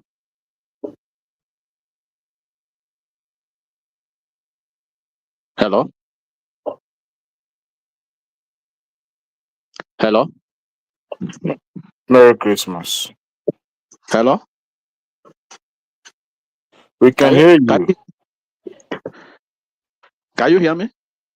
I can hear you. Ogboni is not there. Maybe Ogboni is not there to answer you. I can hear now. Somebody asking a I question. said how much federal location to Anambra State that period P2B is governor, and how much is now? The federal allocation, it has increased now.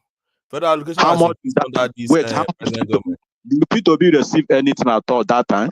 Of course now. How much? It was during There's, his second Gbemo Obasanjo came out. No, it how is not much? even, it's not even how much is the value of what is being given to each state at that time. So you can't say that how Let me be much was specific, given. but to say The that value of the that amount that was was given kind to of argument. State. So they didn't release his own allocation to him during when it was obvious. What argument are you making? Okay, you don't know, Abi.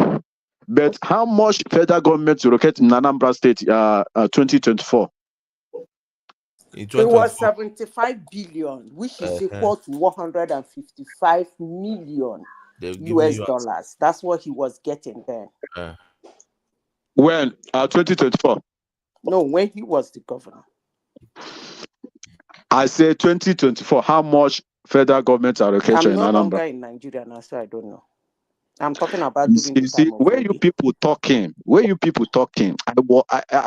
no go school, but I begin to laugh. Tell us how much was given to him. Tell us instead of dancing around. Tell us. The time P2B regime, P2B doesn't receive anything as federal recreation. Go and verify. Hey, so how did he get the money to buy vehicle for the king and the monarch?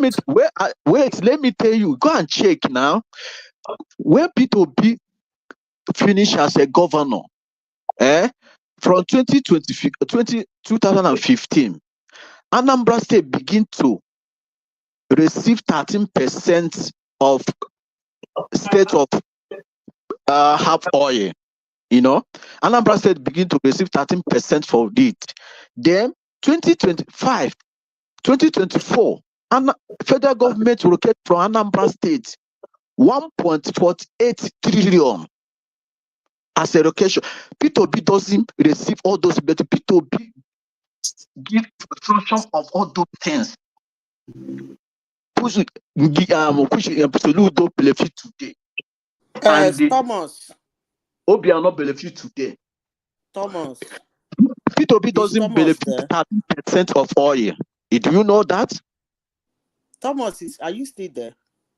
Hello? Thomas. Hello? Is nobody hearing me? Thomas, are you still there? Hello? Can somebody hear me? Oh my God. We can hear all of you. We can hear you. The point is this. The point is this. Thomas, are you still there? Mr. Patrick, the point is this.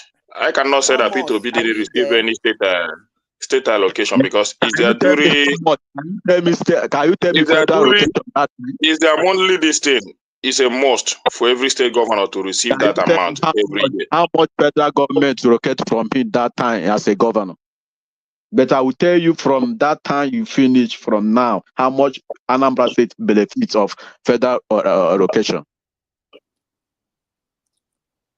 Between 2000 and March 2006 to 2014, when Obi left office, he received 620 billion naira from Nigeria government, federal government as allocations. 620 so divide it by 8 years. But he was able to Mr. Padley, it is from that money. It is from that money. It is from that money he was able to save up. It is from that money. I get my figure from AFFC. So P2B doesn't benefit anything at federal government allocation. I'm verified. No, what P2B did not benefit today as a governor is that P2B is not under any government. It's not. They are not paying him all these governors benefit after governance or anything. So I guess that's what you are saying. Him is not receiving anything for himself. As a former governor.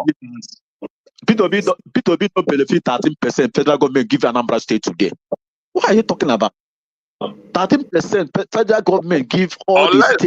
If you are talking about 13%, it's a different thing. I don't know about 13%. But talking about state allocation, which is compulsory, I think but who make it possible in Anambra State? He walked through it before he left as a governor of Anambra State. After he left 2015, Anambra State begin to receive that 30%. Is it Yes, true or not? yes, yes. Okay. So, but talking about monthly allocation, he received monthly allocation, which out of it is saved about 150 billion. That's 150 million US dollars, 50 million US dollars in a different account. How much federal government giving Anambra State? Yeah, but the only thing I I know is that he governed that state without borrowing 1 naira and still pay all the pensions and the arrears and both the one owned by the previous government and all that. So, and that's why workers of Anambra, even the one you mentioned, 70 years above, receive salary under P2B, 70 years above. A lot of elderly women receive it under him. And those things are not there anymore. So that's why when you come out to talk about him, people will tell you don't know what you are saying. So because no state governor has ever given them that. As a 70-year-old indigenous of Anambra State, you receive your pension. Even as whether you work or you don't work. Yeah, thank you, Okene. Yeah, Remy, you have the floor. I hope they will let you flow. Remy, are you there? Mr. Remy, you don't go inside the fridge. Oh, they don't carry you with it's gone. I know you will come back. I think Madam, hey, I wanted to say something.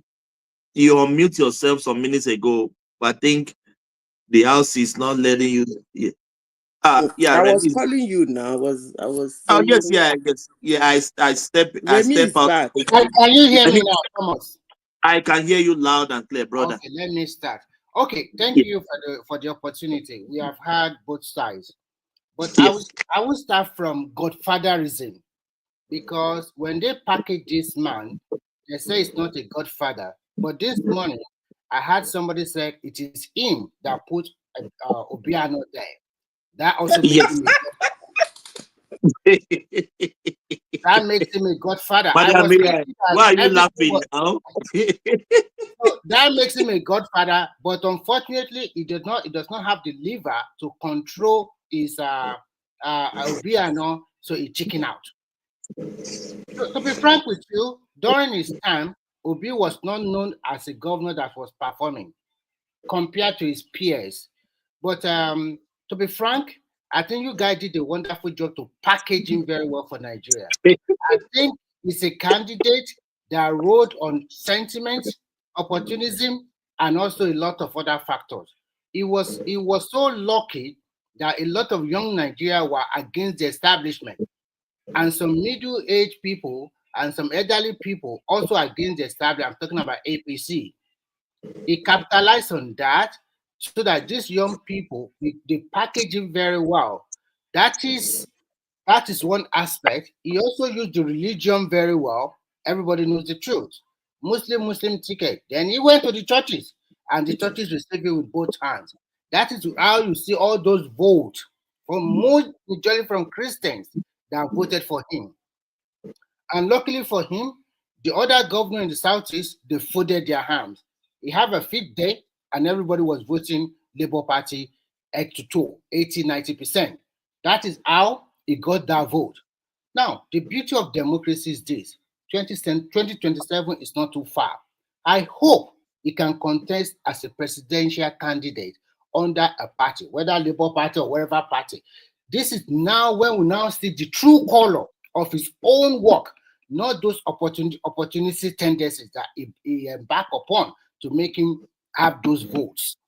Now, when we are talking as Obi as a governor, you can't be coming to this platform a governor that cannot solve a solution for a state for 13 months for doctors, and you are telling us that hospital can perform without no doctors. I've never heard of that in my life. Nurses work are different from doctors. And nurses there's a private hospital working and government hospital working, but they close in time. So let me finish. I beg you. Many private hospitals is working that time, and government. Let me finish. Private hospitals are different from public hospitals. Yeah, And government all is you, working, but the relax now. Relax, I beg. Yeah, If you let him continue. Yes, if you please. go to private hospital to see a doctor, you have to pay your money. And when we talk about Nigeria, you people say a lot of Nigerians are poor. And those poor ones, they can go to public hospital to get their medicine and no, consultation. private hospital is more quality than government. So public hospital where a lot of people goes, majority of our people goes for consultation and medicine. Private hospital Can is you more. keep quiet for God's sake? Thank you for removing. Remy, he will not let you talk. Anytime you Yeah, know yeah. that now. Anytime you are Put trying him to in say the the truth, grass, later I will come back. yeah, they will not let you talk. So what You I'm continue. just trying to say is this: when they talk about what is it? When they talk about that strike from the doctor and he was unable to solve it, and at the end of the day, because of humanity, the doctor went back to work after 13 months. That is one. Two. There was they an said, agreement before the return. So those people saying they were they return on their own is a lie. Okay. There was an agreement before the return. Okay, calm down. At least I did not interject. And that agreement is the reason why they have not been on strike since then till today. Whether they have agreement or did not have agreement, it is there that he left them for 13 months. And if how many people would have died, or maybe because of their disease, they have died, terminal diseases, and so many others vials. Remy, just imagine the doctors in your state in Finland strike for 13 months. No, it's impossible. No, let's take it back to Nigeria. Just imagine what people will be facing. Because I know my seniors, the elderly sister in my house, he married a surgeon. My house is like a medical. My sister lectured in School of Nursing, so I work in the hospital here in Australia. So my wife, she's a nurse, RN. So my life is about hospital. There's nothing you can tell me about hospital that I don't know. Just imagine what people will be passing through that 8 months. Because I know the last time I checked, it's doctor that will prescribe medication. It is doctor that will consult you. Nurse doesn't consult. It's the direction of the doctor. That is what the nurses will ask on. In Anambra, nurses do surgery. They do surgery. Okay, let me continue. And then they said that this guy left a lot of money, but they forgot one thing. And luckily, his son, Godson, said so. That although they say he claimed he left 45 billion, but he wrote a check that he has to offset to the tune of 35 billion or 40 billion. So that means it's Sakamandi, it's a scam. That money he left already is a scam, it's a lie. Because when you now wrote a check that he has to pay this money as the Okay, that money he left, the previous government, maybe Obiano said it's a scam. Then Toludo that accepted it and they called it, Toludo accepted it, but Obiano did not accept it. So who do we now believe? Do we believe Soludo or do we believe Obiano? Can you let me flow? What happened after Obi, the godfather, put his godson, Obiano there. And then when they were now asking Obiano question, Obiano said, this is what transpired. This is what transpired. I mean, what happened? And he was able to debunk all what Obi have said. Actually, to be frank, it was you packaging very well. It's a big propaganda for Nigeria. And Nigeria being gullible and hungry, they just accepted who can sing, especially in the south. No, Toludo that accepted it. What we now call Toludo, that is my point. When they were asking Obiano said it was not as it is. Then what happened to Soludo that accepted it? Please, when you want to interject again, can you ask for permission? And if I give you permission, then go ahead, because I never interjected you. So it's a propaganda well packaged. And a lot of people in the South, they fell for it, and people voted for him because of religion. Christian, especially the North Central Christian and some part of Kaduna and Taraba. That is how he got the vote. And the other government in the Southeast, they said, okay, for sympathy, everybody folded their hand. And somehow they also differentiate other people. You cannot tell me that in the whole of a state being ruled by APC, like Imo, they do not even have 20,000 or 30,000 people following that governor alone. Nobody follow him. How come that he has about 80 or 90% vote? And some other states in the Remy, current governor. Current governor. So current they governor. their hand, they close their eyes, you have your feet there, and then, but the beauty of it is that I pray that this Obi should have a political party so that it can contest the 2027 election. And let's see whether we get that 6 million vote again. So that everybody will not be saying, it's a fluke. It's not a fluke. It's really worth it. I want him to really contest. Whether they are going to give him VP, I prefer him to be a presidential candidate. But if he cannot get that one, he can probably get a VP. But this VP, I'm not sure it's not going to. I'm not sure that coalition is going to give him. So if care is not taken, he might not contest that 2027 election. Because the handwriting is already there. The coalition, they don't want to give you the presidency. The Labour Party. He already said it now that he's not even desperate. So why are you taking paracetamol I asked you to ask for permission. I asked you to ask me, can I interject? Don't even put please there. Just say, can I interject? And I said, go ahead or not go ahead.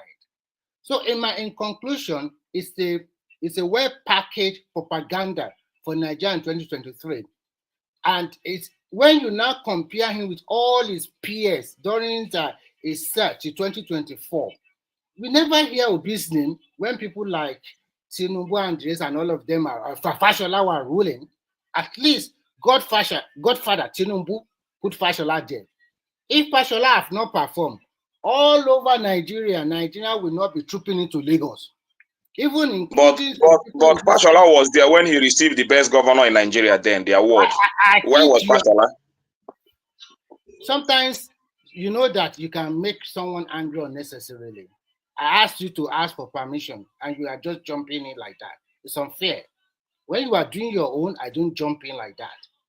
So because Fashola did a wonderful job, everybody is going to Lagos to go and look for their Nigerian dream in Lagos.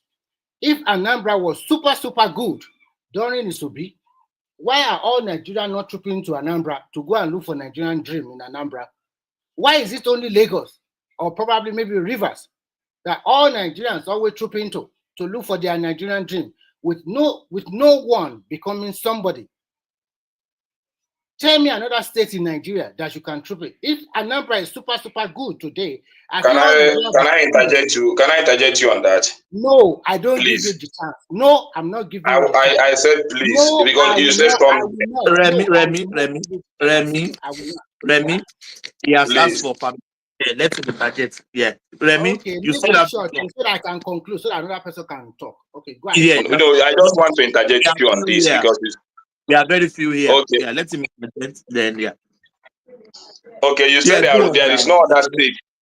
There is no other state that you can go and maybe do business or whatever. That is why people are trooping in Anambra State. Anambra State has the largest market in Africa.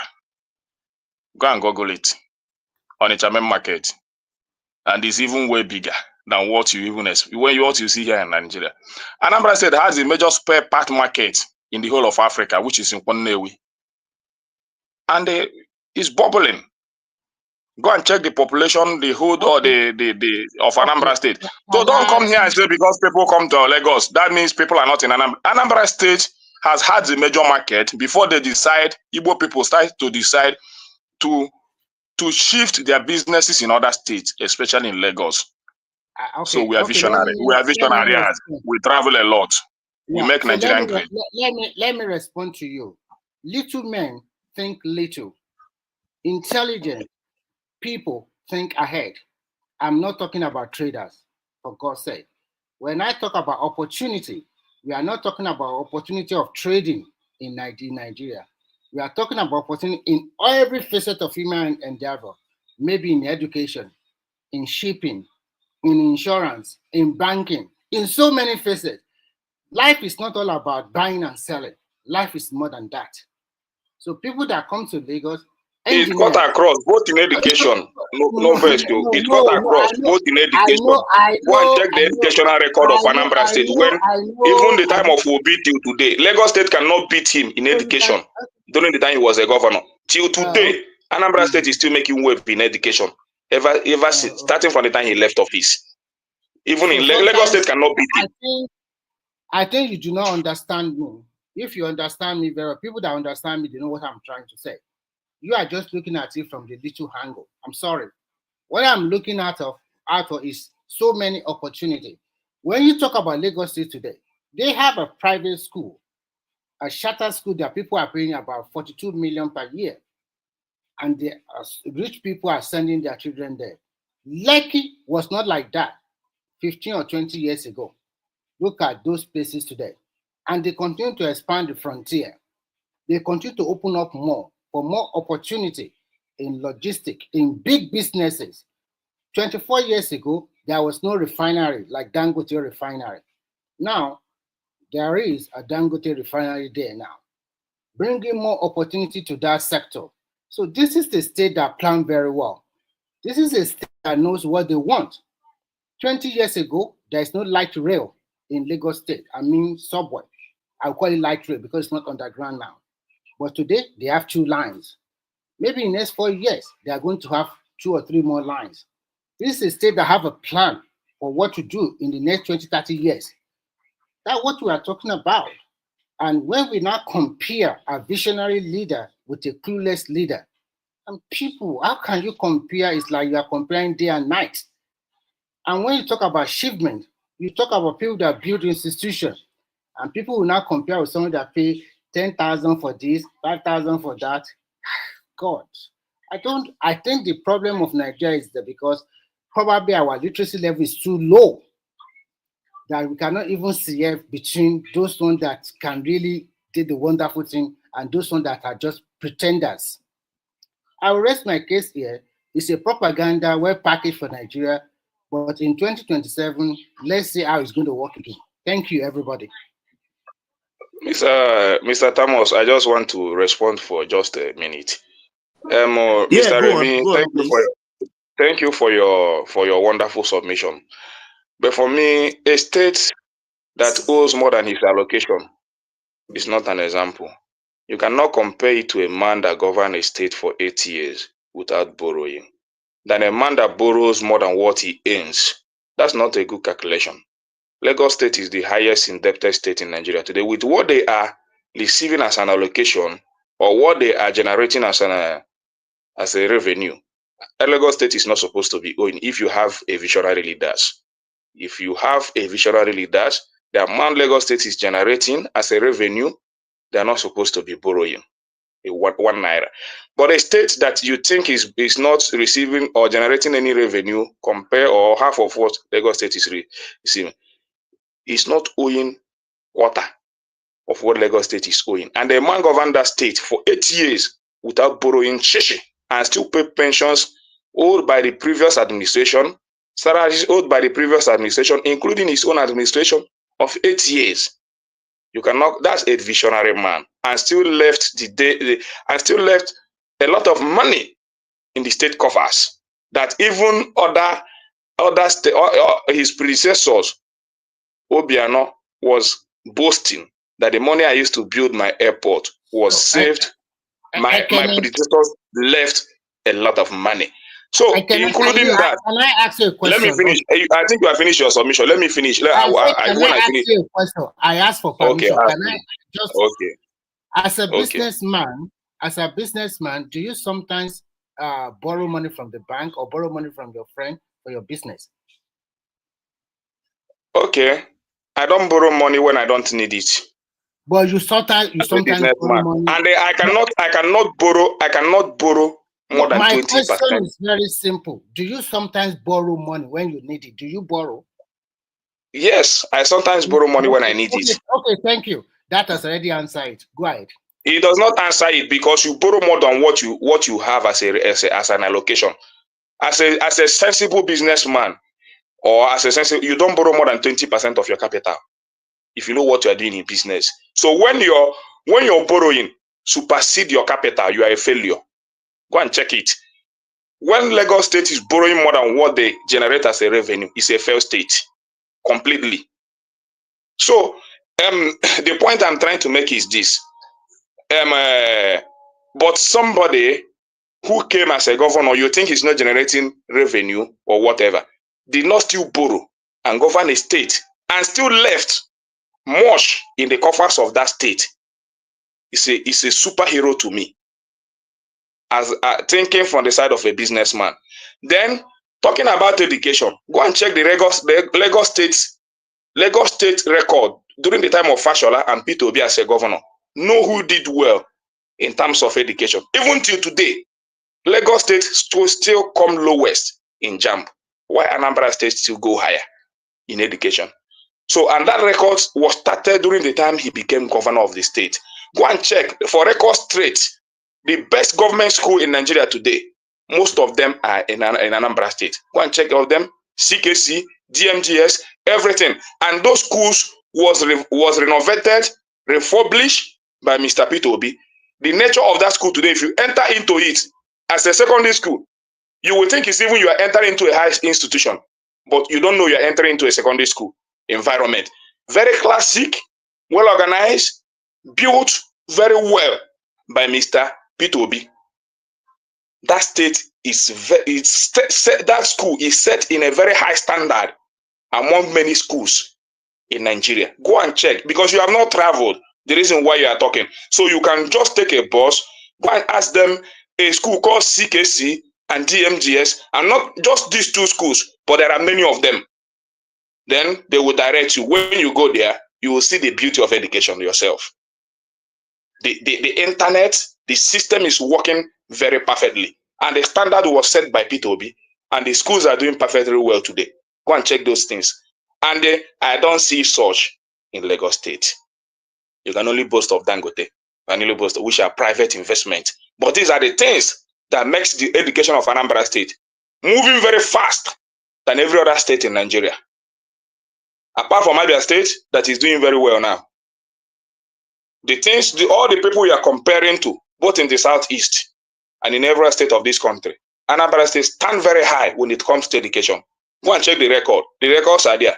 Even though I like Fashola, but in this regard, I will tell you, go and check the record. Peter Obi did far very well than him as a governor when it comes to education. So don't come here and brag with a state that is piling up debt for each generation unborn than a state that left more capitals to be generated by the generation unborn. The previous, even though the previous government might not like him, but at a point they will still confess it that my predecessor left a huge amount of money. Soludo might not like it, but at a point he confessed it. Obiano might not like it, whether because of politics, but at a point he confessed it. Tell me who has confessed that in Lagos State, that either Tinubu or Fashola left a huge amount of money in the coffers of Lagos State. Rather, is borrowing, debt all over. Go and check it. With all the taxes, with all the revenue, Lagos State is supposed to be one of the least indebted states in Nigeria if they know what they are doing with their money, even with all the infrastructure. Because what you are even saying is the investment they are doing in infrastructure is just 5% of what is supposed, as in just they are doing 5% of the money they are receiving from the state. Because if they do 50% of the money they are receiving from the state, Lagos State, if you come to Ojo would be very beautiful. But if I bring you to Ojo here, you cannot stay at Ojo. Many places, Oshodi, Munchi, you cannot even be in that area. You understand? And these are the major states. That are the major places in Lagos State. You only talk about Lekki, built by individual, by estate developers. Lekki was built by individual and the estate developers, not by government. You understand? So for me, as a state, it's a fair state. Let me ask you this so that you don't lose your thought. You said Lagos place Oshodi, everywhere is still smell, it's not good enough. But I wonder, those places that are not good enough for you, you still stay there year in, year out, making your money. I would have expected people like you to go back to Onitsha or Anambra to make that kind of, see that kind of opportunity in Anambra that you are talking about. You never leave. You still continue to Well, stay in Lagos. well, that means you don't know. You don't know. My question to you will now be: I asked you a question before. I said, as a businessman, you confirm that sometimes when you need the money, you borrow money. What you do not understand is not all about having a debt. I be borrowing money is a bad thing. No, people will check you. The people that will borrow you the money, they will look at what you are using the money and propensity to pay. That is what matters. Lagos State is viable enough to attract a lot of investment in terms of every sector. If Anambra is as good as the way you painted it, why are they not attracting those investment to those places too? At least you'll be stay there for 8 years. Why Let me answer you. What is the You are not asking. And then the last You are question, not asking a question. You are making a comment. No, my last question is this. You mentioned that Obi saved a lot of money, blah, blah, blah, like this. But it was on record that there's some money invested for Anambra in his private business. And he himself also confirmed it.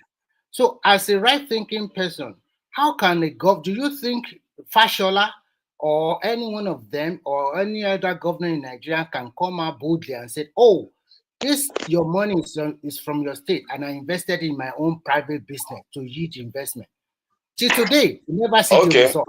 Let me answer you before I lose my thought. You said Obi saved money in his private business. Obi did not save money in his private business. Obi saved money. Fidelity Bank is not a private business. He just owned a major share in that. And if you check Anambra State account, it's even Fidelity. Go and check it. Anambra State major account is Fidelity Bank. So if you don't know what you are saying, don't say it. Fidelity is not a private business. A business that is well known all over the world is not a private business. A private business is when you are running like a shop. You are running a shop just like I'm doing. I'm running a private business. I don't have any investors in my business. It's only me and my family. That is a private business. So when I take in money and put into my business, it means that I invested the money of a state in my private business. So I'm not Fidelity Bank is not a private business. It's because of illiteracy that is making you people make those statements, even though you are not an illiterate. So, but I understand it more than you. Fidelity Bank is not a private business. You understand? It's a business known. They have many investors. He happens to be one of the major investors in that bank. So that doesn't make it a private business. And the Anambra State Fund or Anambra State account is in Fidelity Bank. And he did not only invest in Fidelity Bank, Zenith Bank is not a private business. He invested money there. Access Bank is not a private business. He invested money there. So how did he invest money in a private business? That's my point. So if you don't know what to say, don't say it. Fidelity Bank is not a private business. I am the person running a private business, not Fidelity Bank. Any business that doesn't have shareholder is a private business. But in this regard, Fidelity Bank has a lot of shareholders. It's not even federal government invested money in Dangote refinery. Why did they do that? Because Dangote refinery is not a private business. Get it right. You are educated. You go through the walls of the university. I'm not supposed to be the one telling you this. So don't make that argument where learned people are, because they will laugh at you. Because if it is a private business, I think the EFCC would have caught up with him. But because the system know that Fidelity Bank is not a private business, they cannot discuss the matter. He's not the only person having share in Fidelity Bank. So why do you call it a private business? Because you don't know. Because you're ignorant of it.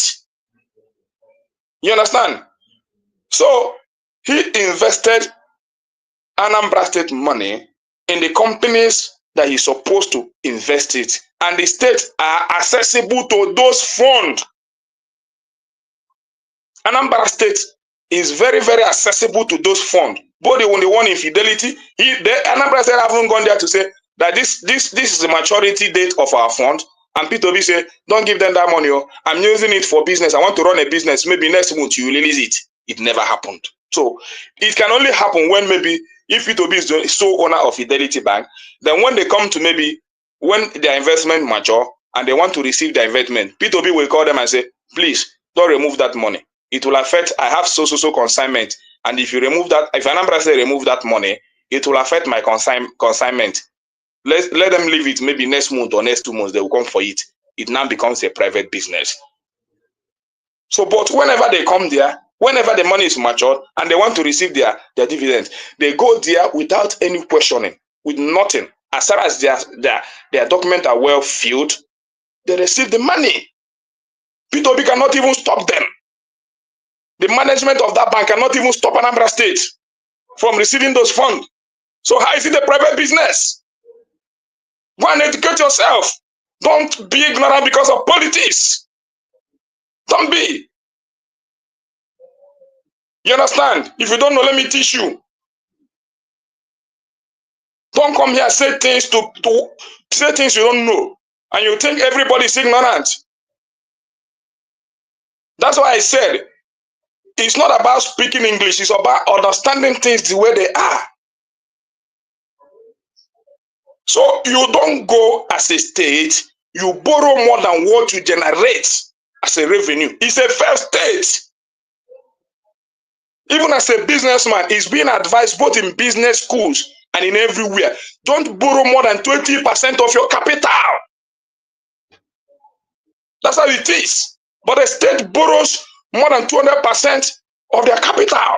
And you said they are running a good system. It's because you are being cornered.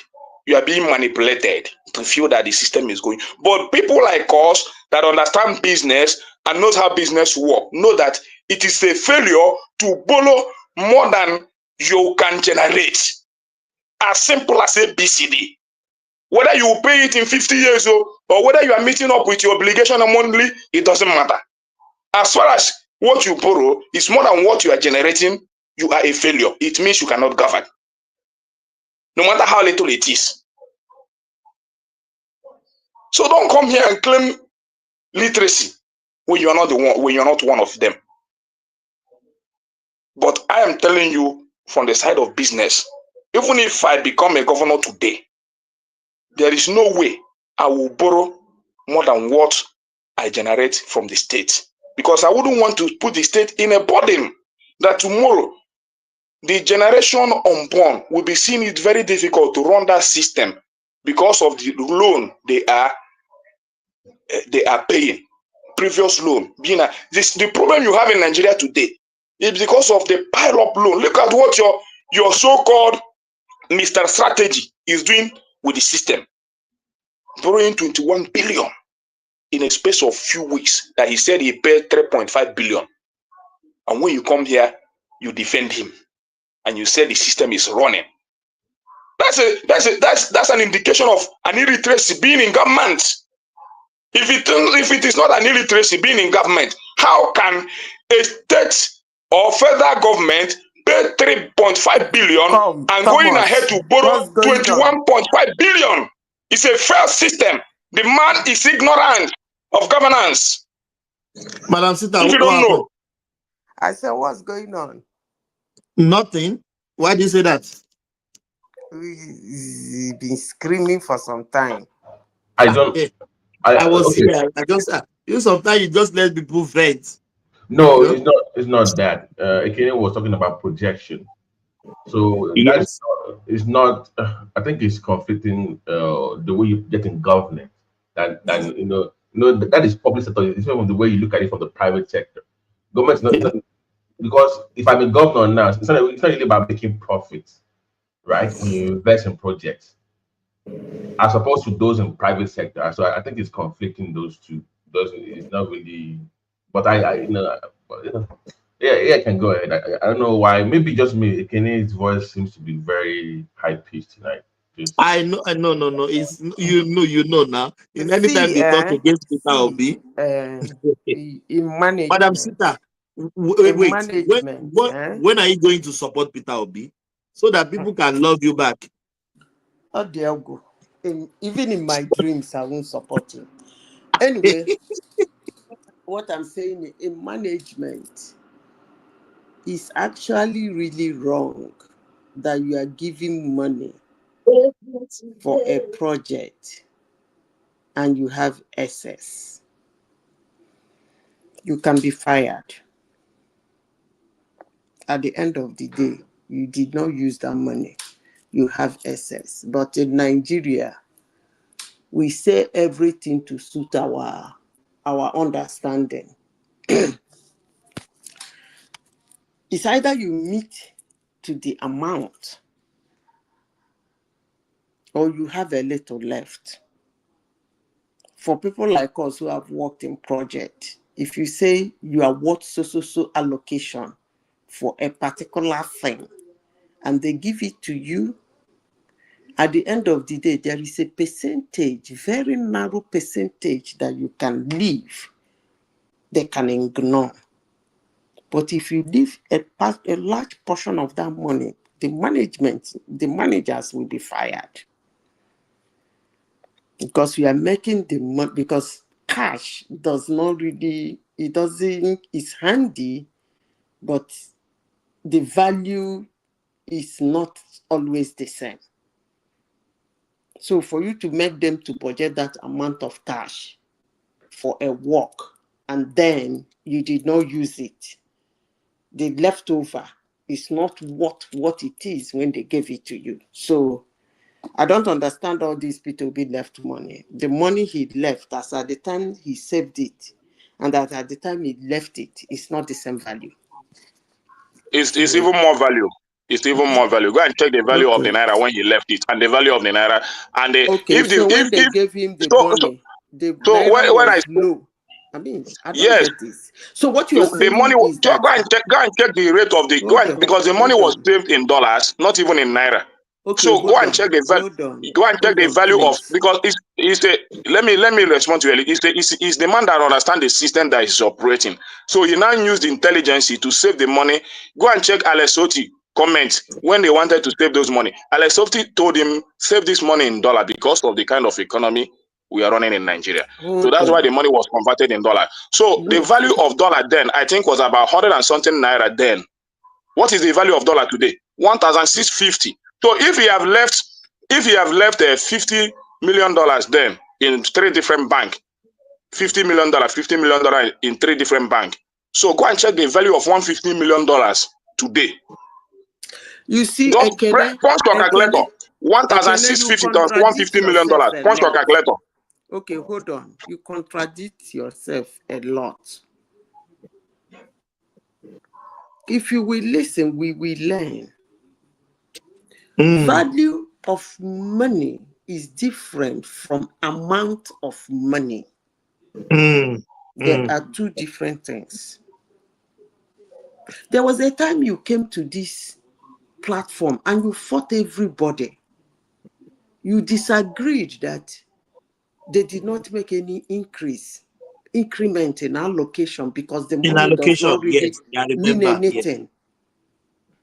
You fought everybody in this platform that they did not make increase in allocation. We were even saying the governor that collected the money confirmed that there's an increase in allocation being given all states. And the Kenneth said it doesn't mean anything because the money has lost value. And I agreed with him.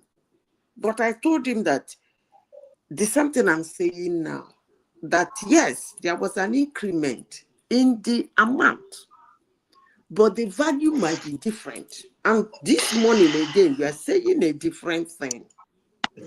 If you leave 50 okay, let me tell you what I'm saying, Madam. Let me finish before I lose my thought. Yeah.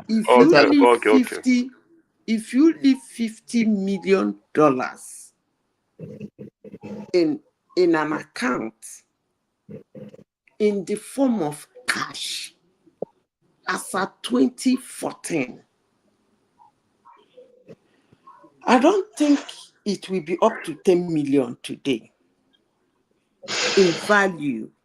Are you talking in naira or in dollars? In dollars. I mean in value, not in value. The value. Yes. The value. Understand I now don't the Okay. value of think. money. Yes. I Okay. don't You don't. think. Let's Hold on, because Okay. I will give you an example. I will give you an I'm eager example. to speak. Yeah. So $45,000 in 2019 is not even up to $19,000 today. In value. In Yes. value, not Yes. in amount. In value.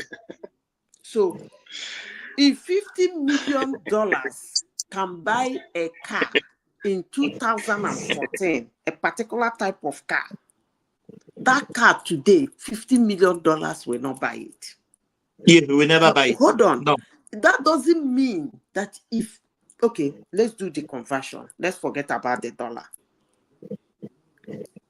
Let's assume that in 2014, 50 million is, $50 million is like 100 or 200 million naira. I'm just exaggerating. I'm not saying that's the fact. And today, just like, yeah. And today, that 50 million is a billion. I'm just exaggerating. The quantity, the amount is very large, but the value is not. But the value as Why? Because it's not because of Obio, it's not because of Zita, or it's not because of anybody. Inflation Cash loses value. Values, yes. Why they tell you to keep cash is because sometimes it's handy. You don't need to be running around looking for where to sell something, sell or land or something to solve your problem. Cash is handy. You can always rush and pick it and use it to do what you want to do. That's why they will advise you keep some cash. But in value, it is a no-no. Okay, let me, Madam Zita, I really want to come in. I really want to chip in something before I lose what I want to say. Okay, go ahead. Because, with all due respect, you know, that is why I say economy is not by describing things in a. Economy is practical, pure practical. You keep $150 million in 2014. That $150 million is still $150 million and still can get even more than what you expected in today's market. It's as simple as ABCD. But if you keep 150,000 naira in 2014 in the same bank, that 150,000 naira cannot get you quarter of what 150,000 naira will get you today. As in, what 150,000 naira will get you in 2014, 150,000 naira today cannot get you in 2025. It's a simple calculation. So what are you trying to explain? Can I ask you a question? Let me finish. The man understand business, understand the economy, knowing that the government is not managing the system well. That is why our naira is devaluing every now and then. What do I have to do? I have this money to save. Should I save it in naira? If he would have saved that money in naira, it's a bad investment. But because he understands the system, he converted it and saved it in dollar. So every day, your naira is devaluating. Anambra State dollars in the Fidelity, in the Zenith Bank, in the Access Bank is appreciating. A simple economics. I don't know what to explain again. It's just at the same thing that when I have goods in my shop, I bought for maybe $1 was 150 naira. I bought those goods maybe at 100 naira then.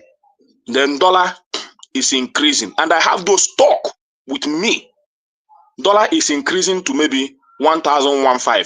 I'll be adding up what the dollar is increasing every day.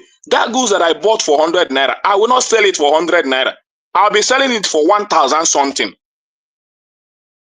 My capital intact or even more than safe. I still can be able to go out there and make an investment or purchase whatever I want to purchase. It's a simple economics. So what are you trying to explain there? The man understand the economy. Let me ask you a question. Let me ask you a question. Sorry, Madam Sita, the good Ekene is talking about, is it a Nigerian made goods or imported goods? Let me ask you a question. Don't worry. I think So Adiwale, you are still there. You, this guy. I don't understand you anymore. Go on, I've been Manasseh. here from the beginning. I never I know. left. Yeah, I know. Maybe you You you're want to so you're speak? listening to I us can. all through. That's all right. You Go want on, to Manasseh. speak? Okay. Ekene, I repeat myself again. Whether the money is in dollars or is in naira, the value Or in Euro or Dutchman. it doesn't matter as long as it's cash deposited in a bank. The value is devalued. The amount will still be big. Remember when you came to this platform, we told you that the allocation that are given to Nigerian governors are very high now.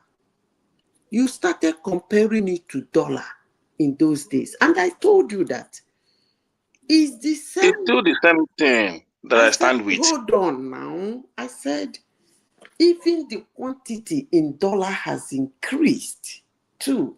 But the amount in dollar has increased. But what you can say is that the value has reduced. Anything cash, the value reduces. Let alone the one that takes a year, 2, 3. No matter whether you are using, listen, whether you are using naira, you kept it in dollar, and then you heard that naira is now 10,000 naira to $1, and you convert it. Yes, the amount is large, but let's trace it back. When it was Madam Zita, I want to ask you something, please, because I'm trying to understand what you are saying, but I just want to ask you one question. Go ahead. When you hear that our currency is devalued, is it the dollar or the naira that is devalued? I just need a clear answer. When Both you hear of them are when the government devalued. come up and say we want to devalue our currency, Of course, is it the it's the naira naira they or the dollar? devalue now. They can't Is the devalue naira the dollar. The devalue? dollar is not their currency. That is what I mean. When you Dollar devalue is the not. naira, when you devalue the naira, the dollar has more purchasing power. Hold on, you are not So understanding the what point. else you want me to? What you Hold on. devalue is your naira. Can you? So anybody that has cash in dollar as of 2015 has more purchasing power than anybody that have naira in cash as of 2015. It's a simple economics. Hold on.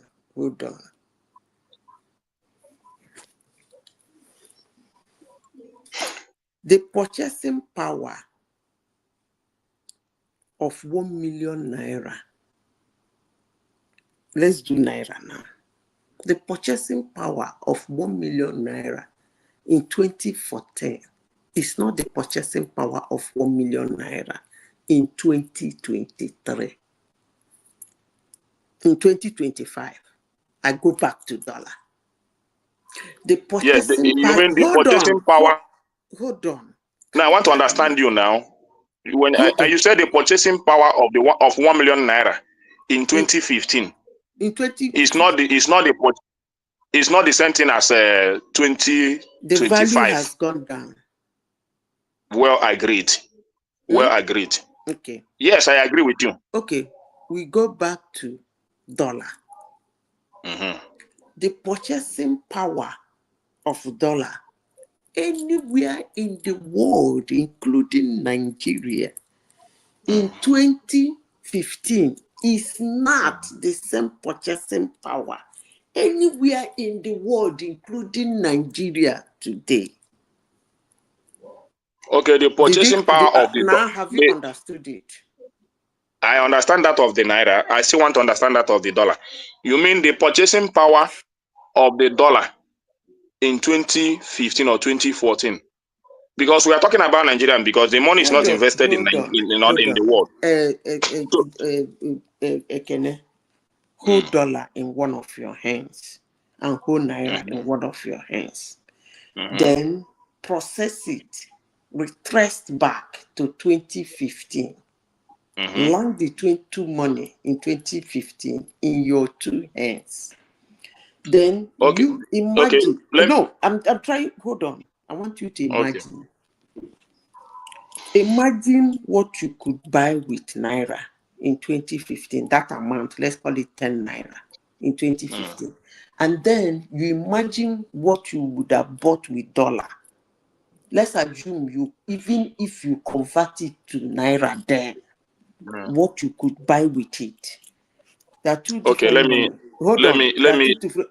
Listen now, I'm trying to do an analysis for you so that we learn. I said, trace back your memory to 2015. Then you hold $10 in your hands and hold 10 Naira in your other hands. Then the purchasing power of 10 Naira in 2015, let's assume what you can buy. Then you are holding $10 in your hands in 2015. Let's assume that in that 2015, in Nigeria, you got to convert that dollar to whatever you think it is to buy something in Naira. You converted the dollar to buy something in Naira. Now you have two different purchasing power. Then I want you to retrace your back memory, holding on to the purchasing power of these two money, the one converted and the one that it is what it is, as the home. Okay, hold on. You now come back to 2015 with the $10 in your hands and 10 Naira in your hands. Now, the purchasing power of 10 Naira traced back to from 2015 to 2025 has wiped out. The value. Now I want to answer you now because you make an assertion. I still want to answer you. Understand my analysis first. If you understand this analysis, I don't think you really need to ask questions, because what I'm trying to tell you, trying to make you are understand. Trying to say the dollar being held back in 2015 till now. Understand it. I'm talking about value. Is different. I understand. From amount. Okay. In 2015, 25, you are holding the same $10 in your hands. Even if you convert it to Naira now, the purchasing power compared to what you use it to buy in 2015 has wiped out. That's what I want to let you know. Cash. Okay, let me tell you. Let me tell you what. Cash it is. Let me say this, Madam Zita. Let me say this. What I'm trying to say is this: I have let's say $100 in my dollar account in 2015, and as of then, that $100 in 2015 is worth let's say 15,000 naira, and that's the worth, either 15 or 19,000 naira. Then that's the worth of $100 in 2015. Then in that 2015, that 19,000 naira can get me, let's say, 2 bags of rice. 2 bags of rice. And that my $100 is still in that my account till today. That is 2025. That $100 is still in my account. But in 2015, that $100 would have bought me 2 bags of rice. Or because I think a bag of rice then was sell about 12,000 or 11,000 naira in 2015. So it can get me, let me say, 1 and maybe half or maybe a little bit higher than half bag of rice, not up to 2 bags of rice in 2015. That is the value of the dollar in 2015, what it can get me. So in this 2025, I'm still holding up that my $100. I did not use it to buy that my 1 and maybe 1 half bag of rice or more than in 2015. I just say let me keep it till 2025. Let me use it to buy that bag of rice. This guy is not understanding. Then in 20, let me finish it now. I want to explain. I want to say something. Now you have said. Now allow me to say.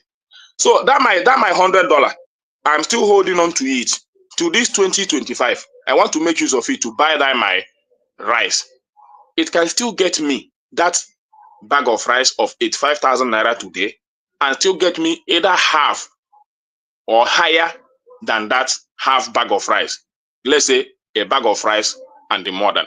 So that is what I'm saying. Keeping your $100 then, why your naira is depreciating, the dollar is increasing, can still get you what you want to get with it in today's market. There's You no see, this difference. thing you Whether just said now, it's called warehouse economics. it's not warehouse economics, it's a simple Listen, economics. hold on. You call it warehouse economics because I didn't use big grammar to explain it. I'm just giving you analysis. Cash depreciates. Please understand that. It's The only simple cash fact. that can depreciate. Let me say this, Madam Zita, because you have said something. So I want to put the record straight. So I'm putting it in dollar terms. That $150, that $100 would have still get me that same bag of rice if I've hold on to it to 2025. Then let's say I keep that money in naira, which is 19,000 naira or 18,000 naira. Then I keep it in cash in naira in 2015. Then that 2015 it would have buy me a bag of rice and half bag or more than. Then I kept it in naira in my naira account. Then in 2025, I want to use that money, that my 180,000, that my 18,000 naira to buy a bag of rice in 2025. I cannot even buy 2 pentas. That's where your naira depreciate.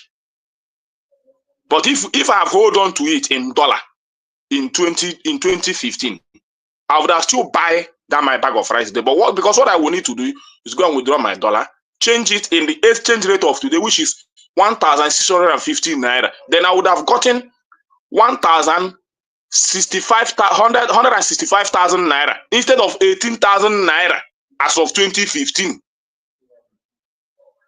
So I will still go to the market when I go and withdraw my $100 and change it to 165,000 naira and still be proud that my money has not depreciated because I kept it in dollar terms instead of naira terms.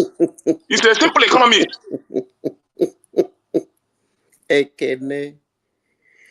Let me repeat again. Every cash, whether dollar, naira, yen, pounds, they depreciate. Now, let me give you a typical example. In the year 2019, with less than $2,000, you can buy a brand new car in Nigeria. You can buy full option self. But today, in that same Nigeria, you can't buy a car, brand new car with $2,000. I hope that makes sense to you. No, it doesn't make sense. I'm not talking about Naira again. I'm not No, it's because listen to me, Madam Zita, it doesn't make sense. The reason why it doesn't make sense is this. If you are buying a car, the reason why you cannot purchase car today in Nigeria is because when you buy it in abroad for let's say $3,000, if you convert $3,000 today, it's about 4.8 million or so when you convert it in dollar terms in Nigeria. So when you buy that car except if you are telling me that the car you are selling for $2,000 in 2015 is no longer $2,000 in abroad. But if that car is still $2,000 in abroad, the only place it affects you is converting it to naira in Nigeria. At the time I bought it in Nigeria, it wasn't we are talking about Nigeria now, and we are talking about dollar. No, every car you drive in Nigeria, every product you use in Nigeria today have a dollar equivalent. Hold on. So what depreciated is that when you see that when you change that your $2,000 then you can use to purchase a car, which is about $2,000 then is not more than, let's say you can still get a car of 700,000 naira then or 400,000 naira. That 400,000 naira then is about $2,000 of today. So that $2,000 today is about 3,300,000. Hold on, calm down. Do you see? Hold on, Ekene. When I make argument, Ekene, you will go back to farm one way or the other. That market thing, you go leave her.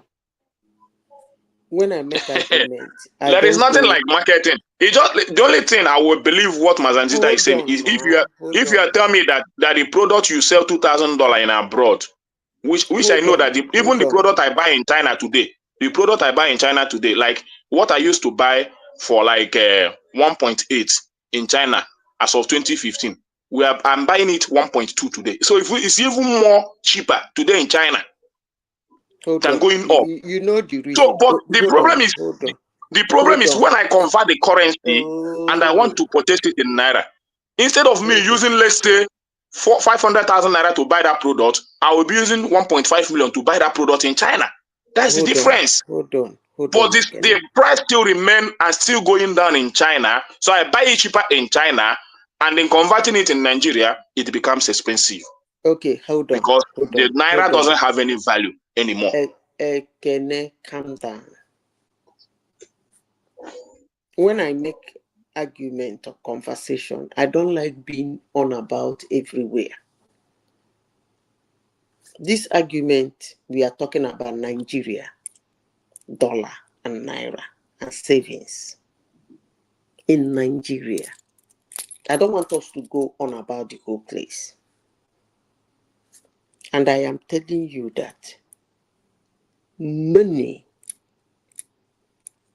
wealth in form of money, cash, no matter the currency it is, in a country, it loses value. You don't stack money, cash. You stack cash, it will be depreciating as the days pass by.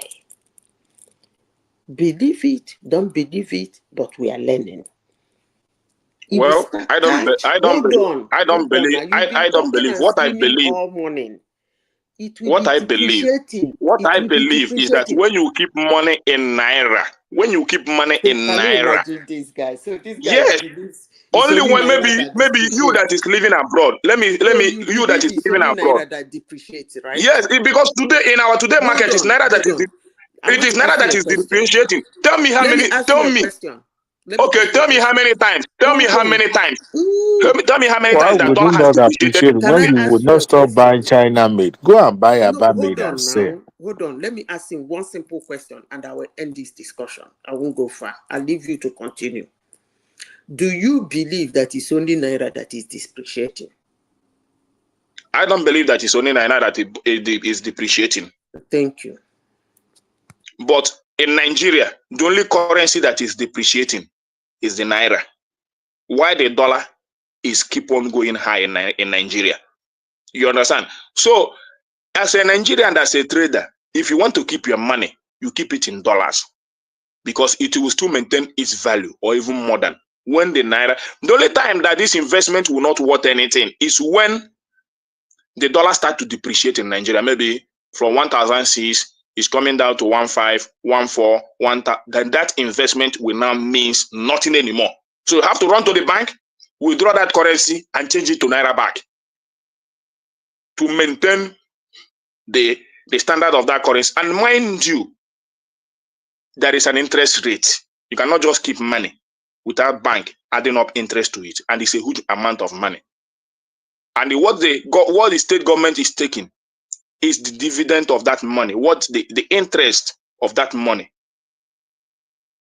So the only way it will affect you is you living in abroad. If the dollar is depreciating abroad, it will also affect you because it's the currency you are using. So, but we in Nigeria, if I have managed to save, let's say $3,000 in 2050, if I know that what is happening in Nigeria today, it will happen. I don't have any option that go and keep, let's say, $5,000 in any account and leave it.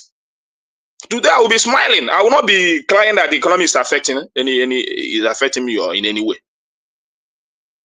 I'll be smiling. It's as simple as that. So I don't know any other explanation we want to give to this.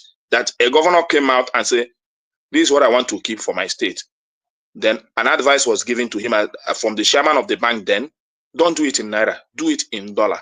because of the economy we are running in this country. The naira is depreciating every now and then. You have more value when you keep it in dollars. I can. What they are trying to tell you is very simple. The money the governor saved 10 years ago, the purchasing power of that currency, can it buy the same thing 10 years ago compared to now? Go and take Yes. that money. No. Yes, it will. You No. already Yes, it will made the buy it. analysis. Listen, calm down. You already made the analysis by yourself. You said because the naira is fluctuating against the dollar, the price of car are continuing to increase. So that means if you have $5,000 in your account 10 years ago, and the money is still there, and now you want to use the same $5,000 to buy the same car you have in mind 10 years ago, the price of the car already jumped, have already tripled. No, it does not triple. Let me give you an example. If you want to buy a Mercedes-Benz ML350, maybe around 2014, 2015 model now, if you don't have 14 million of used car from America, you are not going to buy. But maybe 10 years ago, you don't need 40 million to buy that kind of car. That's what. Okay, let me tell you, Remy. Let me tell you, Remy. If I have $5,000 then to buy a car, let's say a car of maybe, because the last car we bought was about 1,020,000 in 2015. So we just sold that car for, let's say, 3.5 million a few months ago. But when we bought that car, is 1,020,000, and it's still a huge amount of money, because 1,020,000 then is about 5,000. It's about 5,000 something dollars. It's a Corolla car, Toyota. So that car today, if I still want to buy it and I still have $5,000 in my account as of 20, let's say I kept $5,000 in my account in 2015, then today, in today's economy, I want to withdraw that $5,000 to go and buy another Corolla today in the market. I'll still buy it. You understand? Because 2015, that $5,000 can give me, let's say, 900,000 or 900 and something thousand naira. Which you know that in 2015 you can buy a good car, or 2014 for 900 and something thousand naira, 1 million naira as of 2050. Go and check the record straight. Then today, that $5,000 I want to go. Let me ask you a simple Let me question. finish now. Let me finish before you come. Let me finish. So that this 2025 now, that $5,000 I keep it. That today I want to use it to buy a car. I go to the bank. I withdraw $5,000. I change it for 1,650 naira times 5,000. It will be giving me 8,250,000. I can still get a Corolla car. A Corolla car today in the market is about 7.5 million. I can get it. So you are just saying Corolla car. Which year are you talking about, and which model? So you cannot just say. I'm talking about the 2005 model. 2005 model as of 2015. Now, hold on there. Hold it there. You are talking about 2005, and we are in 2025. Then we are talking about 20-year-old car. Tell me the concept of year 2014 car or 2016 car. What are the features that are inside compared to 2005? In fact, I don't think you'll be happy to drive 2005 and then you see your friend driving 2014, 2015. It's not. It doesn't. I'm giving you the value of 2005 Corolla car today in the market.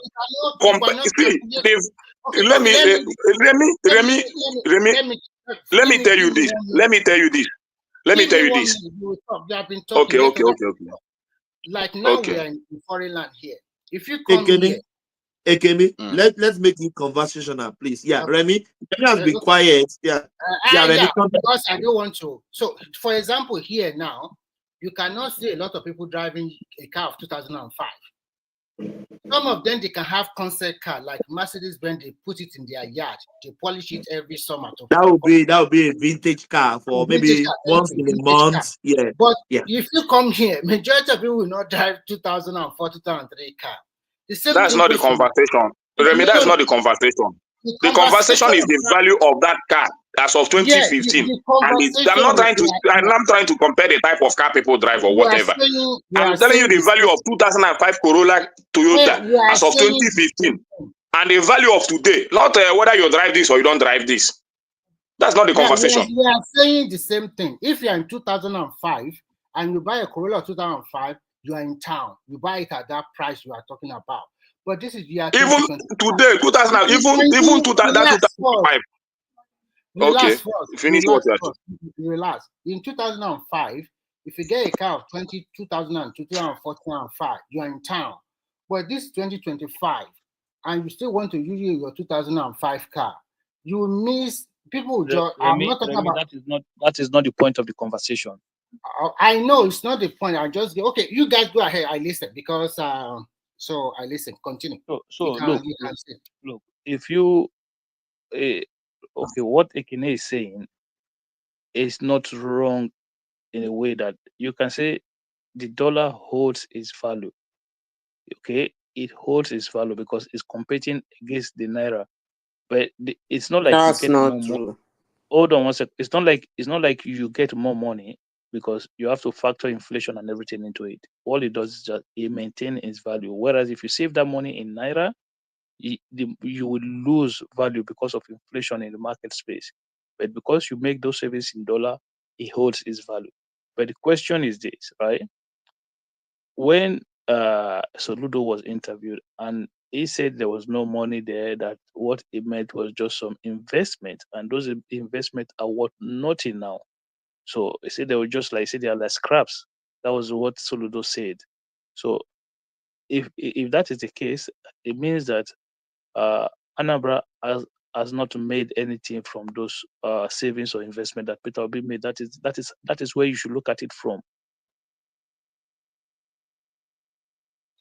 Okay, the point I'm trying to make is this, because it was confirmed that the money was saved in dollars. But I'm coming out from what Soludo or Peter Obi said.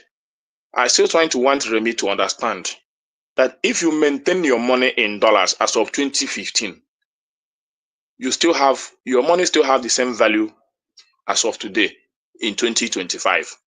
No, I don't totally agree Let me with you. finish now. You will not even allow me to finish. The point I'm trying to make is that if you keep $5,000, let's say I wanted to purchase a car in 2015, or one thing happens, let me just leave it. Later I will purchase it.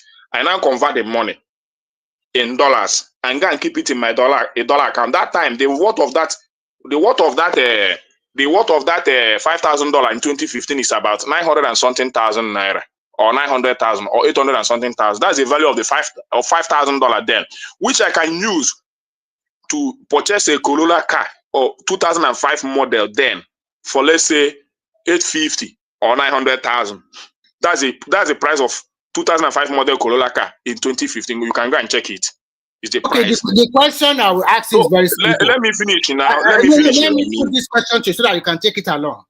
If that money, you do not save it in 2005, you do not put it into the bank like that, leave it like that, but you use that money to do business, are you telling me that 10 years later, that $5,000 you used to do business will still remain 5,000, assuming your business was good? I'm not talking about business here. No. It will not remain $5,000.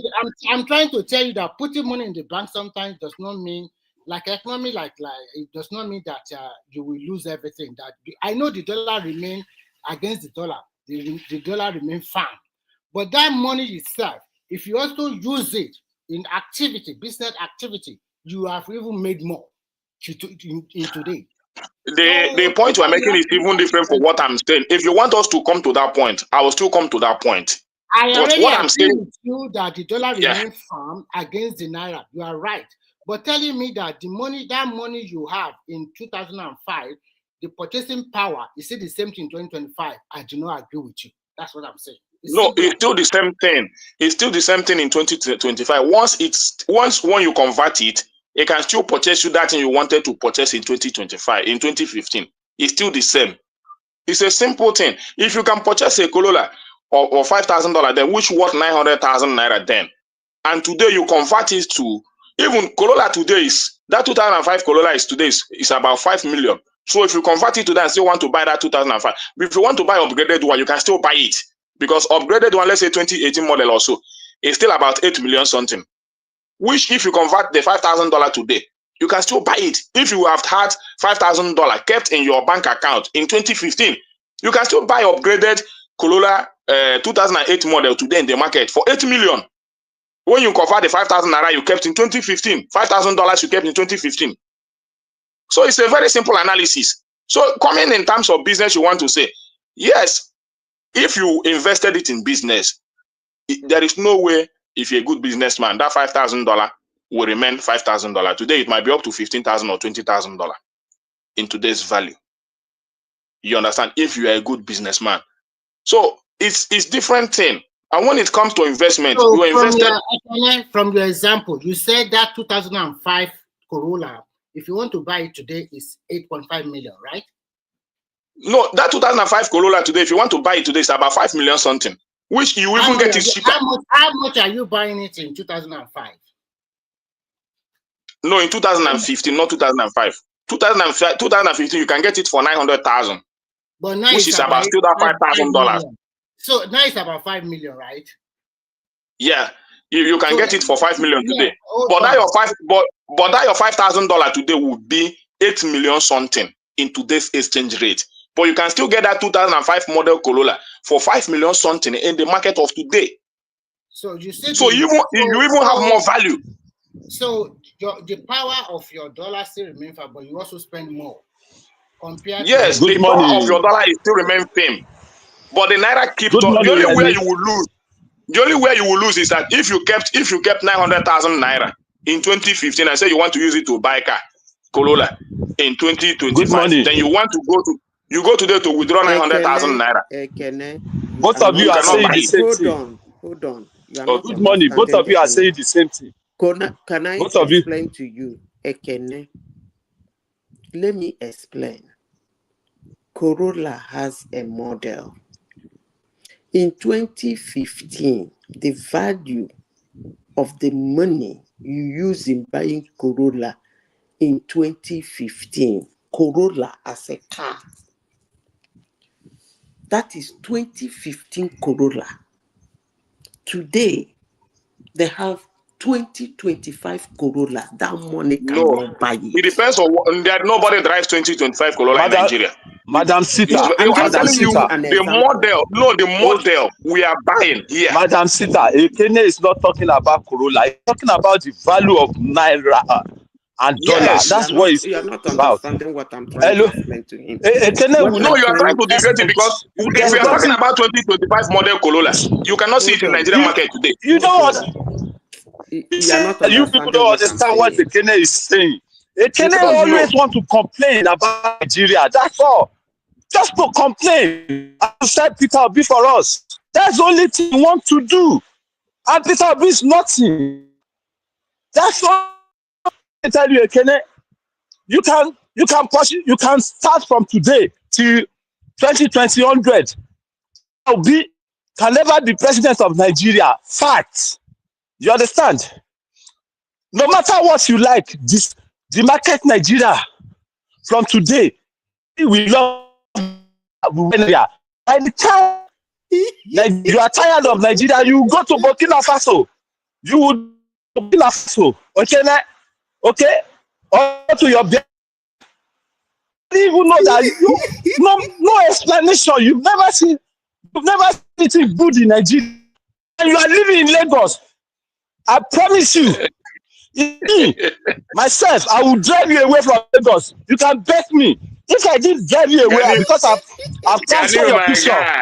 My guy. What did the version use tomorrow? I've captured your picture without IPOB girl. Call yourself Chinyama or what is her name? I've captured your trying picture. To threaten me? No matter you do, I'm going. Hold on, please. A second. It's not a threat. Just give me a second. Ganiyu, I'm going to drive you away from Alabama, Lagos, all the Igbo. Time is coming very soon. Can I? You go to your Burkina Faso or you go to your Biafra. Thank you, ma. Hold on. See, Ekene. We are not saying you wow. No, what we are saying, we are not saying you have to bring 2015 Corolla and price it today. That's not what we are saying. That's why you are mistaken. You misunderstand everything. The Corolla for today, how much is it? Can that dollar you kept in 2015 buy the Corolla of today? That's the question. That's what I'm saying. Hold on. That's what it will buy it. Hold on. It can't. It can. It can't, because money devalues. Corolla of today, you cannot buy it with that amount. Just like Ogo vegetable you bought in 2015 with a particular amount, you cannot buy that vegetable today with that same amount. I don't know how to explain this thing to you. Well, you know when you want to buy a specific. Let me say this, Madam Zita, so that you understand what I'm saying. Listen, let's learn. By July this year, next month, they will bring out the latest. All the latest cars will be pulled out. Corolla today, that you bought a Corolla in 2015, and then you bought it in a certain amount, and then you convert that amount into dollar and kept it.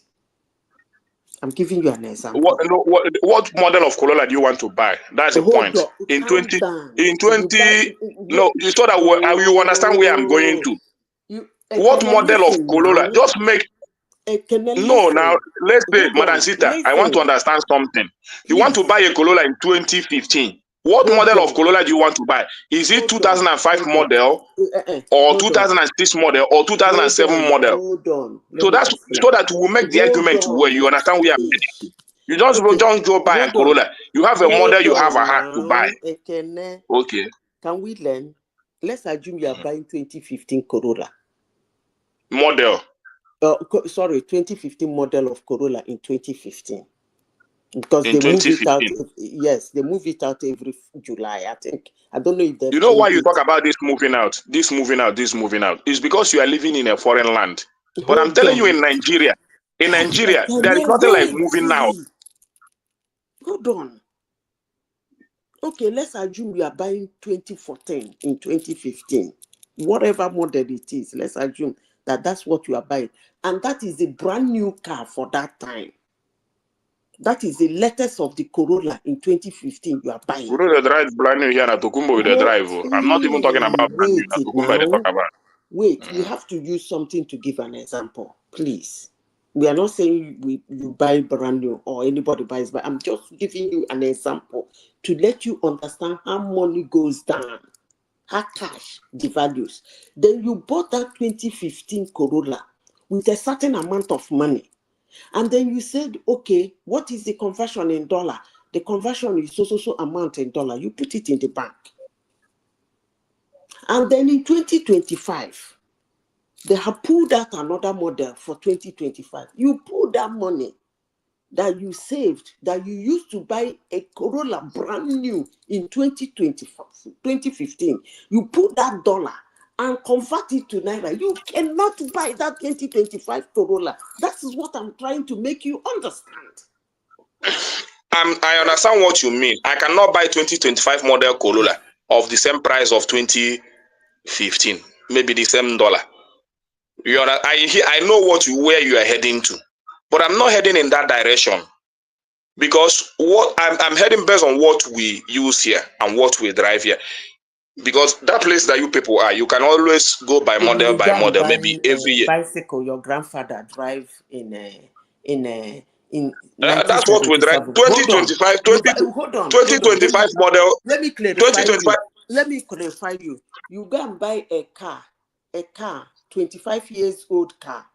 With the money you bought it then, you pull that car 25 years old, 25 years later. Of course, the value of the car will go down now. Any money can buy That's it. what I'm trying to do. You are making. Yeah, that's the argument I'm making. Because that car is still viable here. It might not be valuable that place. But here, I just told you, the one bought in 2018 for 1,020,000 was sold about 3.5 million 2 months ago. 2005 model Corolla. 2005 model. Not even 2015 model. You understand what I mean? So I'm trying to tell you what is valuable or what we are using here, not what you guys are using. It's because it's just few people that can afford a brand new car in Nigeria. It's just few people that can afford a brand new car in Nigeria. So 2005 model is still valuable in Nigeria. Even 2002, even those Camry, that big nyash, those tiny lights, and that Big Daddy Camry, that's still a very a very good option car in Nigeria. That even it's just few little civil servant that can afford it. You go to market today, Big Daddy is about 6 million, 5.5 million. Tokumbo, Let me do another but you can get it analysis for for you. 750. Let me do another analysis for you. I hope you understand because I want us to learn. You see this television they do that doesn't use remote. You do it prang, prang, prang, prang, prang. Let's assume in 1974, you bought that television with $1. And then you decide to keep that dollar and save it and say the dollar will increase in 2025. That is maybe 50 something years later. You go to buy that same television. That's exactly what you're talking about. Somebody might even dash you that television. That is not the way to know the value of money. Somebody will dash you that television, then you don't need to buy it. That's all the analysis you are running around doing. No. We are talking about purchasing power. The worth of that thing, exactly that thing in that good condition, that model, that latest. They bring another latest. Can you buy it? The answer is no. I don't know which one is too difficult for you to understand. Now, wow. Can close shop and go back to Anambra and start doing farming ASAP. Okay, that naira dollar stuff you are doing is not going to work this time around. Go back to Anambra and start doing cocoa farming and those other perishable good farming so that you can make your money in the city. Okay, no more China goods, no more Bangladesh goods. You can't import no more. Okay, Ekene, you did there. Ekene, you don't run come out.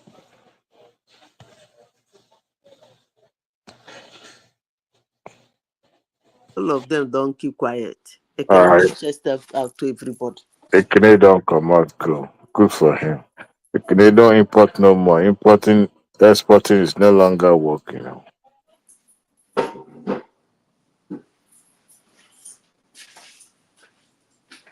Oh, na fit close. Oh. Thomas,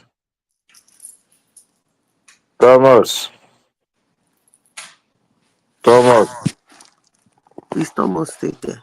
Thomas don't sleep. Thomas, don't go sleep. Okay, oh. Who is this Hesh? Okay, rational mind. Me, make I go. Rational Bye mind bye. for where rational mind dey? Rational mind dey. Adewale, It's mine, no. Eh? you don't say you hate Trump very well. I bought popcorn when I saw that drama going on between him and Elon Musk. I don't go put popcorn for house. Every day I dey smile. When I see headline, I say, yeah.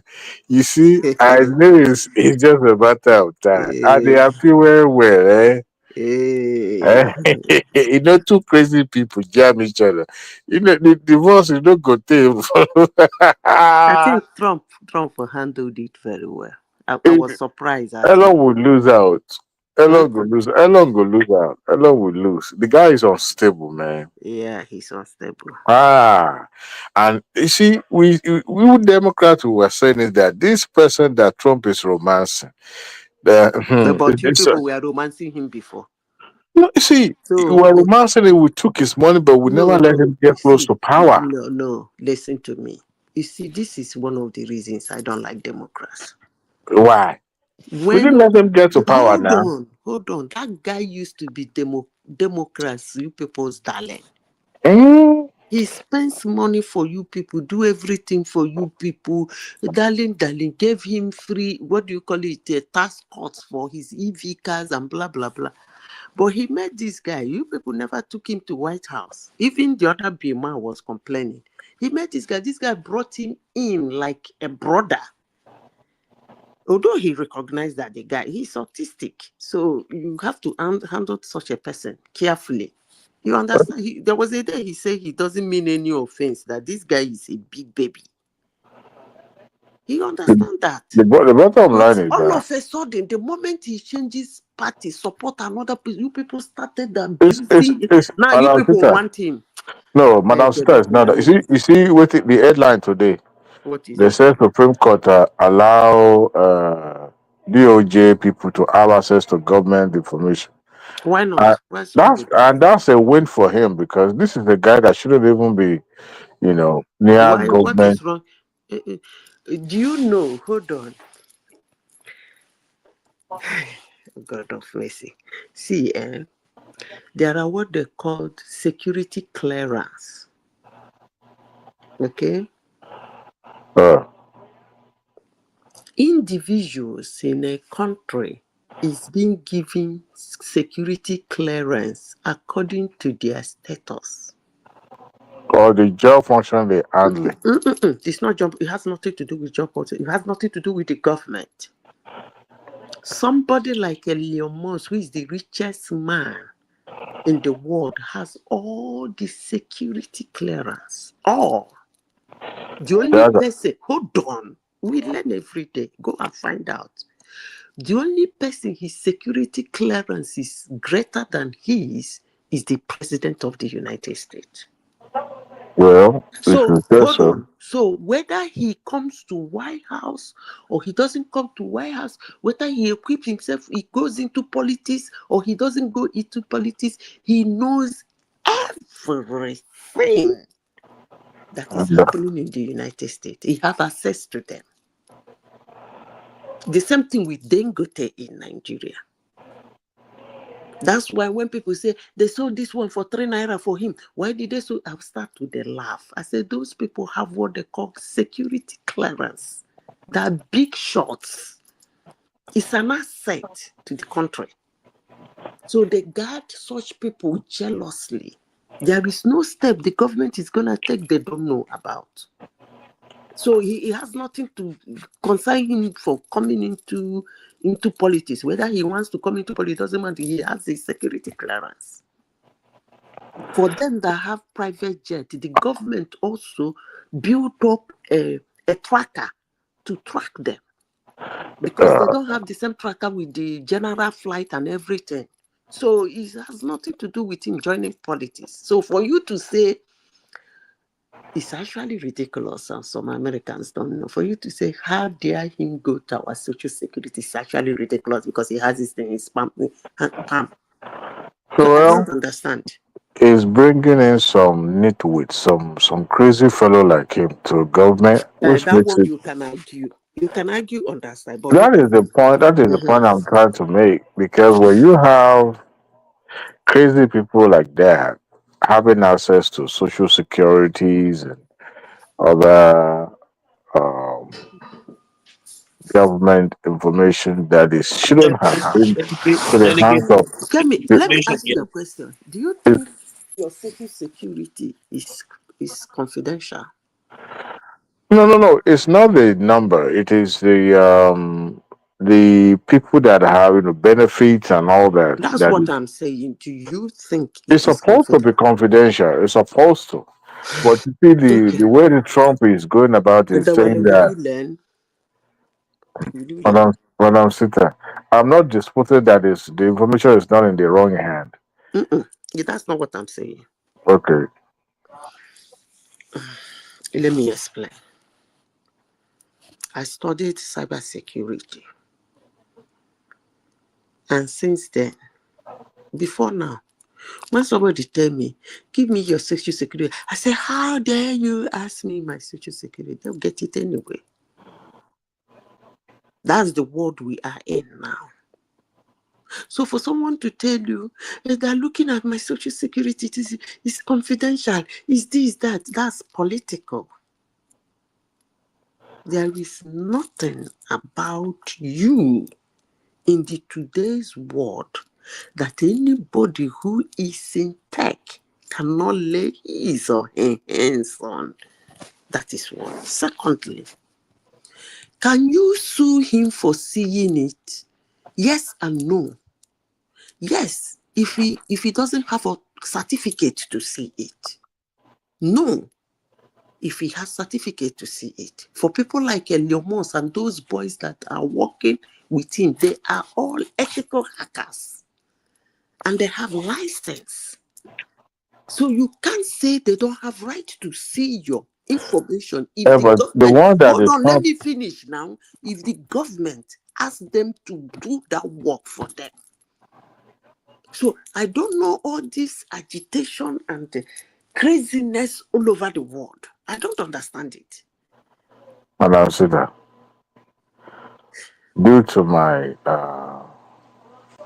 daily job, I have access to, I would say, people's information such as social security and co.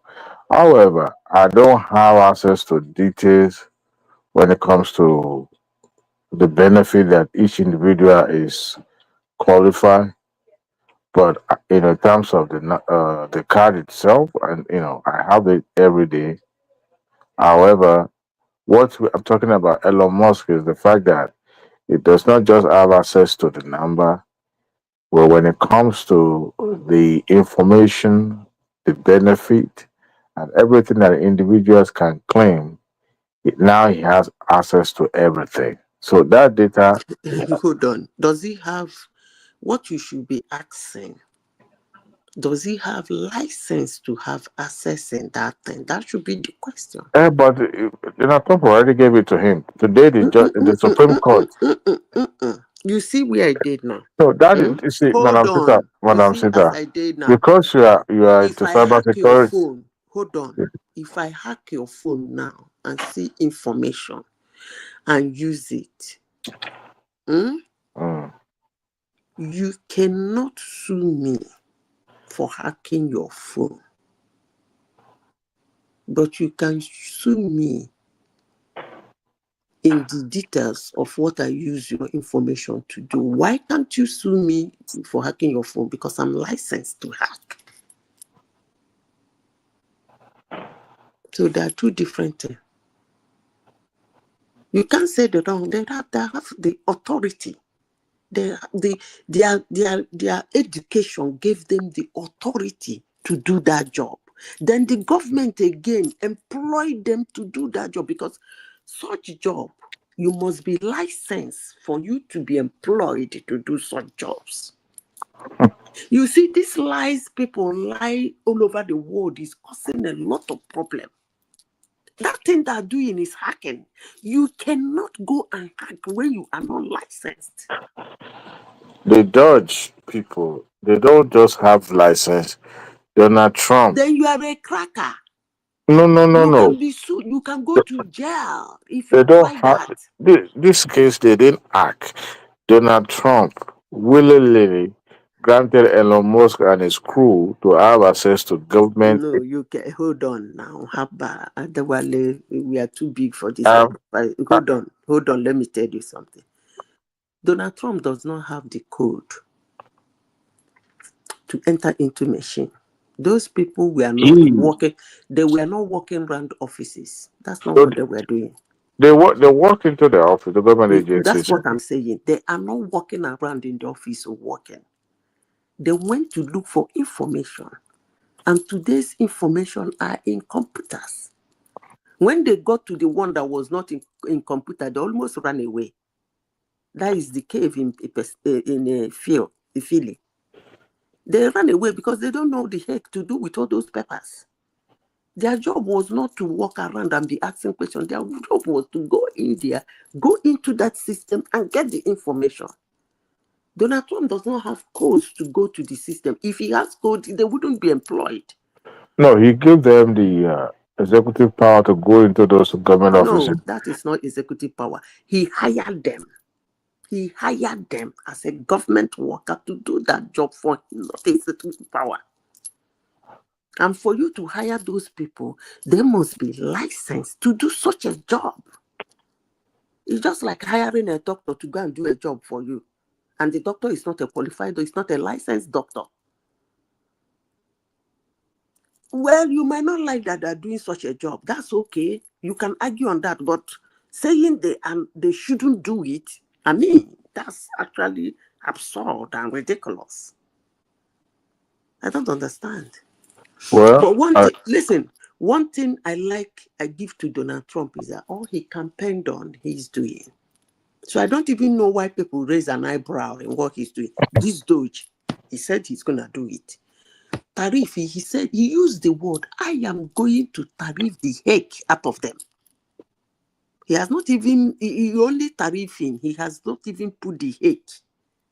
And everybody is screaming. how is that working for him then? But the economy has not collapsed as you people predicted. Until they collapse? But it's not even near there. You see, this is how So why is everybody screaming? George Bush He said it's Jr. going to collapse. It has not collapsed. So why are you saying until it collapses? Oh man, it's a gradual thing. Just as okay. The one in George Bush Nigeria, Jr. your economy in Nigeria, nobody tariffed it to. You know, the bottom line is that the one here, nobody tariffed it to. So I don't know what, nobody is tariffing from here, but the whole thing is crumbling. I don't know what the people mean by that, but that's separate. And let him and Leon Musk quarrel. Leon Musk is a big baby. When he finish sucking, he will come back. But the good thing is Donald Trump is, people think he will not forgive him, but if J.D. Vance can be his vice president, then he has a forgiving spirit. it's not just about forgiving, it's about what those people can do for him. So once they finish using them, he will discard them. And who has he used that he discards? His former vice president. So he used him. He was his mouthpiece at the point at the time. So how did he use him and dump him? Please explain. Number one, he used him to get the evangelical vote there. Because it was a staunch then he wasn't his vice president. Now, because of the election issue, and decided to dump him. How did he dump him, please? No, he dumped the what is it called? Former vice president. Thomas, are you here? When he put that guy's life on the line, when his goons today now, Thomas, are you he granted pardon to Proud Boy. Hello. Who else is in this platform, Bikono? So that we can do this argument generally. I hired you. You ran with me for 8 years. We finished work for 8 years. Well, when I'm sitting, even companies, when they hire somebody, that you have a limit to your work. Hold on. Two of them the two of them finish the job after 8 years. And then once they are separate ways. In 2024, the guy came out to contest for president. He too came out to contest for president. That one didn't go anywhere. He continued and won the election. So what were you expecting me to do? To still pick him as his vice president? Who does that? I wish it was that simple as ABC. Who does that? See, let me explain something. Maybe you think you know much about American politics, but here's the thing. First and foremost, he used Mike Pence to get the vote of the evangelical during his first time. And they voted for him massively. He was more like a moral compass of that administration. So anytime they try to explain certain things, those stories. So what happened? Now, when the election thing happened in 2015, I believe. We all know what happened. Okay, so why are you saying that he used him and dumped him? That's what I want to know. Because this time around, what he wanted him to do for him, the guy said it was illegal and he couldn't do it. Okay. And he put his life on the line. Okay. And at the end of the day, he did pick him for vice president position. A second time? Yeah. Why would he do that? because as at that moment it was no longer useful Okay, you for see, him. hold on. It's no longer useful. So Yeah, the evangel, you people are really ridiculous, honestly. He used him to get the evangelical votes, right? and the first Hold election. on. That means what you are saying is that the evangelicals voted for Trump because of Pence, right? No. Okay, He hold on. used. Let me explain to you. As at that moment, there were a lot of moral issue hanging on the Trump neck.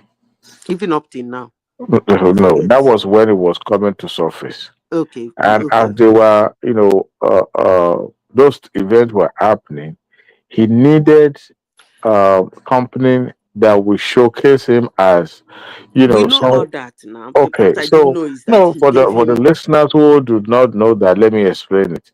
So, because he needed someone who will project a moral compass for the administration or for the movement, that was the reason why he decided to pick Mike Pence. As at that moment, too, Mike Pence was almost contested, but he picked him because he was just finishing as a governor. If he picked him, and then he got the vote that he needed. So after he had established himself and the guy couldn't do what they asked him to do, it discarded him, not fully aware that Okay. he was now So the president. let me ask you a question. So he used him for moral, okay? Because Trump doesn't have moral. And up to today, the Democrats make sure that the whole world believe he doesn't still have moral. So he used him to get moral vote, according to you. And when he got that moral vote, he did not work with him because if I can remember vividly, he was his vice president for 4 years. Then, according to you again, he said he wanted to use him for something that, according to you people, is so terrible. And the guy refused because his life was at risk. And then he carried his morals and walked away. Now, the moral vote should have followed him. Common sense.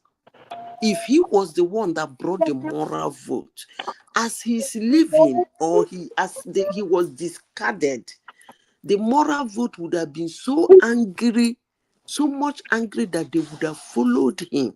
Did you listen to what Elon Musk posted on his account on Instagram? I'm sorry, on X.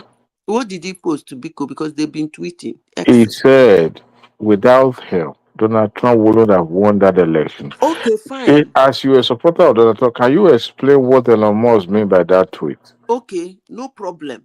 It's without him that he did not win the election. No, Hallelujah. he Praise said God. without him, he wouldn't have won that election. Good. No problem now. He So helped him what to did win what the did election. what did the Elon Musk did for him to win that election? Why are you asking me? You should be asking No, Elon Musk. I'm No, asking. I don't know. So I don't the know. argument you are making about Mike Pence, No. Can you, I don't know not hold because on. Yeah, hold on. Can you tell us what do you think you meant by that? Because I think you are going to where I think you're going. Like they read the like. let me it's, I know what you're trying to say. What but is see, Igbo Kwele no about it. It's not my mouth that you hear evil no, words. you're saying I think the time will Hold come. on, hold on. Thank God Elon Musk is unpredictable. You said he held you asked AI. AI said he does not know. I don't know. But what are you suggesting that maybe they read the election? Is that what What he mean by he helped him? So tell us what do you think what kilo mean by what saying that? What do you think he meant? I don't want to make a. You see, I don't know. I have no idea. Babati, You asked the question now. I have no idea because number Babati, let one, me say if I have to this. make an argument about that, I would Babati, say let me where say he this. You contributed see, monetarily towards his candidacy. let One. me say this. You see, humans Madam sometimes do Sita have won't let this. me talk. You'll be No, talking, wait, you let won't me let me finish say this. You anything. can continue. You're just like a Because you are regular. telling stories I now. You are know. telling stories, I everybody know. knows. It's not about story. It's Listen, what I want to say is that humans sometimes do underrate their fellow humans. And when you do that, you're going to get hurt. It will burn you. Donald Trump is one politician I know in the world that has a cult followership. Even in 2020, when you people claim he lost that election, he won extra 12 million votes. He won extra 12 million votes. Most presidents, even Obama, that is very popular, could not gain extra votes in his second term. But he did, and he lost. Time will tell. Okay, no problem. You know, there's a way. Must rig the election. Oh no, I see. You will hear that from my mouth. But you know, Donald Trump has said something very close to that when he was talking about he knows about those computers, and I was wondering, and in those battleground where the elections were being, withheld before they finally released it, towards the middle of the night, I was wondering what transpired, what happens in those states. I will wait. I will cross my finger and I'll say, no, the election wasn't rigged, but I want to see where this their fight. No. Well, it might, this lady would have won the let me election. have a wide imagination, but I want to cross my finger and say, oh, there was no rigging during the last election. However, I want to wait for this fight between Elon Musk and Donald Trump to degenerate to the point where, I mean, Elon Musk already said something about Epstein file anyway. So you can imagine somebody who is ready to go for Spella and fight dirty. No, you see, Elon Musk asked Trump by the balls. He actually allowed him to gain access to vital information. Elon Musk is not the darling of See, look at my profile picture. You see the way both of them are dancing. You see them? In fact, there was a one on my Facebook page where Elon Musk is carrying Donald Trump on his lap like a puppet dog. Now, I want to see where this fight will go to because Elon Musk is ready to go. I hope you are not being put to shame at the end of the day. No, as a matter of fact, I won't be disappointed because he started it. Okay? Elon Musk started this fight. Trump didn't touch it, didn't say anything to him. And I know for a fact, Elon Musk wouldn't want to say much about the election because it would implicate himself. I mean, if you help somebody commit felony, that means you are going to jail. But at this stand today, if he gain immunity from the Democrat, I can bet you that guy will go to the mud with Elon Musk. Look, I mean, with the Donald Trump, Elon Musk is like a Donald Trump. If you look at the version, a genius version of Donald Trump. Trump handled him very well. Maybe because he took his time to study him. How I knew that he got this guy by the balls. You see the picture, the picture coming from White House, Madam Sita, the picture coming from White House. Even the cabinet member dare not stand behind Donald Trump like that while in the White House. But Elon Musk was not just standing there behind Donald Trump. He was given more or less like access to do or say anything, and he brought his son running around in the White House. You and I know very well, Donald Trump does not like baby that much to be running around. So that tells me the relationship between them. No. It goes a long way. When he was invited to the cabinet meeting to address them, I was watching the body language of other cabinet members. I was like, this marriage will not last. He's there to carry out certain operation and he has done it and he's moving back. And it's more or less even backfiring because his company was suffering for it. Now that he has gone and you see this fight happening between, it didn't even take that much. It's like Fubara and Wiki. So we will see where it ends, but it doesn't look like Elon Musk will win. But he will go for the spoiler. Elon Musk pointed out that is his problem is to him is genuine. Honestly, sincerely speaking, both of them are right in their own contents. Elon Musk is a businessman. Maybe what the fight is all about. You cannot remove my tax cuts for my vehicles. He didn't see that coming. Then again, you cannot send me to leave my work that made them bomb my cars, bring down the price, the value of my business, and then you are not making it permanent. His argument was genuine. Okay, so hold on, let me finish. And Republicans respect that. So I'm so glad that this bill, You see why I like Republicans? God has a way of You see catching why I evil like people. Republicans? Uh, In all this madness, you know, none of them has come out because they to didn't read start. the bill. They Hold didn't read on now. Jack Robinson about the Hold bill. on now. Let me say what I want to say, Biko. None of them has come out to abuse Elon Musk. They If dare it's not. Democrats, if it is Democrats, they will No, it will be the same thing. But Democrats look at won't what they give did a to look. FK. Look No, at no, what no, they did to Elon Musk. Look at no, no, what no, they did to Tosi Gaba. Tosi Gaba, they have even no, have to no. send Dusty AI Gabbard. to it. No, no, no, no, no. You people are Dusty terrible. Gabbard was compromised. Let me say You something. people are terrible. No, no, no. Let me say something. Dusty Gabbard was compromised. You see, when an individual is taking a position, and especially when you are a member of a party that have taken public position, public office with that party, you don't just start romancing somebody. You have to have something that the party will gain from it. But when he was romancing Donald Trump, she had traveled to Russia at a point in time. Now, Russia, people still do go there from time to time. But when she started turning against the party, that was where the problem started with Osigaba, because she couldn't have secured that ticket from.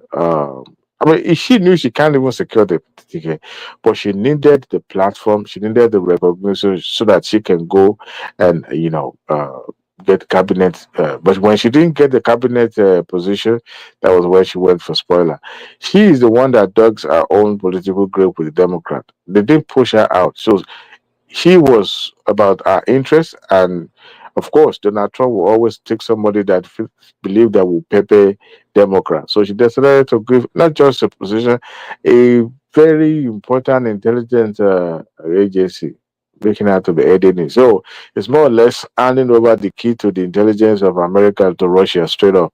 So you just come, their spy will come in and check I what. hope I can understand the explanation. Can you wouldn't understand Jack about America? She doesn't even want to hear anything about America. It's all about dollar, naira. Market no move. Dollar is not going up. Dollar is And Peter Obi. yeah. Oh, At this time around, she don't even care about Peter Obi. It's about dollar and naira. They don't know that the value in the currency actually helps export if you are sourcing for your stuff locally. So why even why not? Kenneth should adopt the cash for crude method. Maybe if it goes local, he's not seeking for China product. He will be making profit and Yes, be able to maximize them. you can source you can source it for your materials abroad in China. Then I don't know how to understand yeah, to make him understand that money loses value. We don't spend dollar, we spend naira. So if it begins But to even calculate, dollar loses value. I wonder. The funniest thing is that by the time we calculate how much the product is costing Nigeria and then how much it's costing abroad like America or Europe, you realize that it's almost equivalent. I begins to wonder what is the complaint all about? Well, we don't No, make it's much not Nigeria. equivalent to. Well, I ordered so the guy is not equivalent. One pocket of 10 pounds of ginger hmm. is almost I bought it almost $37. It's not equivalent to. But in some instances that you realize that the amount is just almost at the same level. So, but what the argument would be, well, the how able people to have access to Commonwealth and all the distribution of wealth in Nigeria, is not proportional. So that's why we're certain smaller percentage having Now bye bye. Now come. buying land every day, and the larger percentage is the ones living in squalor. But don't worry, Ekene, you'll be all right. At least you have a free road to Calabar now. You'll be going to the east and coming back same day. no, no obedience is allowed on that road. Adewale, he's been Uh, telling us he wants to leave Lagos since last 2 years now. He's still living in Lagos. Ekene, even his Peter Obi lives in Lagos. Where would he move to? They will give you chieftaincy title in Lagos or Tumba or Vidumata. Where's your market? Alaba market. Alaba Market. I would not be surprised if they give him a Tumba for Lagos. Lagos sweet though. Forget about this noise. It's Lagos sweet. We are still making money and living large and all that. Man, lẹ́yìn ètò àti Thomas mo tó bá ń sọ̀rọ̀ offline. Ètò ni ẹ. No, offline, not. Oh, okay. We You know just shut that it down. Arise News. I'm at the channel Yeah, last. talking about Arise News. Yeah, before we go. They will shut that channel down one day. Lere Olayinka, he You gave know, them I saw that clip today and I felt sorry for Rufai. Not because I think he's right, but I think it came to that relationship that maybe perhaps he's gone too far. You know, there's a way you can ask tough questions without sounding condescending and dismissive. Yeah. And he had a bit of like someone into like it's some kind of journal. Yeah. People like, You know, actually, there are certain journalism here in. Babati, he nearly cry. He nearly cried. there The guy is- got that thing. Lucas, that one was just live It was laughing. enjoying the. It was happy. To be honest, when Lere Olayinka first started, I knew he was there not just to defend his boss, but also to cause katakata. Because when he was talking with that break, I said, hey, not today, not today. But if you look at it, both of them are to be blamed because at a point, Rufai was more or less trying to come across like somebody who is going to be, today we don't have to do both basketballs, but Lere Olayinka started, fired the first salvo and it was going when his mouth was running, and I was like, man, you are deviating from the question. When he first started attacking Reuben, I was like, well, you have a point, but since Reuben is not here, you don't have to patronize the Obayigbena so that you can throw Reuben under the bus. For those who do not know, Reuben is not just a member of staff, but he's actually one of the shareholders too. He has interest in Arise TV. The guy don't take the chop money for Aso Rock now. What do you think? This way he's looking every day. When he was the chairman editorial board in Guidea, I think he was also in this day as well. It wasn't looking like that. It was looking like somebody who was just brought from Harrow in Abeokuta. You remember Babati when he was featuring Patito's gang? He was looking haggard and gaunt and hungry. But a few months with Jonathan, the guy started living large. In fact, there was a statement that was credited to him saying that he didn't come to national politics to count bridge, or that he's here to make money. So, but when everybody started, yeah. Let me remember. I watched that clip later in the evening, and Rufai said in response to it, said, "Is the voice of the voiceless." I'm like, no, that's not the job of a journalist to be the voice of the voiceless. Unless you want to be an activist on TV, just say so. What if the people are wrong? Your job is to be very, to be very balanced, to analyze, and to give. You're supposed to be critical, be objective, and But what threw me off guard, he was laughing, he was giggling, he was smiling at your guest. He was trying to berate the man. He was talking. Does that a lot now? So there was a time it was even pushing. But that's not professional. Yeah, there was even a time that somebody came to the Arise and he was pushing the guy's shoulder, like literally physically, like pushing the guy, like physically, like dude, you cannot just be guest now. He does a lot of things. I'm like, how is this guy? How is he on TV? There are certain journalism that is more, designed a way for, digging more, asking tough questions without sounding condescending. If I'm a Democrat, if I go on Bill O'Reilly or Sean Hannity, I know they are right leaning, but they are not going to be sounding like that. It will be tough, but they will still be respectful. But this one, and then this is the annoying part. The same clown will then go to Alex Otti's office for a so-called interview. And what is all this? Okay, you're talking about Alex Otti. But Alex Otti is still well informed. What about Adeleke in Osun State? Yeah, dancing. It's supposed to be doing, yeah. the same guy, the acting tough with APC people, but when it comes to Labour and PDP, it's all soft and lovey dovey. Yeah. Yeah. Well, I wouldn't blame Rufai much because um, journalism is political as well. And for those who still think that, oh well, they have to be neutral, you cannot have more opinion than your founder, your editor in chief. He's the one that will say this story has to be pushed. This story should be, have a natural death. So in a way, they'll soften their voice. In a way, they will carry out the master plan of their payer. I mean, the person paying them.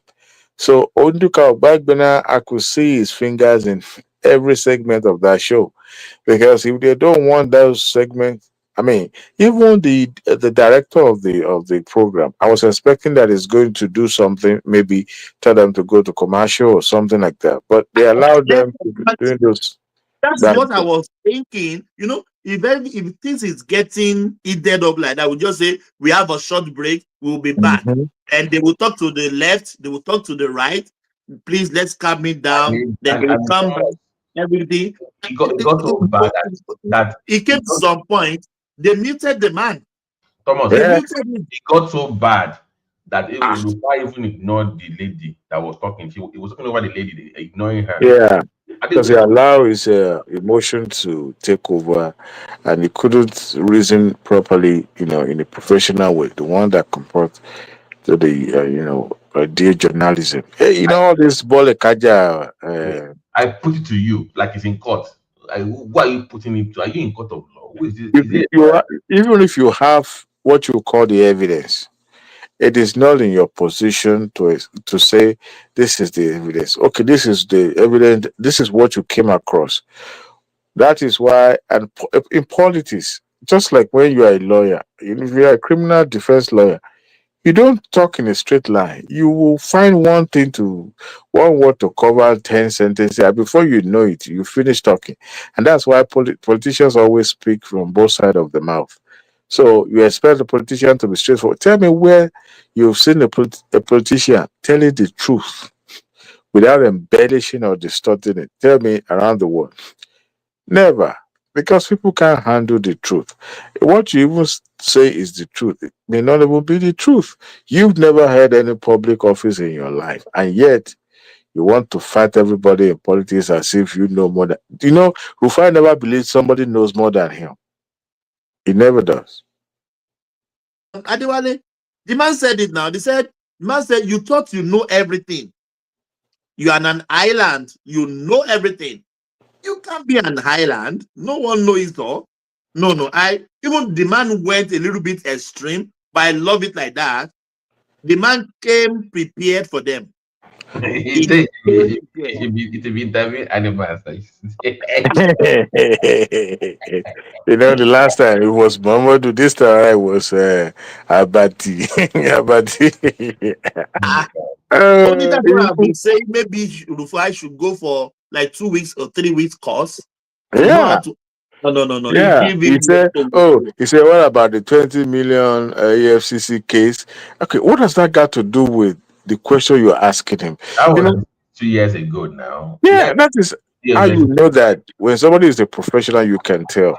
If so many times, politician does not like tough question. 1, 2, when they are not on their tough and you are asking them all those mind-probing questions that could, derail them, and they don't want to fumble, they don't want to look rattles in the public.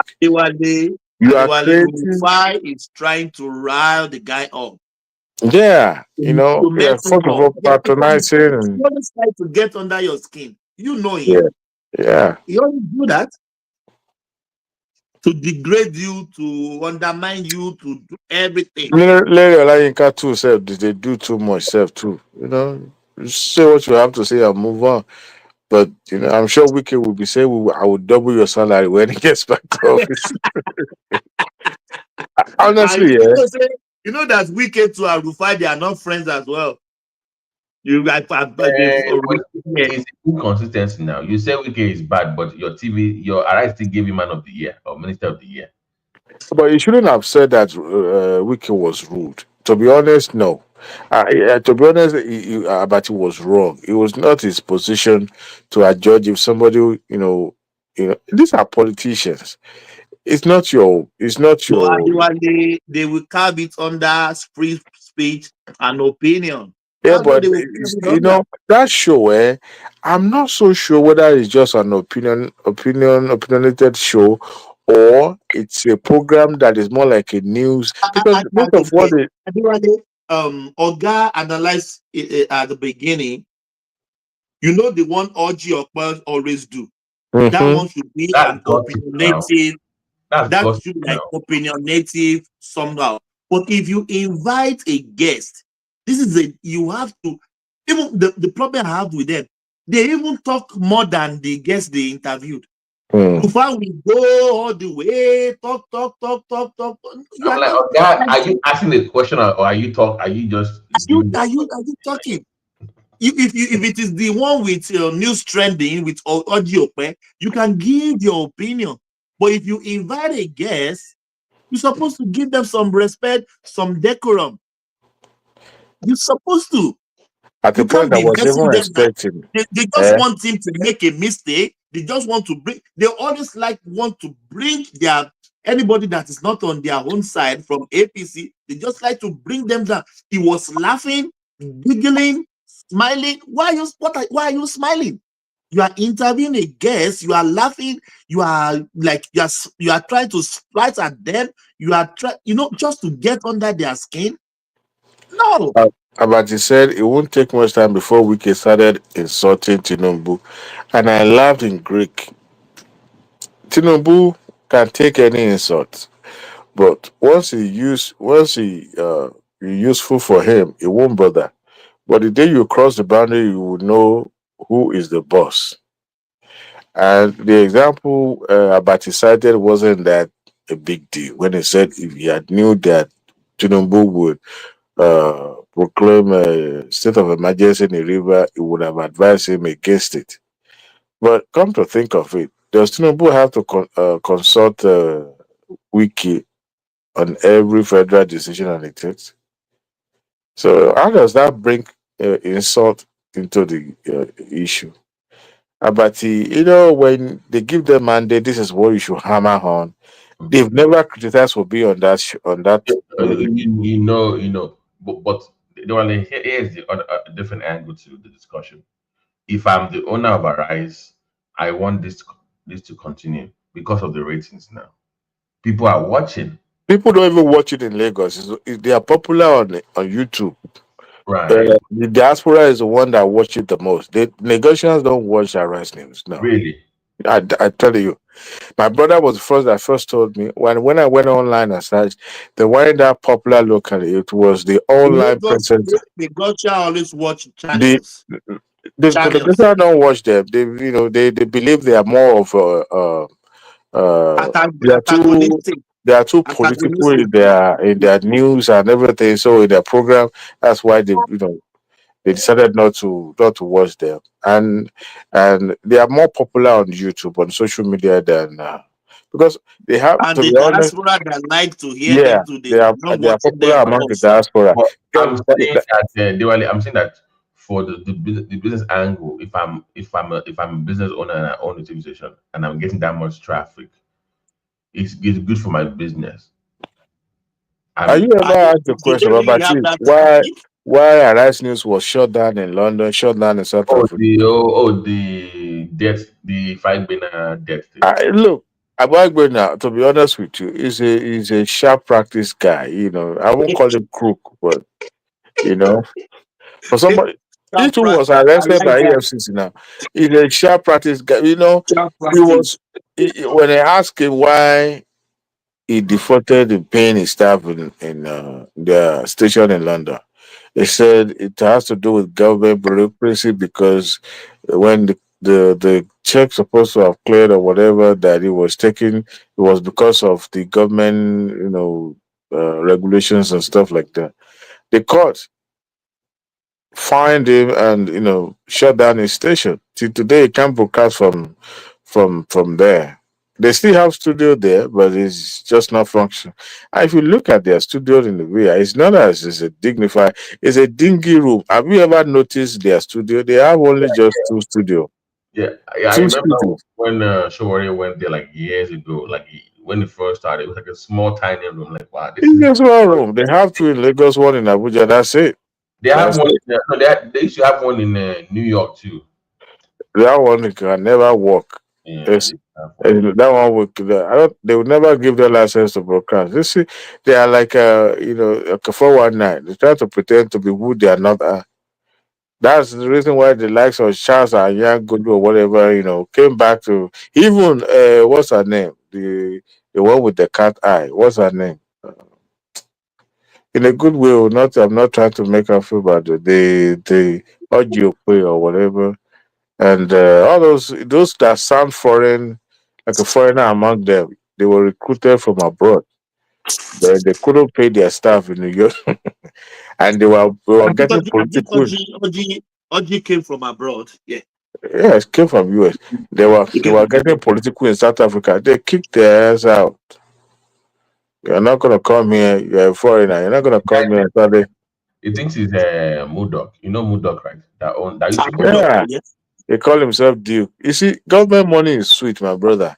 How come after the Dasuki issue, you now floated a television channel? You do know how much it costs to float television channel? Look at Reuben Abati. The guy is shining, like a superstar every day. Changing, Olori changing changing wife suit. like changing rapper. Hold on. I like. I mean, I like him because he talks. No, that doesn't mean because what you are. And he always acts professional sometimes. I I don't mean, No, know what somebody must he, have a he sense of acts reasoning to professional. still. You know that audio almost got him fired when they got into that fight about Yeah, people not sending land to people in the east. You remember? And all these Yoruba arrogant too. Oh, Lekpe Miloruko. You Yeah. remember putting him yeah, down and they calling him Ruben. You are Ruben yeah. for God's sake. I know. My good Adewale doctor. beauty. When I got here, I saw people calling their names, old, young, calling same their name. I Yeah. found it very difficult to call people their name, most especially those ones that are older than me. But when I finally discovered that this is another word entirely. Mama of 70-year-old, you call them by their name? Really? But this is the world, Adewale. Is the corporate area. You are Ruben.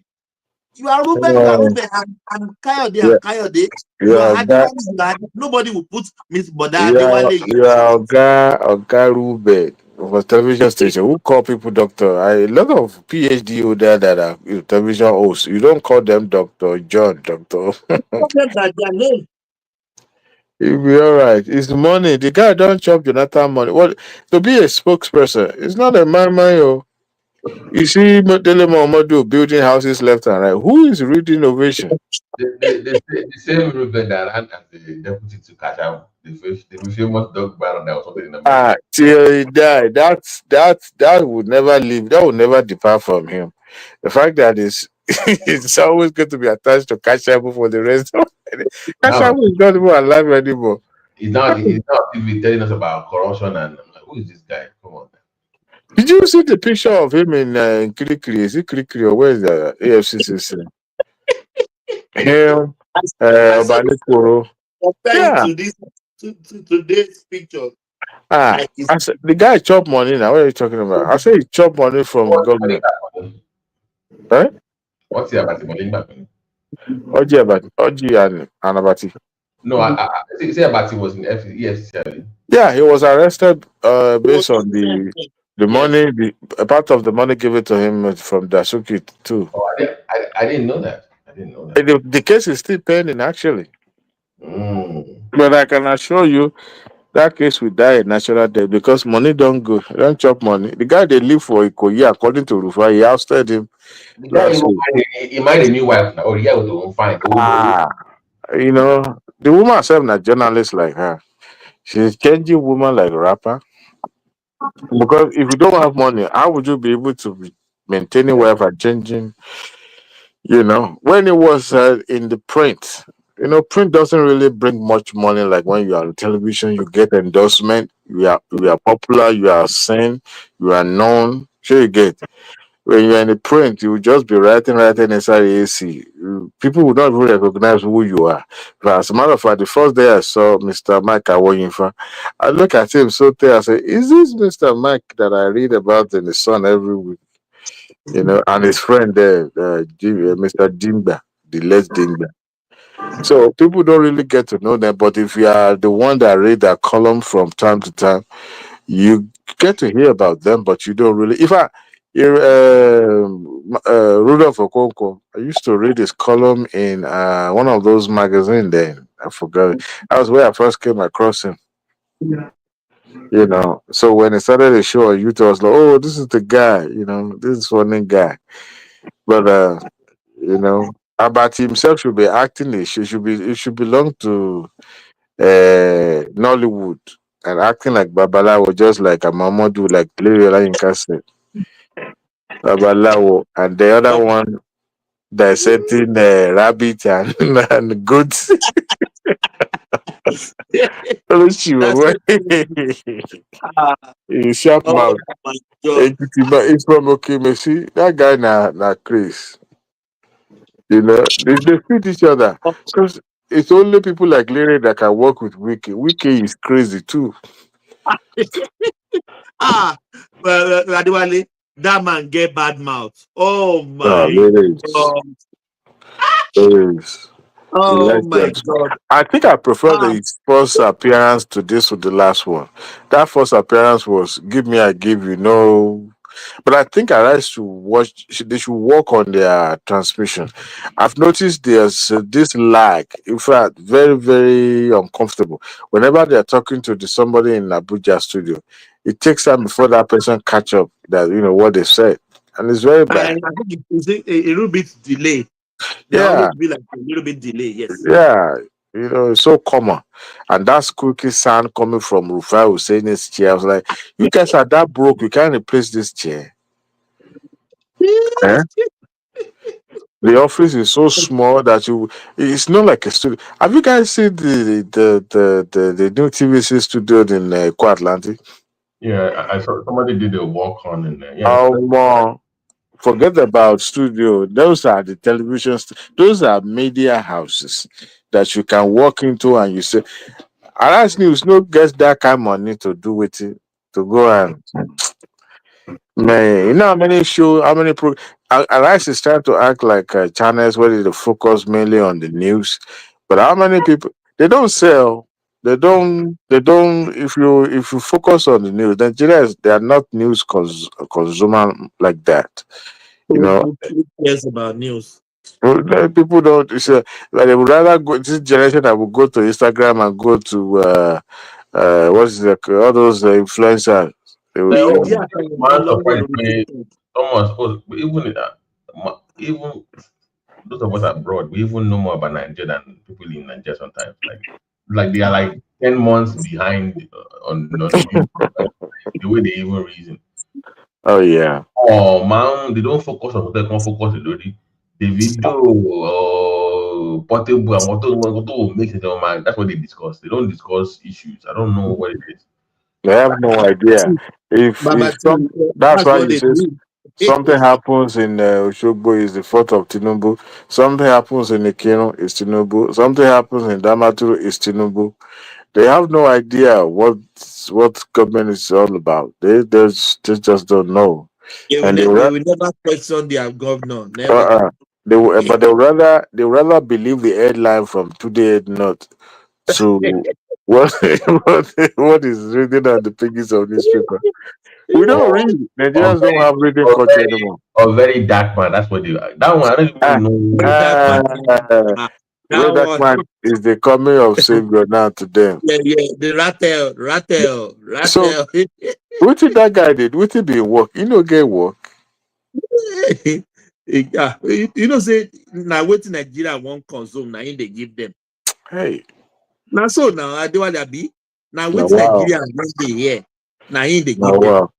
Arise News was showing a video of unconfirmed, unverified video about an individual that went on this road that was commissioned. I said, this road they are claiming is not up to 30 kilometers. I was like, what it concern you concern whether road no reach 30? Can't you just go there yourself and just take a corner and And just they were, and Rufai was saying, yeah, somebody said it too, but they were so conscious not to authenticate it. I said they should go out there on over the weekend. And I was like, so you have a Arise News correspondent there present during the commission. Why did it ask Minister of Works and so Minister of what's her name? Omai, what's this? no, there's this light-skinned lady that was covered the landmark thing.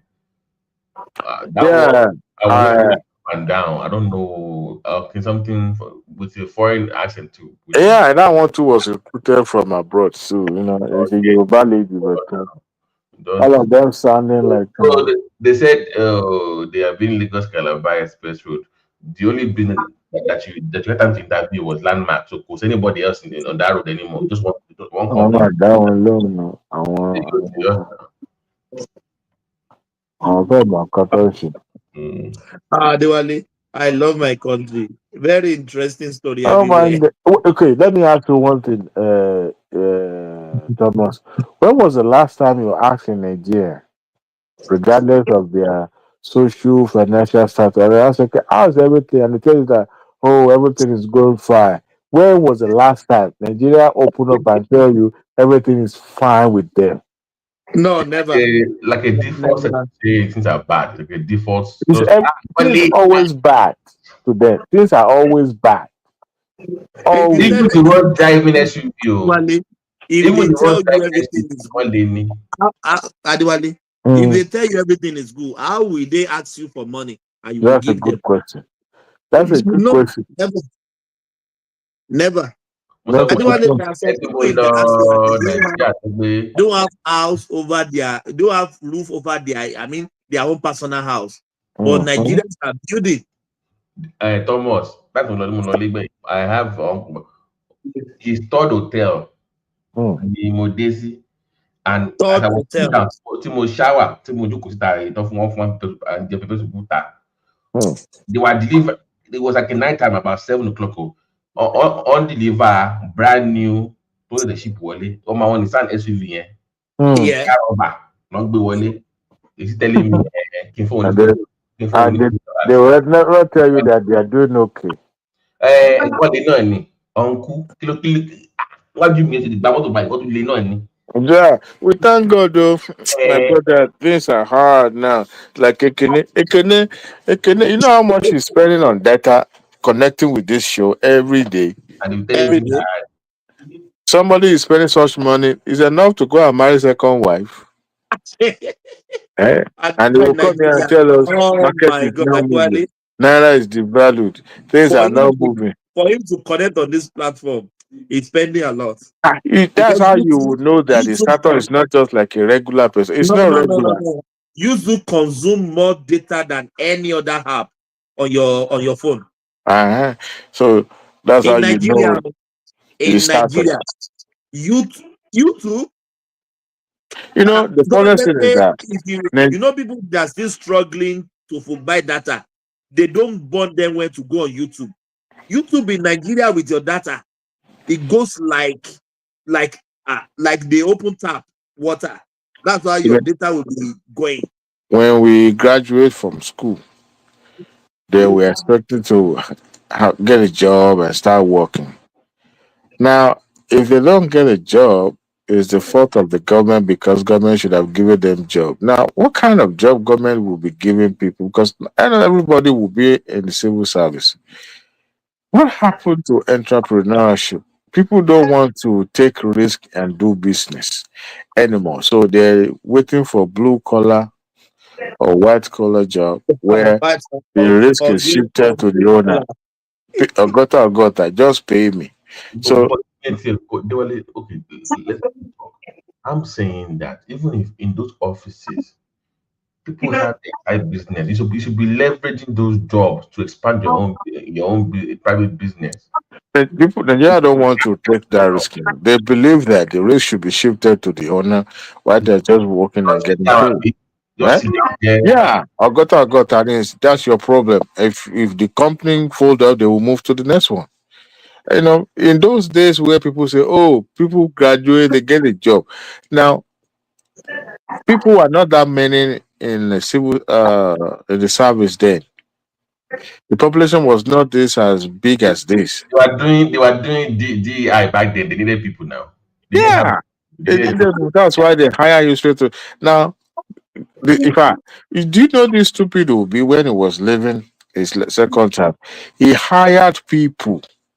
In fact, a lot of people that he brought to the civil service then. His successor was complaining, how would they be able to, pay these people?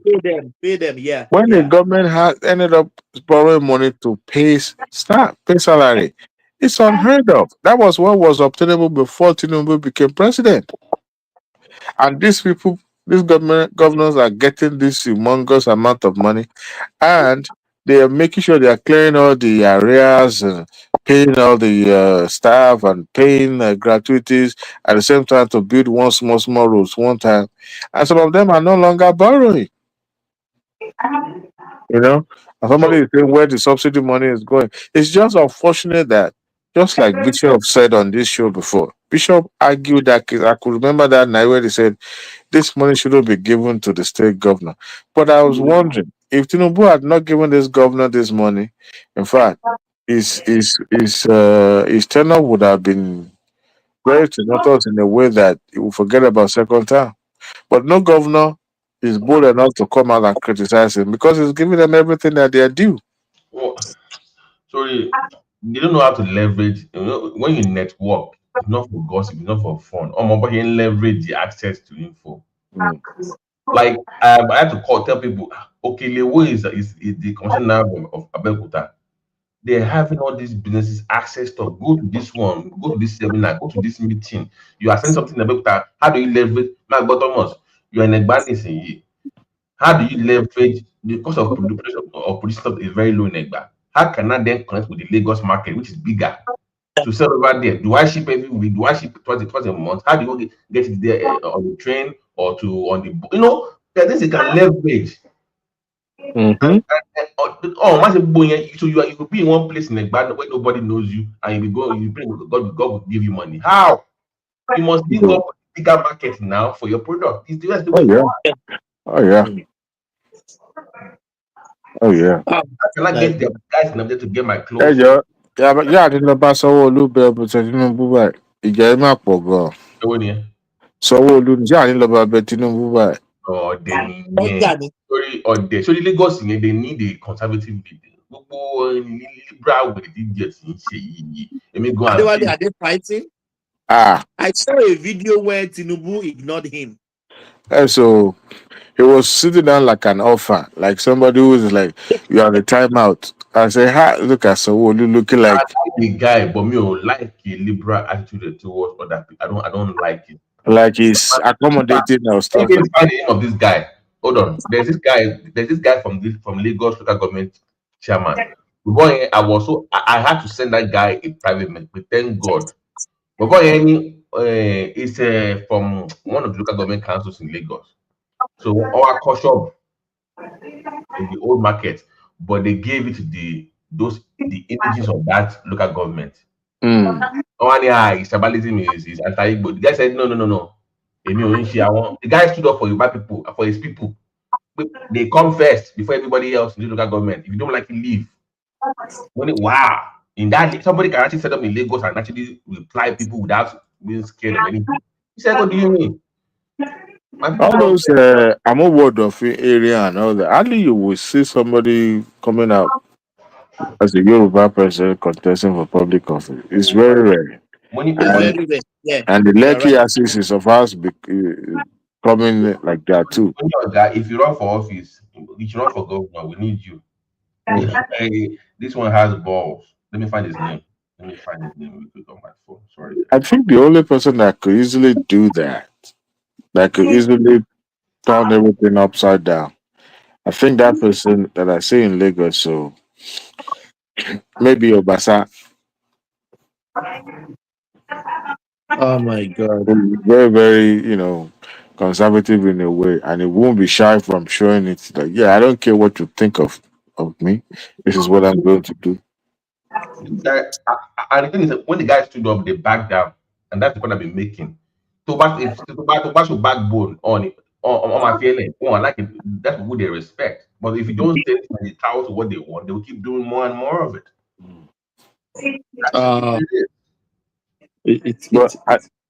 That Lagos Calabar Coastal, are they going to put street light everywhere?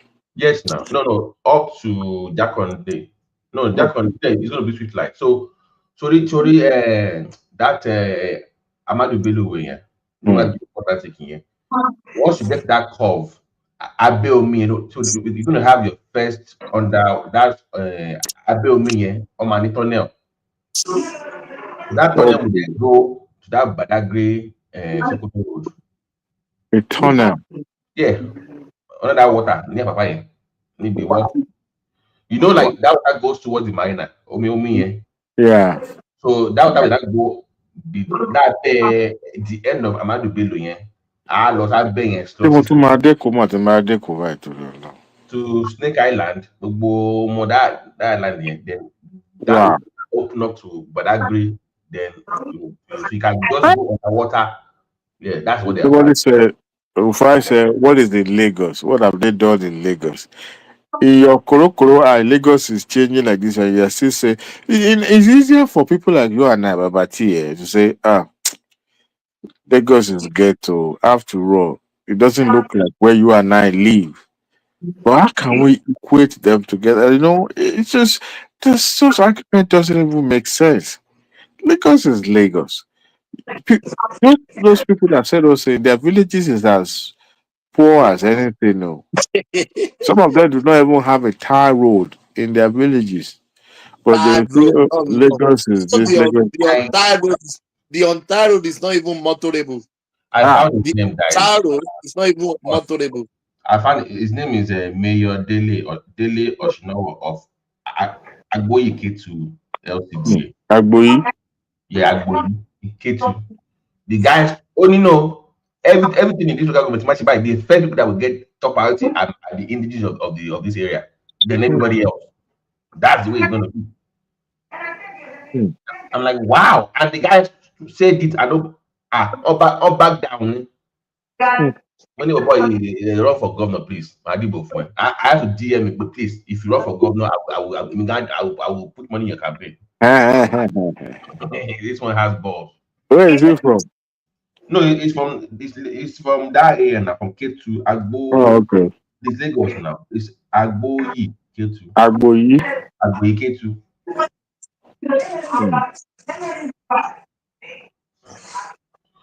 Guys, close down. Let's call it again so we can speak at the background. Yeah. Thank you everyone for joining us today. Yeah, it has been a nice session.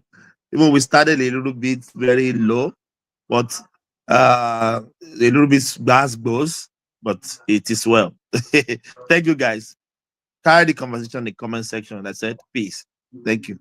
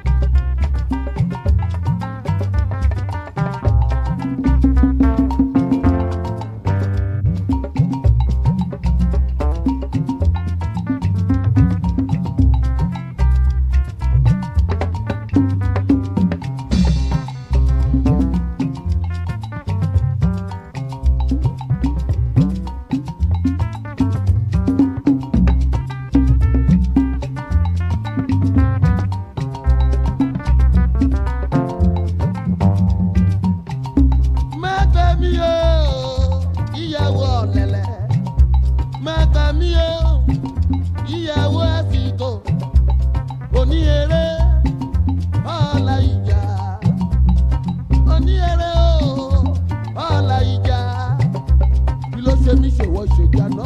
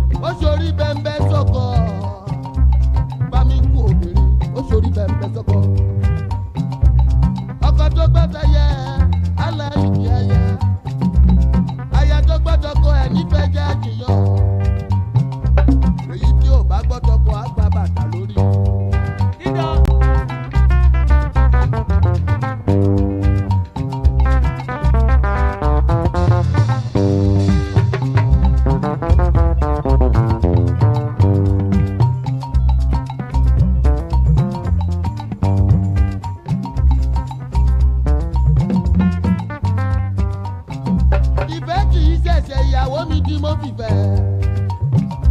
Ìfẹ́ kì í ṣẹ̀ṣẹ̀ o tí mo fi fẹ́. Bàbá ń bẹ̀rẹ̀ ló pọ̀, ó yẹ ká mọ̀ wọ́n ara wa. Kò yẹ kó tún máa pàṣẹ fún mi mọ́ o, ìyàwó. Kò yẹ kó tún jẹ gàba lórí mi, ìyàwó.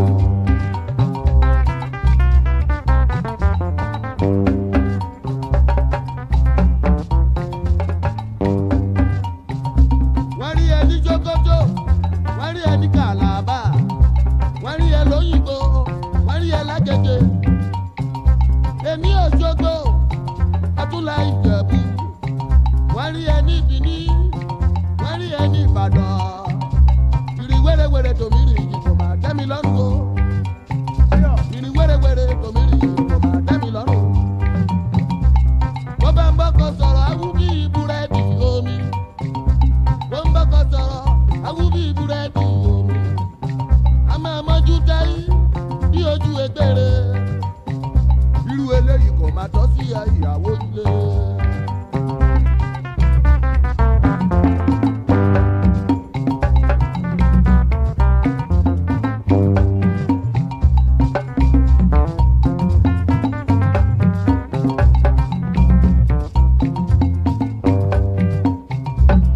Bí bèbí ti dára tó fi wà bẹ́ wa jẹ́.